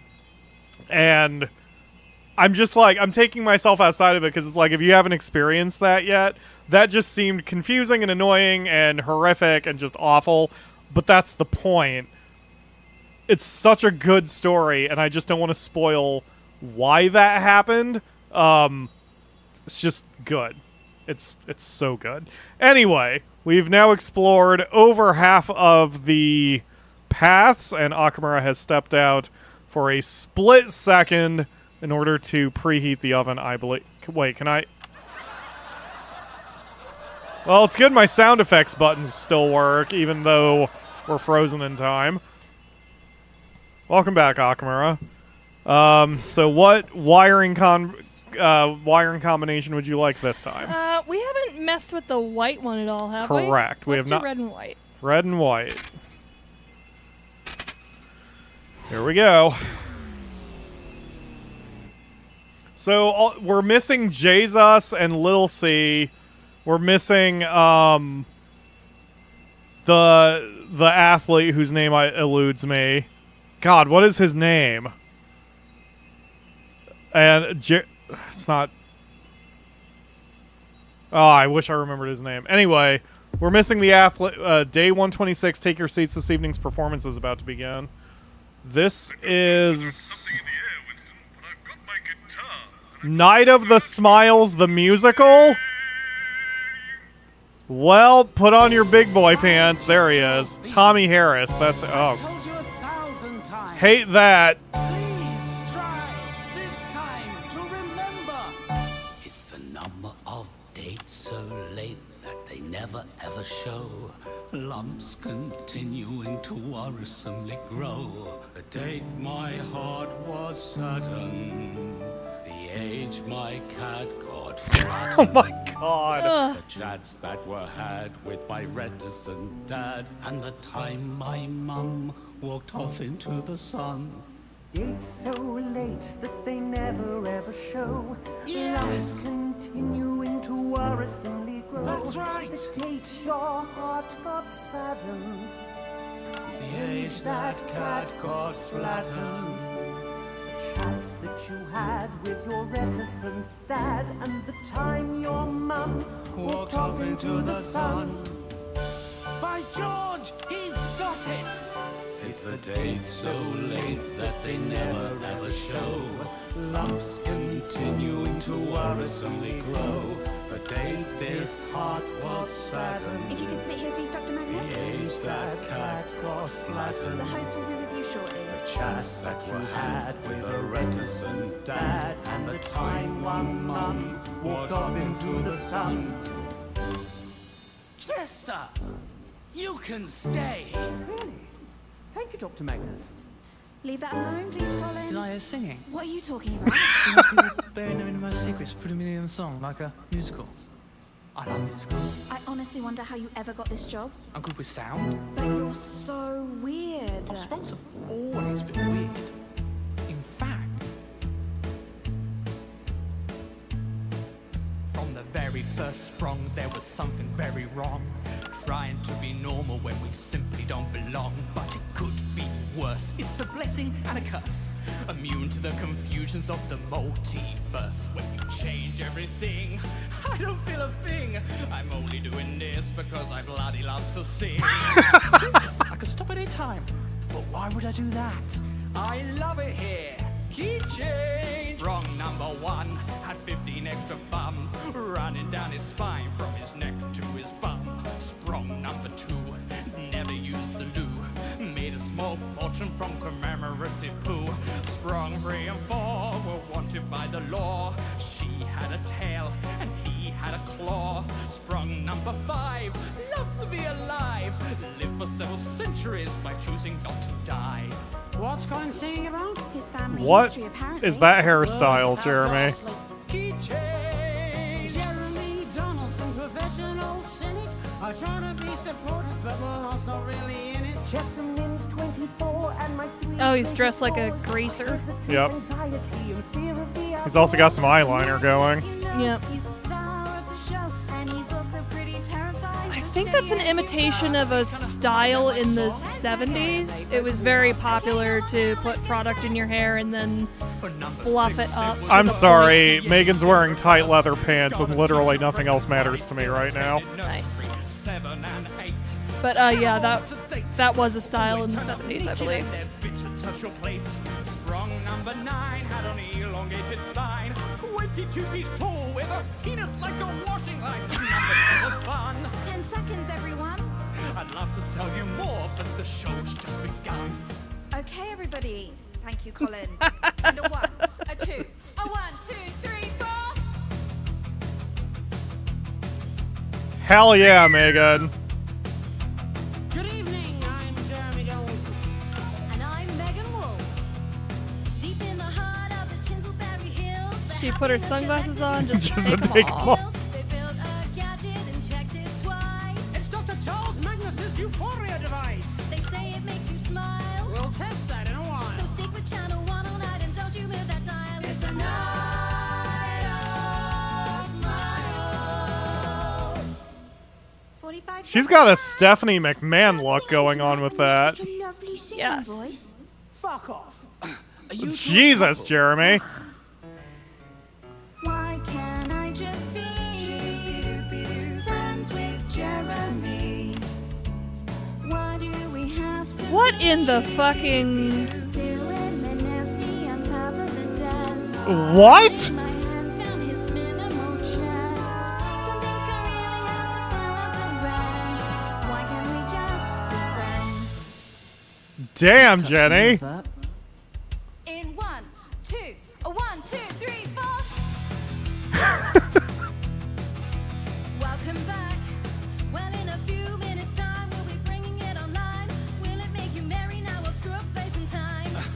That's extremely unlikely. You've got a very good team. Let's just let it get to the end.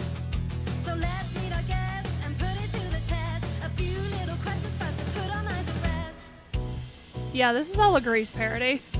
Oh, Dr. Magnus, If we could just ask you a few questions, please.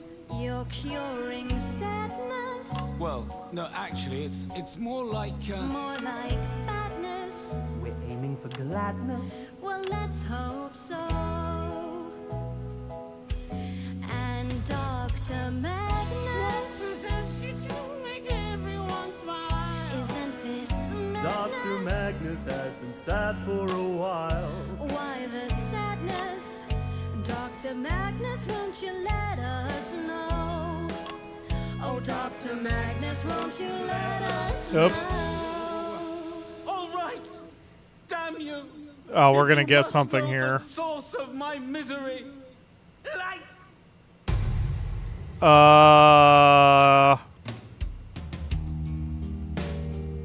What? It's been a long, long time coming, but I guess I should explain a little bit of how I feel inside. Things I kept buried deep, bottled up like a wild cat waiting to escape. It's all the same. It's all the same every day, every night. Each lonely footprint, each tiny slide, however they're on, but they're wearing me down. Pulling me under and making me drown. And no one said life would be quietly taking a ride. But it sure would be easier if she was standing beside me.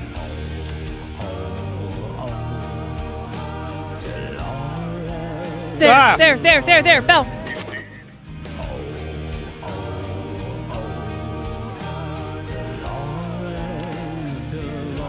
That's great that they did it several times to really, like, give you a chance. But she'll never say Excellent game design. Sense my destiny, silently loving Delores. Yep, you could have missed it twice and still been ready for it. I don't like the dancing clowns. That doesn't need to happen.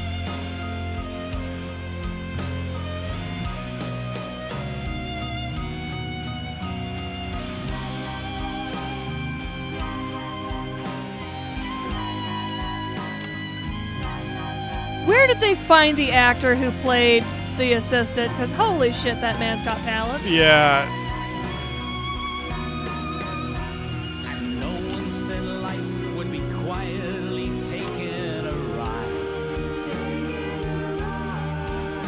But it sure would be easier if she was standing beside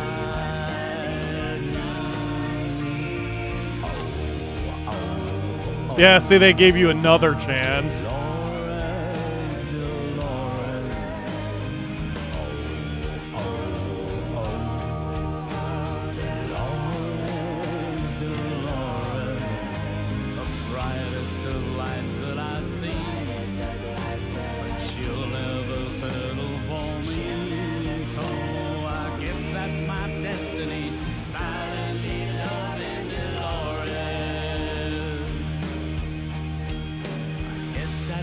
Destiny, silently loving Delores.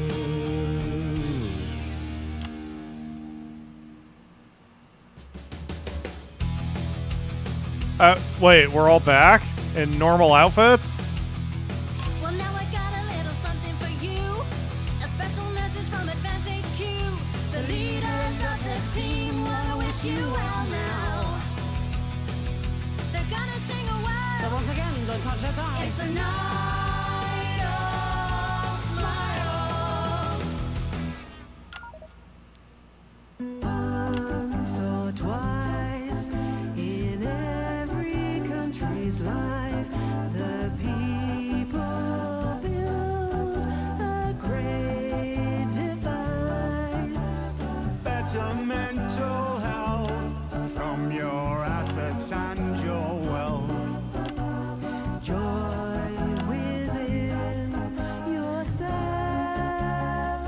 So no more days of tears. No more miserable years.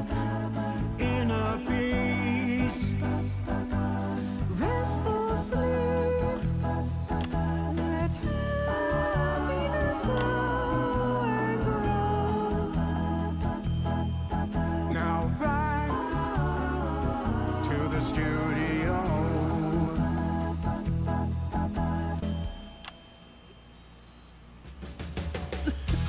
So good. Time to turn on the machine. Time to turn on the machine. Push the button and turn on the machine. Stop! Just stop. Colin, what are you doing? What are you wearing? Yeah, whoa. Put his costume on for nothing. Damn, Colin. Cleaning up.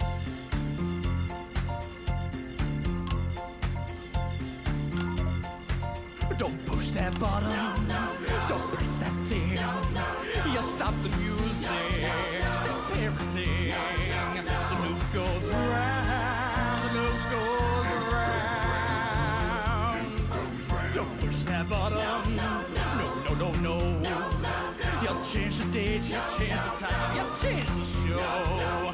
The loop goes round. The loop goes round. The loop goes round. The loop goes round. Well, little Bobby Boston and Alex Winston too. They're up there swapping wires around cause they don't know what to do. It goes round. Oh, it goes round. Yes, it does. Are you trying to tell us to stay, Colin? 'Cause I we think can't so. fucking do that. I think he wants to stay in musical heaven forever. Times I'm lonely, it's hard to be a strong, but I think I found a universe where I finally belong. Aww. I'm gonna feel a little guilty about moving on with the plot. This world ends where one begins.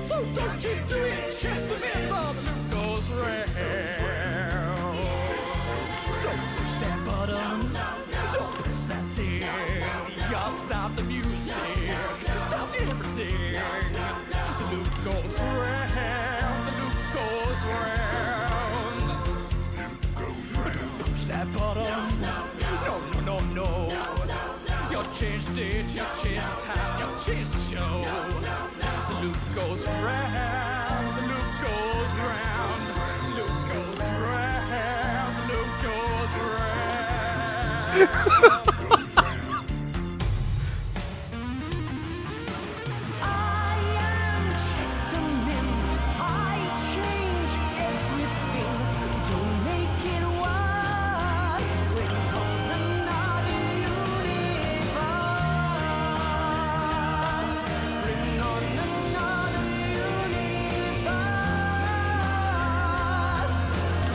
Damn, dude's got pipes.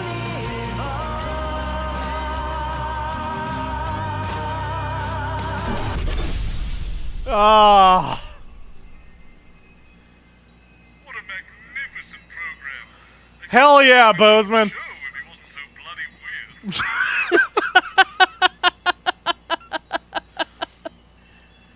Oh my god. Can I just say, I mean, I was already a fan, but especially after this, these devs are so fucking creative and found exactly who they needed to in order to make this vision happen.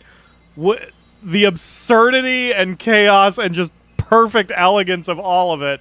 I am a permanent fan of the devs. I'm sad that Not For Broadcast is ending in a way, but I am eager to play whatever is around the corner. I want to know what else they've got cooking. Oh my god. It was so good. Because if it's anything like this whole concept, Yeah. I'm down for it. I can also see why people are going to hate this. Like, my mod Ledge, this is so not his game, and I get it, but this is so my game. I love the absurdity and the chaos and the randomness of it. Stellar writing and an excellent story. Not to mention a cast that's fucking killing it. All right, Akamura, we've got one more thing at least. All right. I don't know if you've noticed, but it seems like for each of the 4 tabs, there's a corresponding piece of data. We just need to know which of the 3 connects to get that data. I hadn't noticed, but it doesn't surprise me. So you See, did like- white, and that was the Delores one, yeah. Yes, so, and then the pink and the blue sent us to Parody Land, which got us her last name Kline, and then Professor came from something. And I'm like, we've done pink, we've done white, we've done, I want to say, we got her title as Professor from one of the colors. I just don't remember which one. Yeah, I don't where have we either. been? But you've done all the reds. It looks like. Yeah, you've done all the reds. All the reds. So, and you did 3 of the 4 greens, and you've done 1 blue. I'm sorry, geens. That's how we pronounce it in this house. I could swear we got that information from Incisors too. So we've done TV too. Yes, that's one of your. So we've got genes. black, we've got white, we've got pink. So yellow. So yellow is TA, and you've done 1 and 2 TA. You have not done 3 TA yet. Okay. So that would be green and yellow. Yep. So let's do green and yellow. Okay. You got it. Oh, man. No, I'm with you guys. I could listen to that song 2 or 3 more times. The Jesus rap is it's so much better than it has any right to be during this game. It's fucking brilliant. And that's why I'm kind of hoping we, This is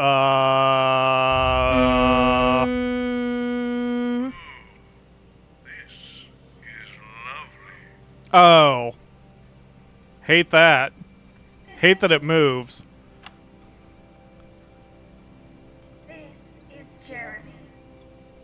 Welcome, welcome. Delightful to meet you. Jeremy Thomas. Dr. Charles Magnus. Chester Mims. 324. My favorite Gwangons are Garglax, Kitterkill, and Peng. Fast. Shall we? Oh, what the fuck is going on? This is excellent. Leave that alone, please, Colin. Robo Jenny. Brilliant. Robo Jenny. It's the present, Colin. Are you feeling all right? Do you need to visit the bliss space? Bliss space? How much that cost? You're so funny. We're beyond money. Where is the bliss space? Same place it's always been. She was more helpful as a human. Don't be technophobic, please, Colin. The uploaded are just as human as Oh, everyone else. hi, Megan. Everyone in the future is sickeningly nice. I guess we'll find that out tomorrow. So not in the next 5 minutes, though. Colin, you brighten my day, and I love you. Yeah, I'm crushing on Megan hard. If the actor ever sees this, I'm sorry-ish, but man, am I crushing on her hard. Sorry I'm late. I got caught up at the House of Sensation. The House of No Sensation. apology required. You're here on time. This is Dr. Charles Madden. Let's get through this weird future where everyone kisses each other on the mouth, shall we?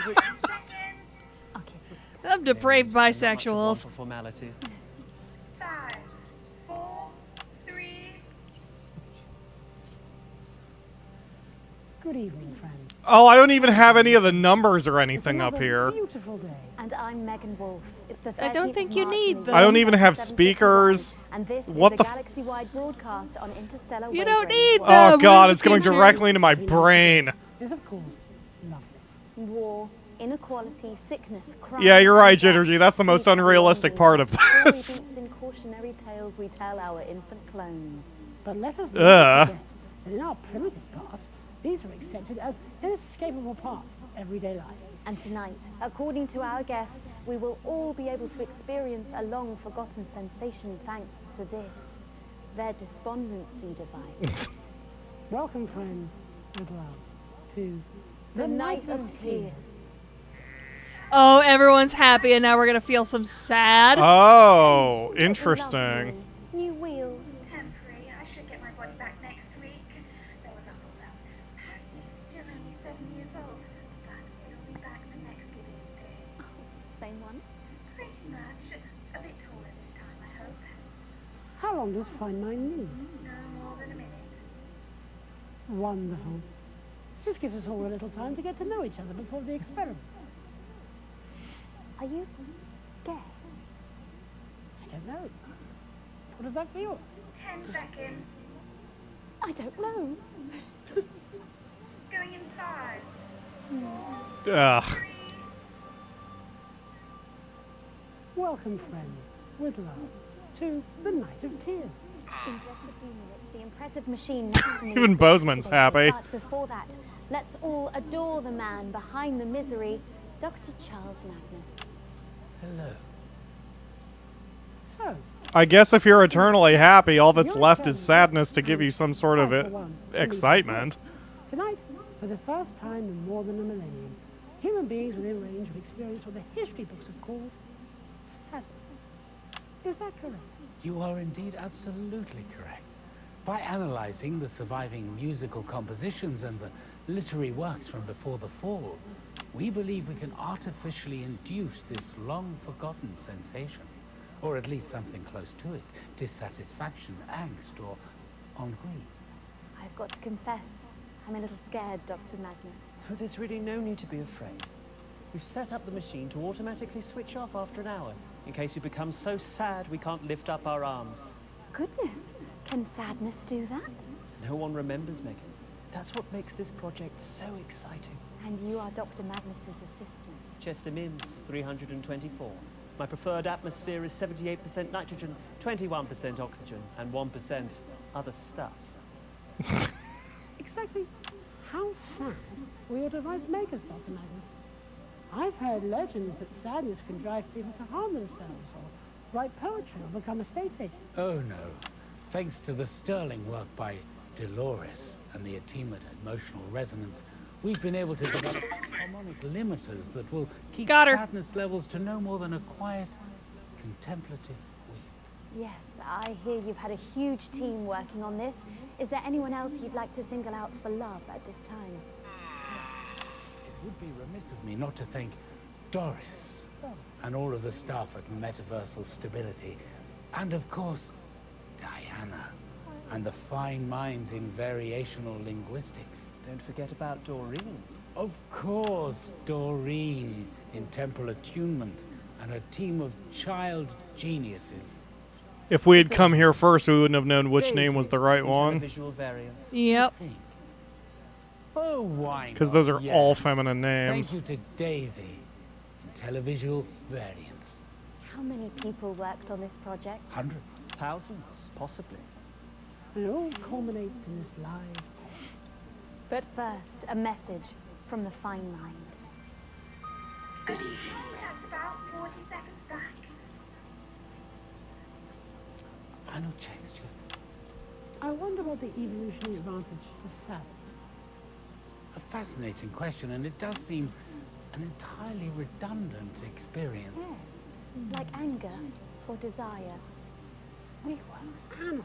Indeed. And now we are evolved. Probably unrecognizable to our primitive ancestors. Well, that's true. At peace. 10 seconds, everybody. The ultimate humans. Yes. Oh, my flies are undone. Going in 5. And you're still manspreading. Thank you, Jeremy. Well, final checks are being carried out by Mr. Minutes, and I think we're just about ready to go. Excited, Dr. Magnus? Yes, I think I am. But hopefully soon I will be utterly miserable. Indeed. On that, as on absolutely everything else, we can all agree. Let's push that button and see if we can't stop enjoying our perfect lives. Chester. Of course. And with love. All right, well, we've got the her now. Bloody done, Winston. We've done it. I've got her details now, and I've added it to the Rolodex. You can call Professor Delores Kline for the next loop whenever you're ready. All right, so... Exactly. I'm glad you left me that opening. So we could do the last 3 if you want, rather than just charging forward with the plot. What do you guys want to... Oh, we don't need to ask them. They're going to want to see this. Believe me. I wonder if we should do the thing where we hold back the content for the fans to go discover for themselves. I would, except don't forget this is a DLC. Because they'd still have to get the base game, and the base game is its own insanity and wonderfulness. I just want to push through and do it, personally, because also if anyone's watching this to skip around, they can skip around. What with the timestamps and such in the future that it's going to take me all day tomorrow to do. So, yeah, I think they're on board to see the rest. Of course, we must see the other universes. So okay, so you've done all the 1s. You have done 3 of the 2s and 2 of the 3s. So yeah, let's finish them up. What have we not done? Well, if you want to do the last 2, you've done TV, VL, and TA. So you have not done blue and white yet. All right, let's do blue and white. Okay. Oh, let me buttons. That was too much of a tease, Akamura. Maybe I shouldn't have even bothered asking the question, because clearly if they've gone this far, they're going to want to see the whole thing. But definitely support these developers and go buy the game and the DLC, please. Even if you're watching this Let's Play and have seen all of them, just buy. I don't even care if you play it. Just buy the game. Oh God, you will attend. So that's the day we had to attend the Speak when spoken to, worm. I'm sorry, what? Mistakes during this broadcast. All of you will be spending 20 minutes in the agonizer. Do you understand? Yes, ma'am. Good. A writing crop? Air controller. Is this gonna be some BDSM shit? Tonight we are working at the Ooh. Akamura. Yes. It means that everything. I mean, I'm gonna struggle if Megan's wearing all this stuff. Yes, acceptations. Controller. December. Are the prisoners ready? Okay. Bring in the prisoners.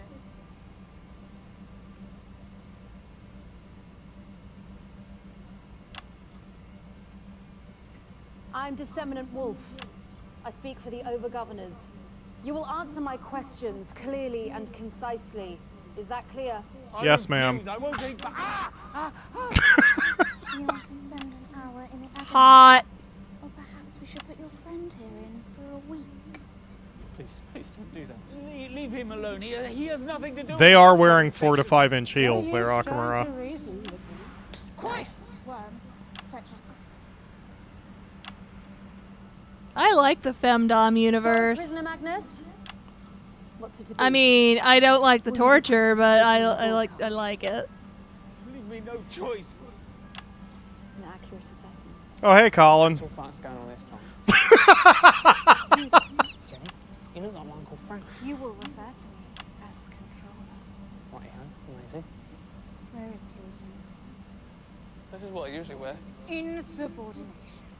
Where's Megan dressed like a dominatrix? You will not address the descendant of Yeah, Megan's got 4 to 5 inch heels on, too. You want to go into the agonizer? Nah, I think I'm just going grab one thing. Okay. Did she just delete Colin? Possibly. Controller, shall we? 10 seconds, scum. The Empire expects. Do not fail her. 5, 4, 3.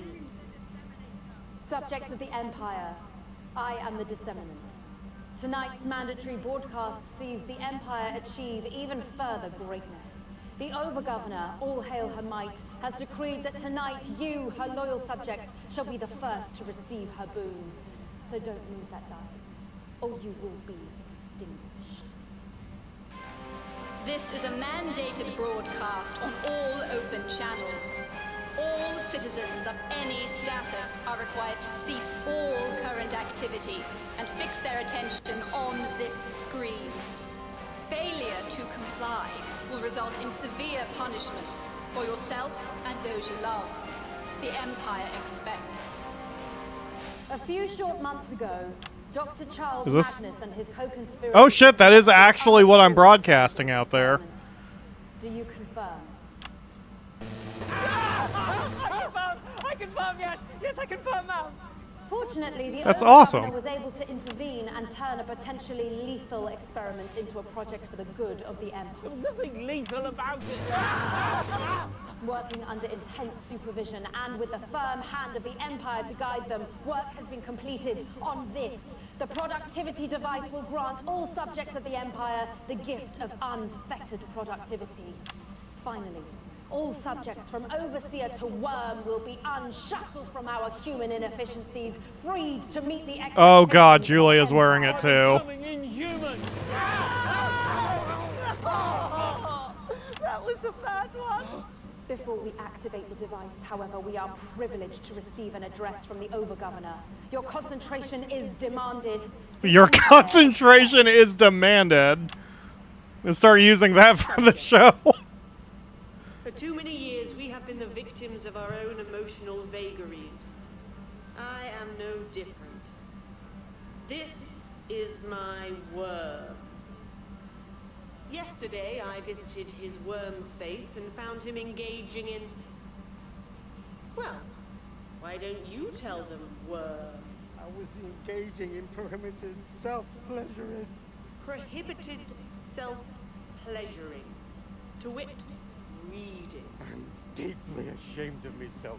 Now I know what you're thinking. Worms can't read. Well, apparently a great number of them can. They're secretive little things, aren't you, Worm? Worms are expected to be discreet.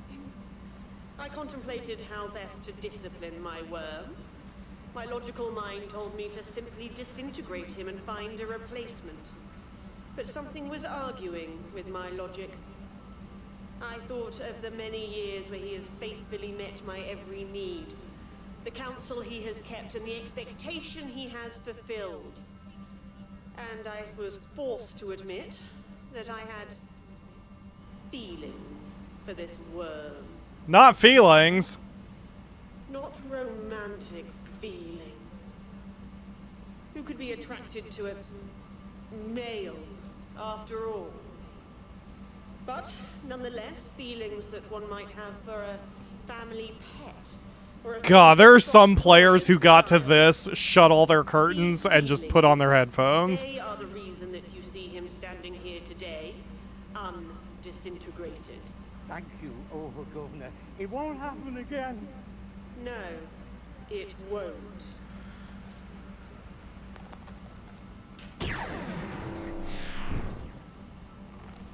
Well, shit. The disseminator up there is smirking. Our feelings make us ineffective. They make us unwise.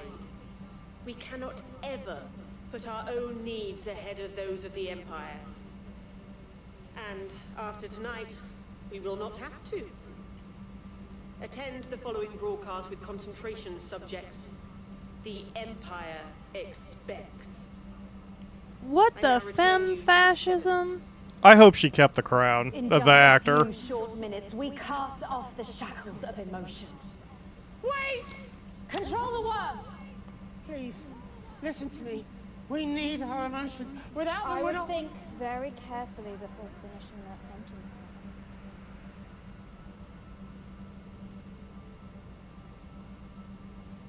Charlotte, please listen to me. For all the years we've spent together, this device, it can't be switched on. He's right.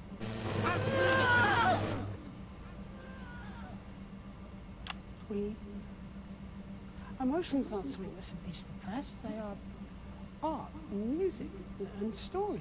Also right. Guys, stop speaking. Control it. Please. If you only ever hear one thing I've ever said to you, let it be this. Only you can stop this experiment. Control it. Jenny. Please. Save us all. Shot him in the face. Hope Colin's okay. I hate that name. Proceed. Yes, Controller. Rejoice, subjects! The Empire expects, but she also rewards. You destroy our humanity, you can't do... Well, shit. Yeah, we probably should. Before we're disintegrated. What was the ad? Hot, not for you or hot for you? I'm not sure which. Anyway. Holy So crap. that's, Alright, Akamura. So you did VO and TA. So you need green, black, and green, white. Alright, Either so one. let's do green-black. Okay. Sure you don't want to stay here a bit longer? I'm good. Okay. Poor worm Jeremy, says Genergy.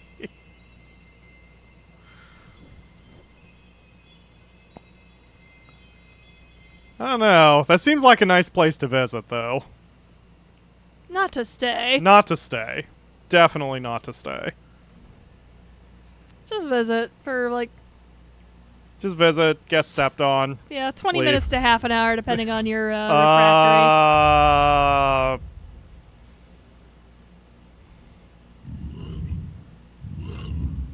Nope.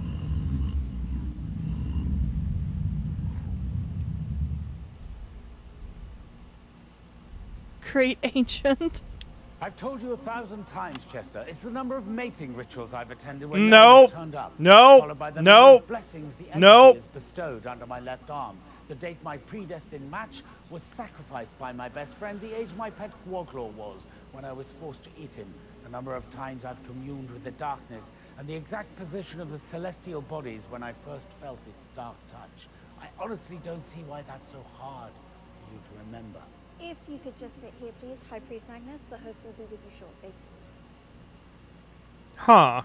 Time literally is the exact position of the celestial bodies. Nope. I Don't like any of this. Isn't it possible for me to sit No. Okay, so I guess we're here as long as you can stand to be, since we can hit the button. You're not chosen. You'll be fine. Oh god, look at the creepy. They cut out the eyes and the mouths of the people in the background there. Be respectful in its presence, please, Colin. Interesting. Wouldn't want to live here, though. Oh, good, you're still here. You know, here, with that. Definitely different, though. What's different? My clothing choices, if you ask my mother. She's half blind, though, isn't she? To stop her. Jeremy, this is Dr. Magnus, his assistant, floating around here somewhere too. It's a Doctor, pleased to meet you. good suit. I'm afraid you may find me a little skeptical. Some of Jeremy's suits are ill-fitting. Probably on purpose. Curse. High Priest Magnus. Doctor, I believe. Either is appropriate. 10 seconds, everybody. Seems like a conflict of interest to me. Going in 5, 4, Good evening. This one is Jeremy Dawson. And this one is Megan Wolf. It's the third blood moon in the year of the severed heart. And this is an ancient time special event hosted by your arcane and occult. I hate the cutout eyes. They're freaking me out. In the hallowed forest of Tittlewood, High Priest Dr. Charles Magnus and his appropriately named unworthy congregation have been working on a grand act of devotion. They claim their euphoria device will raise overall happiness levels throughout the country, which, as we all know, provides a dramatic and positive increase in taste for it that devours. We'll be in and out of the schedule throughout the evening, with our eager team of supplicants standing by up and down its blessed storing grounds. They'll report live, first, on whether the device has brought a smile to their faces, and then later we'll find out if it's brought flavour in their veins. We'll have sacrificial offerings from the worlds of science, religion, and entertainment, and of course those all-important flavour results. So don't move that dial, and as always, Appease the great ancient. Appraise the great ancient. Oh, that's a reference to when they were in the lockdown. I don't know if you remember that. They actually did talk about the great ancient when Alex was having their fever dream.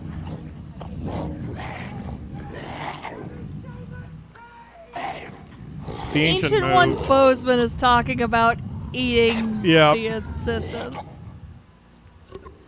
What the fuck? God, I do not want to zoom in on screen 4.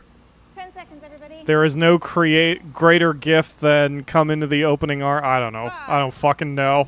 Let it feed. Hi. Just a few swishes Ugh. of its mighty barbed tentacles, this resplendent machine behind Actually, me. Miss Wolf, I think it might be best if we conducted the experiment sooner rather than later, all things considered. Yes, please. Still on script. Maybe just a couple of quick introductory chats, though. Set the scene. You are Doctor and High Priest Charles Magnus. Yes, I suppose so. Please explain to our undeserving audience, how will this device please its great and terrible malevolence? Well, as we all know, we are but food for the great ancient. It that devours the dying ones, horror, darkness, however, a few years ago, through a series of carefully conducted rituals, we gleaned that it has always found displeasure in our taste. It's a bit awful.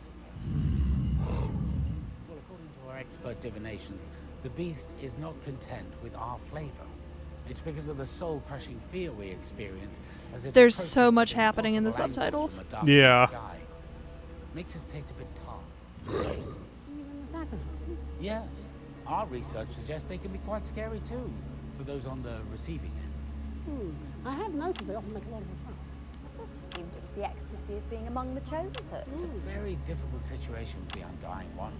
After all, as we all know from the texts, its mere presence shall cause the blood to chill, and its touch brings forth the cold revulsion of disease and decay. Smile under those circumstances. It does like to play with its food rather. An arm, leg there. As divine privileges go, it can be a bit traumatic. I see. So, it wants us to go to our deaths happy and with a smile, does it? Ignore that pesky survival instinct of ours. Oh, those pesky humans. Well, that seems entirely reasonable to me. You can eat the whole newsroom, just leave me alive. Once I activate the Euphoria device, we will all be able to remain joyful and at peace, even as we watch our families devoured before meeting our own inevitable fate. We can meet our horrifically visceral ends without complaint or fear. In short, we will finally taste lovely. Thus ensuring the unspeakable horror will have a bountiful food supply for millennia to come, which I think we can all agree is the ultimate goal. Can't get no argument from me. Well then, without any further ado at all whatsoever, let's do this thing. Great. Yes, no further delays. Where shall I partake of first? Ah, there's a park nearby. I always did prefer food-free range. Bestow upon us your mighty gift of blissful ignorance.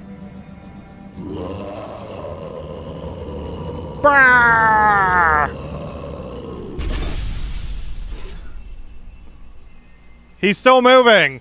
The Ancient One is Yes. invincible against time. Yes, that's because he's Boseman. Ugh.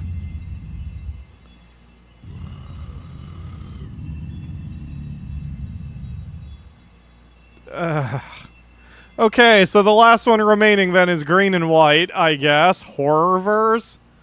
Okay. That's where we are. Green and white. Green and white it is. Boop.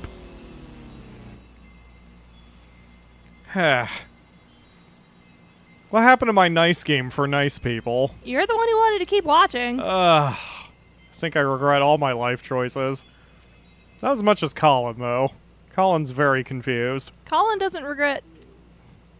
Oh, no, not Colin. I was thinking of Day 126, Chester. we shot this before Everything Chester Everywhere doesn't All at regret Once anything came out. because he's Games been take eating. ages.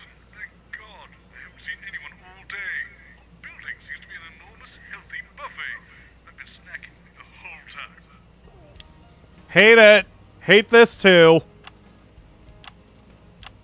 I've told you 1,000 times, Cherry. It's the total number of fruit minus the total number of vegetables multiplied Fruit by and the combined vegetables? ability to keep What the medical fuck? professionals away. I honestly don't see why that's so hard for you to remember. If you could just wait here, please, Dr. Mandarin. The host will be with you shortly. Not him. Are these the props or are these... No, please, no! Nope. Nope, those are not the props. Well, we're just all a bunch of fruit people now. Leave that alone, please, Colin. It is. There, what is? Look really cute in this universe. Back in a sec. Winston, it occurs to me, I think I might have been eating the star. Yup. Specifically, Patrick. Just don't tell anyone, all right? No problem. No idea. Colin can handle it. He handles everything else. Anyway, Lemony Donaldson, this is Dr. Lemony Donaldson. Ah, of course. Lemony Donaldson, professionally sour. All the sharpest minds are. Sorry I'm late. Colin left me in the dressing room again. Professor Mandarin. Actually, it's Doctor, apparently. Either is fine. And we're going live in 10. Colin! Shit. I would say Jenny Pineapple needs to get the hell out of the scene. 4, 3. Good evening. I'm Lemony Donaldson. And I'm Mango Wolf. It's the 13th of March 1985, and this is a Channel One of Your 5-A-Day special event, hosted by your National Nightly Fruit Team. I'm curious if they were running out of ideas at this point. But this was recorded first. Maybe this was their first idea. They claim their ambulatory device will finally enable us all to grow our own arms and legs. Also try to change only from the second group. Okay, we'll do that next. World-changing claim to the test. We'll be in our schedule throughout, with our team of reporters lying about up and down the country to report live on whether the device has actually given us all the ability to get up off our cores and move for ourselves. We'll have experts from the world of salad, pudding, and preserves, and of course, those all-important results. So, even though you soon might be finally able to, don't move that dial. Stick with Channel 1 all evening as we bring you The Night of Limbs. Okay, that's 45 I have minutes. questions. Quickly, you know. Funny, I was going to say the same thing to Lemony. I don't know what you mean. I have the rind of a young, fresh peach. Well, you should probably give it back to her. When we come back, we'll do the questions about your device, Dr. Mandarin. Okay. I'll need Colin's having to hold everyone up in the title sequence.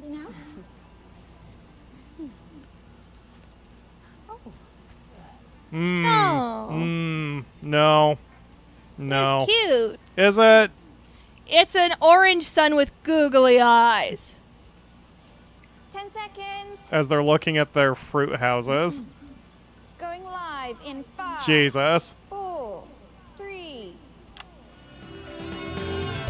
Welcome back. In just a few minutes, the scrumptious machine behind me will be activated, and maybe, just maybe, we will all finally find ourselves freed from our bowls. But first, let's meet the man behind the movement, Dr. Charles Mandarin. Hello. Dr. Mandarin, this whole notion of granting fruit self-driven momentum, that's a little far-fetched, sure. Not at all, Lemony. After years of research, a top team, and some out-of-the-orchard thinking, we believe we've finally discovered the secret of rapid evolution. Well then, please do tell us how it works. Ah, well, this is where my presentation comes in handy. We could just flip over to the first page there. Here. There we are. So, as you can see, our current lack of movement will be solved by the additional growth of what I've named limbs. These limbs will be subdivided into 2 categories.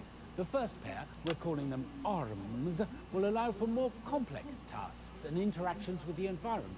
The second, currently called legs, are stronger but less precise and will enable us to change our location unaided. Wow, that is quite the claim. Do you have any idea as to the implications of such a large change? Well, of course, on the next page, these... Poor Colin. I just have said, like, how could anyone do anything here without a Oh, God, that is not a good-looking banana. Increase in productivity for the average fruit. That is the stuff of my nightmares. Limbs is really quite extraordinary. Yes, if we can work out how to use them. Dr. Mandarin, this seems like dramatic, life-altering science. But have you run tests? Do we know this is even safe? Well, obviously risk can never be totally eliminated. You can't make a flan without losing a segment, as they say, Mr. Johnson. However, we've run numerous safety tests on vegetables. They are our nearest biological neighbors, after all, even if they do seem subsentient. We've brought in our prototype model to demonstrate tonight. Shit. Colin? Oh, wow, well, that is impressive. And it all works without damaging the poor vegetable. Well, we're more than 87% confident that any pain felt was minimal at most. All right, then. Well, thank you for that, Dr. Mandarin. Now let's get that thing out of here, shall we? Dirt has given me the pips. We were hoping to go live to the new government presentation cushion for a special message from the Prime Ministers, Peach Clement and Julia Limesbury, but unfortunately... Oh, that's he's a bit cute. difficult and she's worried he'll just take the piss. And that was a good I pun. think we're just going to make our way over to the machine. Oh, careful, Colin. Colin, I can't see. Watch it! Please down here, Colin. You just need a good fruit basket there, Colin. A literal fruit basket.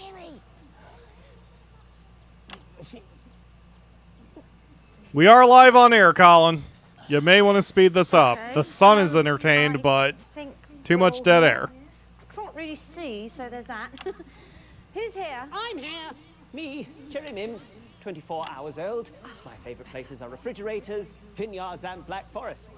Also, I'm here. As am I. Good. Let's get the countdown started then. Jerry? Yes, sure. Okay, starting at 10, 9, 8, 10 watermelons. Come on, Colin. 5, 4, 3, 2, 1. Colin, you'll be... Colin. Oh, he dropped everybody. He's gonna make a fruit salad on the floor. Never liked him. Let's get out of here before the police arrive. Yeah, no problem. Okay, so that's all of that. So I guess... Oh, yeah, we need to do this. We need to do the card. Professor... Yes. Oh, shit. Right. Yes. We wanted to do that. I just cracked the glass. Well, I was going to link the two on the right, but it's probably fine. The glass will not let me change things. It's fine. We'll keep that a mystery. Let's bring in her. I wonder if I can Day 126, A Tale of Love and Jazz. Can I nope. Can't change anything now. Never been done before, but I can't help feeling, given a few decades, everyone will be doing it. Anywho, we've solved this, so don't forget, we care about the audience again. Oh shit, okay. Not for singles. I've managed to book Smiling Toots Johnson and his Jazz Fandango to play in Oh my god, do we have a second musical number?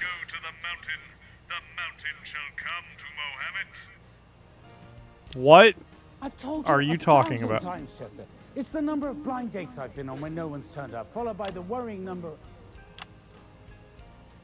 Oh. Hello. Professor Kline. I didn't know you were attending this evening. Good evening, Dr. Magnus. It was all a bit last minute, I think. Chester, did you know about this? If you could just sit here, please, Dr. Magnus. The host will be with you shortly. Not you. Sorry, Dr. Magnus. Are you not staying, Chester? Yes. Where are you going, Mr. Mims? Sit down. Didn't you just... Professor Kline and I think you have a lot to add. Leave that alone, please, Colin. This is more like it, yes. Everything's in its place. You okay, Colin? Why can't I just be glad you're not singing? Why would I? Who's the mouse? Even within their own universe, he's breaking fourth walls. Has he lost his fucking mind? That's a nice smiles, Jeremy. Don't emphasize. Don't say swears. I actually have to censor you this time. Dawson. Professional matchmaker, apparently. Goodness. Hope it won't be an easy one of those. A matchmaker? God, no. The very thought. Ridiculous. Boseman held me up. Did he ask you to? Cupid gave us relay the message. I heard that. Well, I think you look really good with wings on, actually. 10 seconds. And a nappy. Oh, that's a look. 8, 5, 4, 3. Here we go. Good evening. I'm Jeremy Dawson. And I'm Megan Wolfe. It's the 13th of March 1985, and this is a Channel 1 special event hosted by your national nightly news team. What is happiness? It's a question that has baffled artists and poets. What are you doing? Primitive caveman, romantically rendering his intent. What are you doing, Boseman? Simple stone club to the jazzman. Spooky brush. Loosening libidos with each daring. Or the audience, tap, tappity, tap, tap in their toes to the crazy rhythms of the mysterious night in an effort to unwrap her most intimate secrets.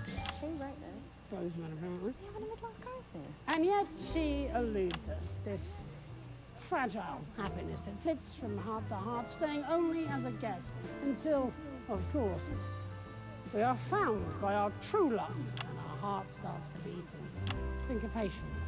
For when we are in love, every moment is happy, every sound a melody, every face is radiant, beautiful. That is not how love works. That's LSD. And when they find Allegedly. the password ever scrawled to the cave walls and the flickering light of that primitive flame, you can bet your soul that that word would be love. Or even jazz. So don't move that dial, stick with Channel 1 all evening as we bring you The Night of Love. Hate this. The end of our journey. There have been ups, there have been downs, but in the end, we've come through it a little older and a little wiser. And You're referring to the game too, aren't you? looking forward to going home. So let's make it a good one. Sure.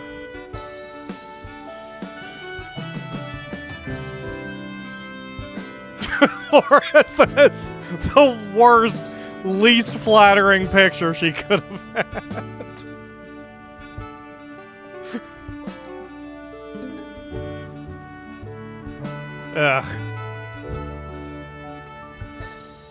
Welcome back. Not long now until we take a trip to Planet Bliss. So let's meet the interplanetary cat who'll be our cosmic tour guide, Dr. Charles Magnus. Good evening. And with you, you have today... Chester Mims, 24. This is Professor Delores Kline.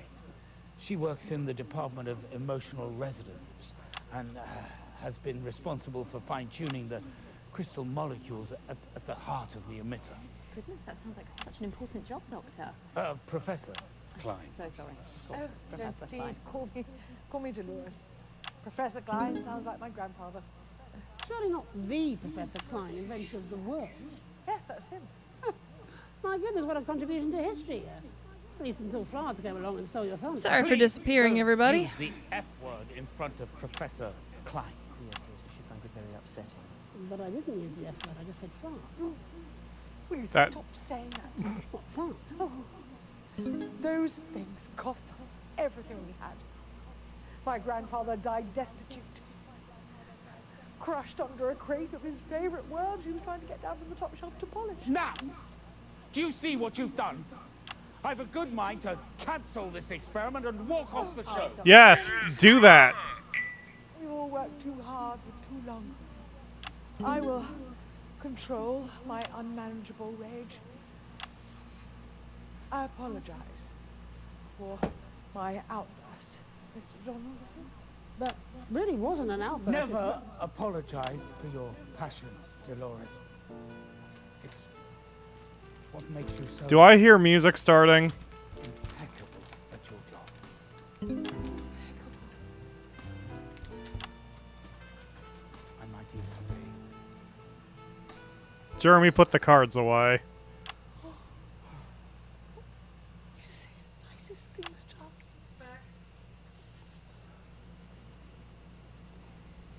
So when the device is switched on, will we all experience love? oh, crimes, no.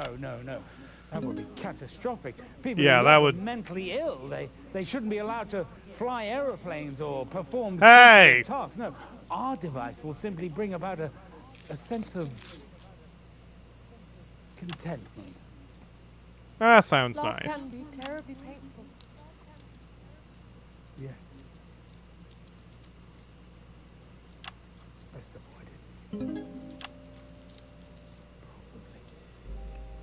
Well, this is depressing. Enough subtext there to fill a poetry book, but apparently we are going to lift the needle from the grooves of the record of love and take a trip downriver to the... Ooh, what a good line. The sounds and stylings of the country's most powerful couple. I am guessing that means we're talking to the Prime Ministers. Who, just to be clear, are in no way romantically involved. Well, that's probably a good thing. There's no place for romance in the workplace, after all. Can't say I disagree.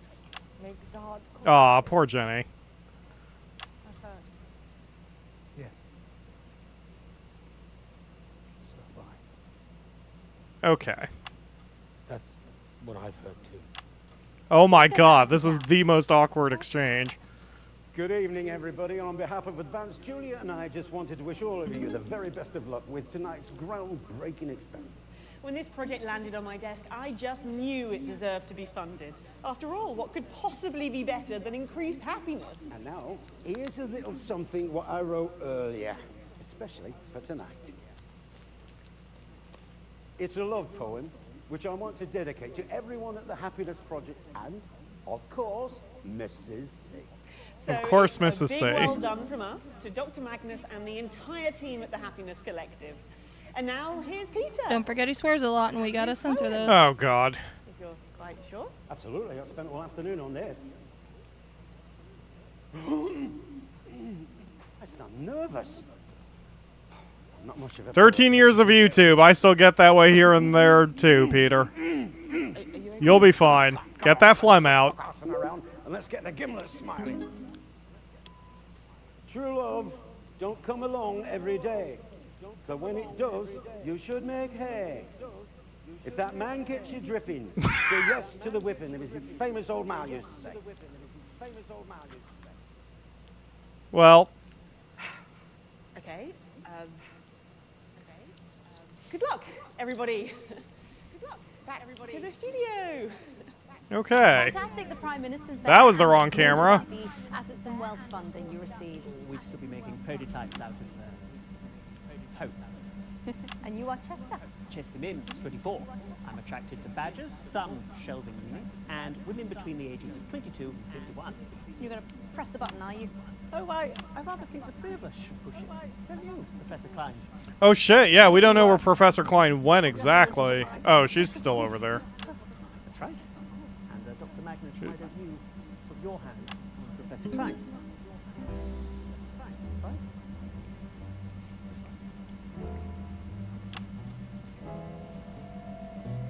Touch her hand, dude. Go on, man. Tell her. This is what we've been waiting for. You're right, Charles. Feel a bit dizzy if I'm honest. You need to sit down. No, I think I need to say something.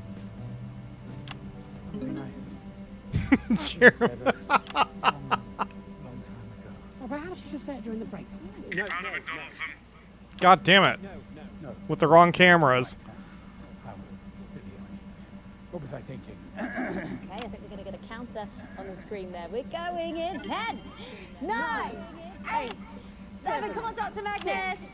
5, 4, 3, 2, 1.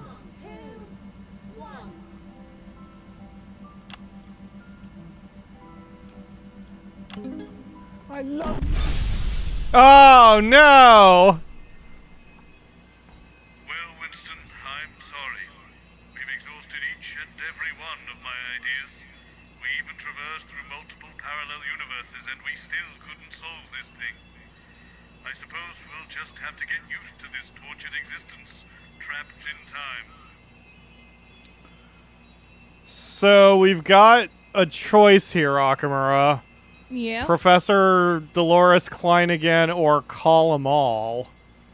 I don't know why both would be available, but they are the only thing we can interact with. Can we not call them all together? Call them all might get them together. I don't know. I'm not sure what'll happen.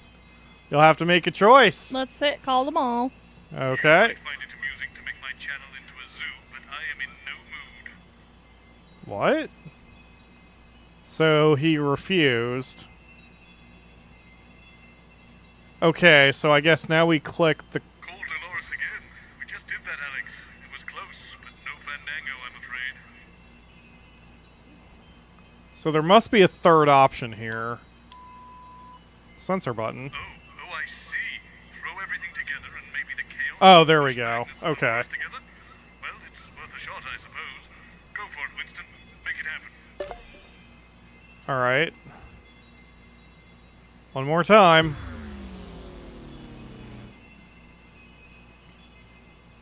Wow, the button got all weird there. Yeah. So, I guess Kline is all good things. Ah, this feels so final. I love this game so much. Jenny, what's going on? Oh, hello, Robert.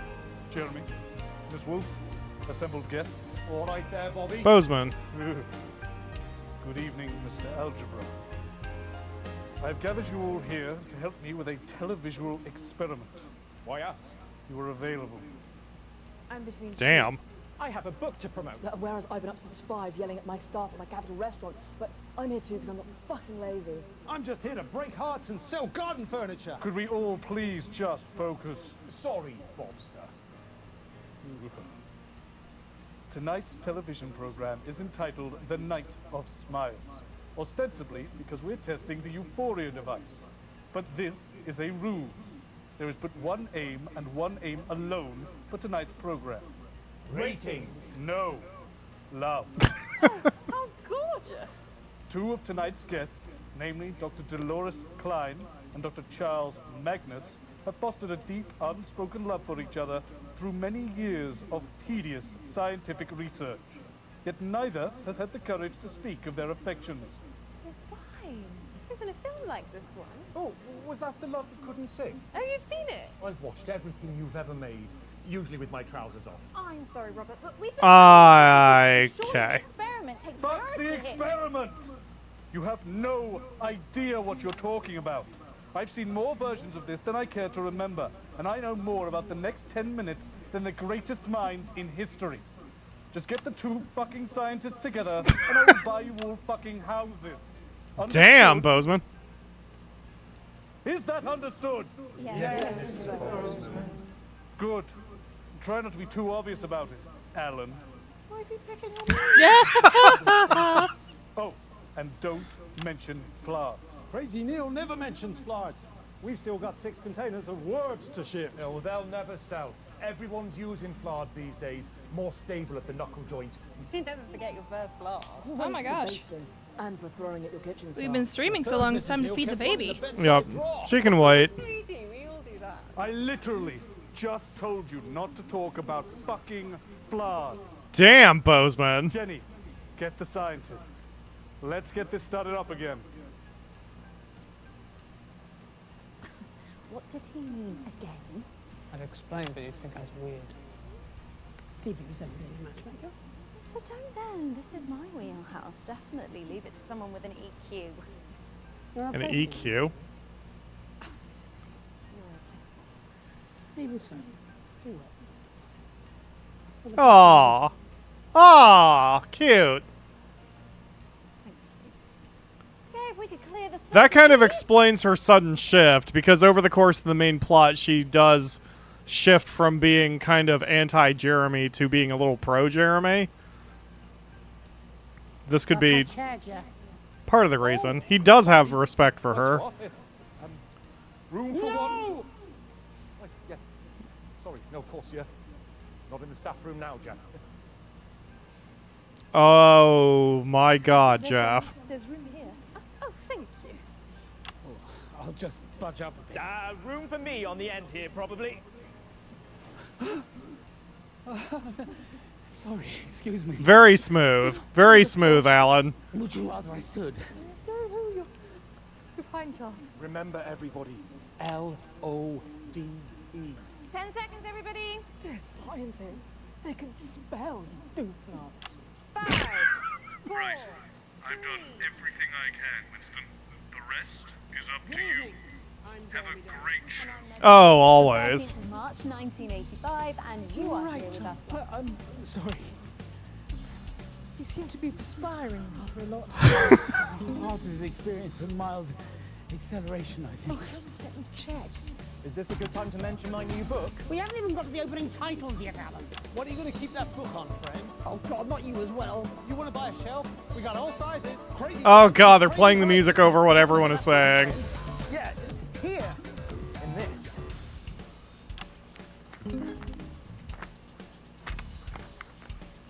What is that? You. Come here. Come here. What is that? Do you know? Too crazy for me.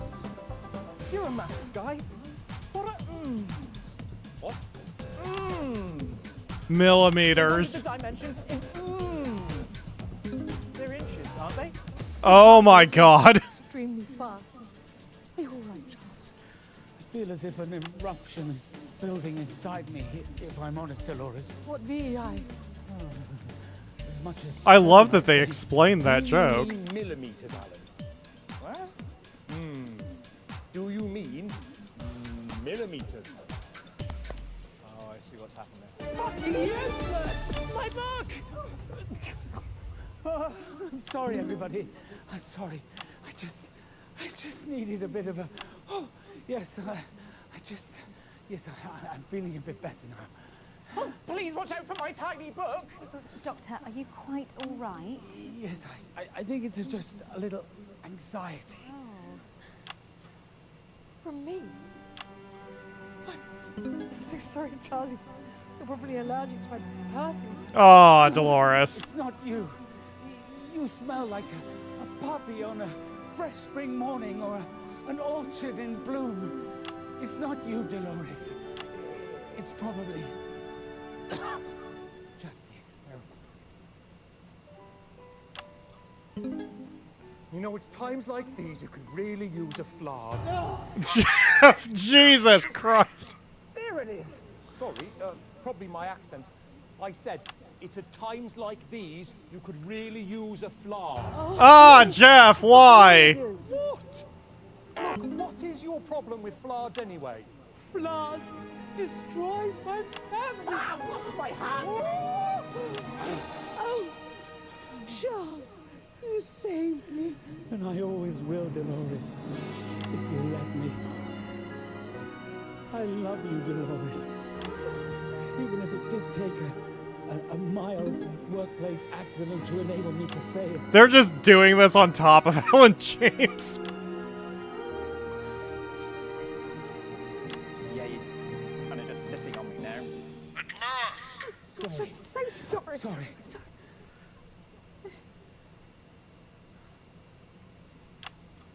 Just roll the opening titles.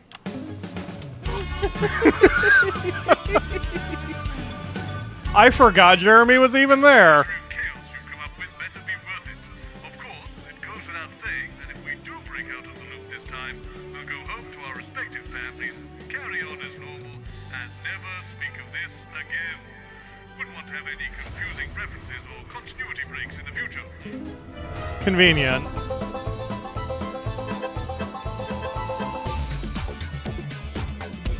Trapped in the simulation, Project Gemma. Jesus. This opening title sequence is an assault on my senses. Yes, and I love it.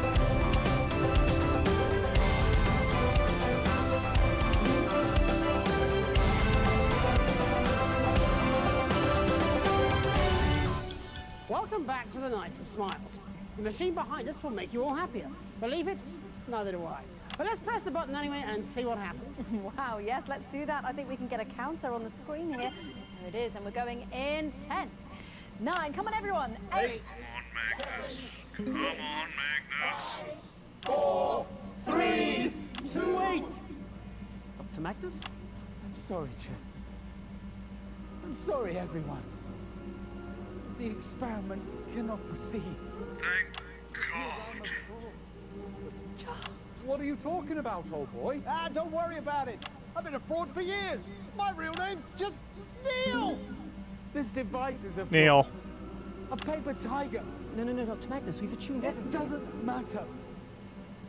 We don't need a machine to bring us happiness any more than we would want someone to eat for us or laugh for us. We don't need a euphoria device. Happiness is everywhere already, and it's different for everyone. For me, it's how I feel when I look into Dr. Kline's eyes. And at her meticulous research. But for you, it might be a particular view at sunset, or the darkness of a theater just before a play is about to begin. For me, it's streaming. I'm in the job I love. All of these things, or a million other things. For me, it's seeing you. Aw. Well, yes, I want to do the show with you. And being near you. And, like, even when I'm having a bad time, like right now when my blood sugar's sinking down, I'm just happy being with you.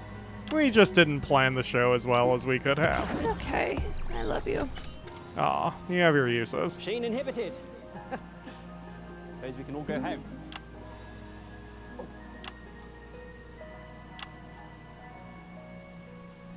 Aw, everyone's slowly going home.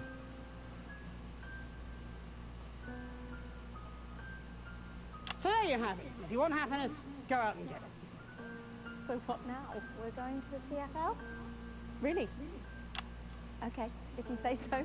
We apologise for the change in tonight's schedule, which was mainly caused by, well, by love, I suppose. The universe is probably safer, and our boss owns us a house, so all in all, a goodie. But it's about to get even better as we have a treat in store. It's all the highlights from today's semi-finals of the Feline Football Championship. Sweet, more cat football. What? Jolly good show there. Oh, we're just out. Jolly good. I'll see you tomorrow when we can get back to the real news.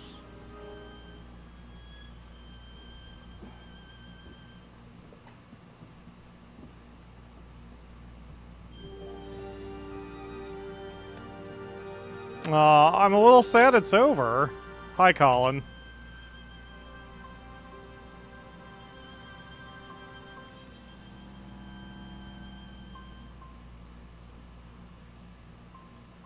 I guess Colin has gone through us, or has gone through all this with us this whole time. How's it going, friend?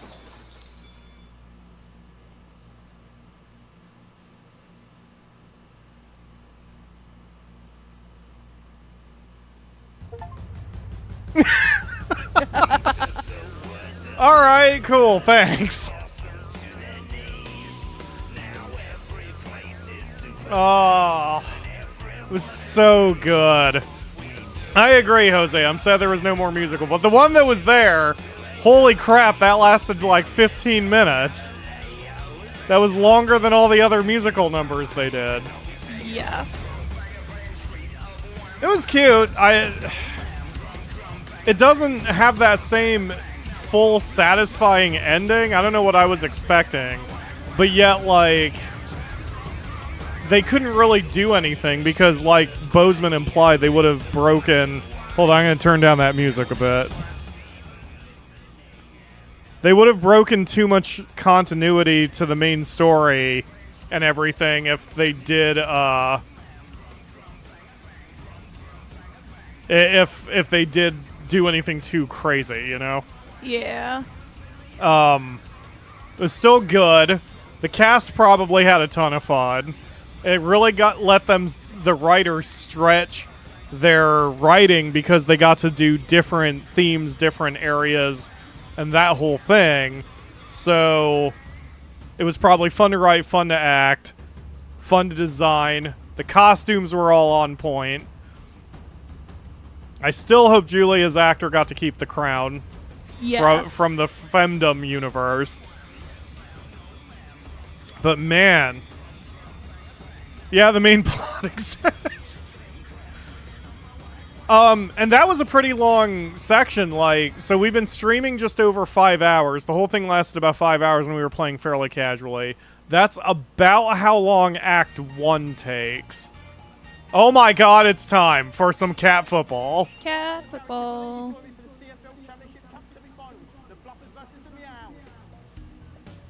7 minutes on the clock. The Duke with the first goal of the game. A flick of the Oh my god, yes.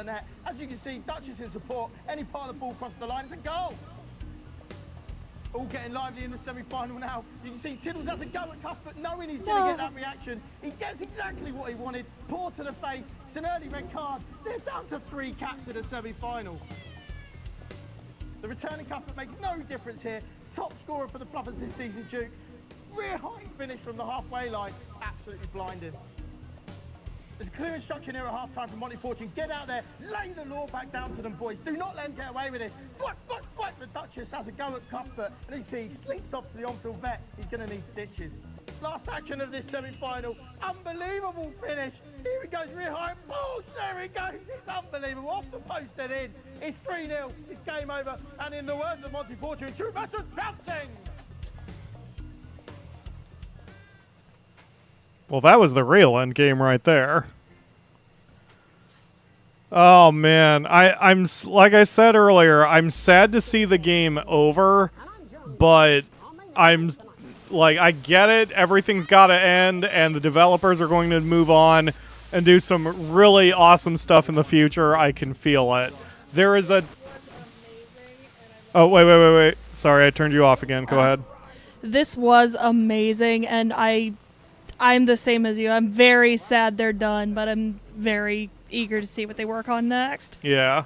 And, I mean, I would clamor for a sequel, like a direct sequel, because I love the way this game is. I like the mechanics. But even if they just stick with, like, FMV games, the developers are, the game designers specifically, are creative enough that they took an old concept of an FMV game and did something new and interesting with it that even evoked all the various emotions to make it happen. It was funny, like the main plot too, is funny and sad and tragic and serious. The actors are fucking amazing, deserved everything they got and hopefully more for future roles and such. Just good. It's bittersweet that it's over, but I'm very happy they let me do this game. And this has been in development a long time. The original one, like the base game's early access, came out, I believe, in 2019. And the whole reason it took this long was because Part 2 was delayed because of that thing that went around and is going around. But even that they turned into this creative offshoot called the Lockdown, which is in our main run, if you want to take a look at it. Just excellent all around. And the game has 14 endings. Where is it? Extras? Yeah. All of these refer to different endings that you can click on. And I'm not going to click on any of them. If y'all want to see the main plot and see the different endings you can do, go get this game. It's fairly inexpensive, even with the DLC. It's worth every penny. Play this, enjoy it, support the developers. Eunice says it right. Do not cry that it is over, smile because it happened. And the nice thing about games is even though this means they're not making any more content for Not For Broadcast, Not For Broadcast still exists. And as you saw from that previous screen, I don't even have all the endings yet. So there's more gameplay I can do and want to do. And just even playing the DLC makes me want to do another full run of this. But anyway, that's going to do it for today. Thank you all very much for watching this extra long stream, but I would say it's worth it. And the next time these developers make any product, I will be covering it for this channel because I have faith in them and believe in them that it's going to be a damn good game. Any final words, Akamura? No, I think you covered most of it. Okay, I would like to see you play this sometime with the accessibility options on. Yes. Because with maximum accessibility options, they even disable everything except the screen flipping. Like, you just have to pick the right camera angles. Oh, that's so nice. Yeah, and like, you can turn off everything individually. And it was awesome of them to include those. Yes, absolutely. Yeah, I expressed some concern when we even did the first run. I can't remember if I even said something. I remember I did say something to the effect of, you know, I asked you how you felt about the game as a first-time player going in blind. You mentioned that it was a bit overwhelming, and I think I said, you know, hopefully that there's a way they can turn down the difficulty or something so other players can play it. And here we are. I mean, I'm not saying they took my suggestion. A billion people probably gave it to them. I'm just saying it was really cool of them to do so, because they could have said, screw you, we're just going to keep it the way it is. I also like that you can dial it down in stages. Yes.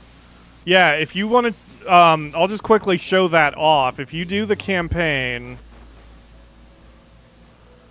So you can customize your difficulty settings. So you set, like, how quickly viewers are lost, because that's your fail state.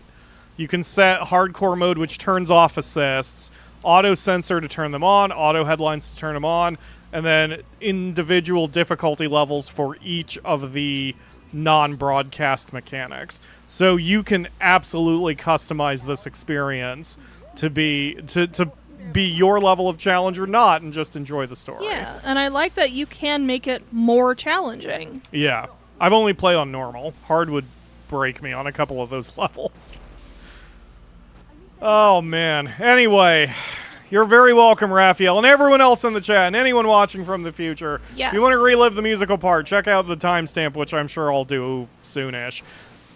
Probably by the time you're watching this from the archive. Thank you again for watching, and we will see you again next week for another stream. Bye.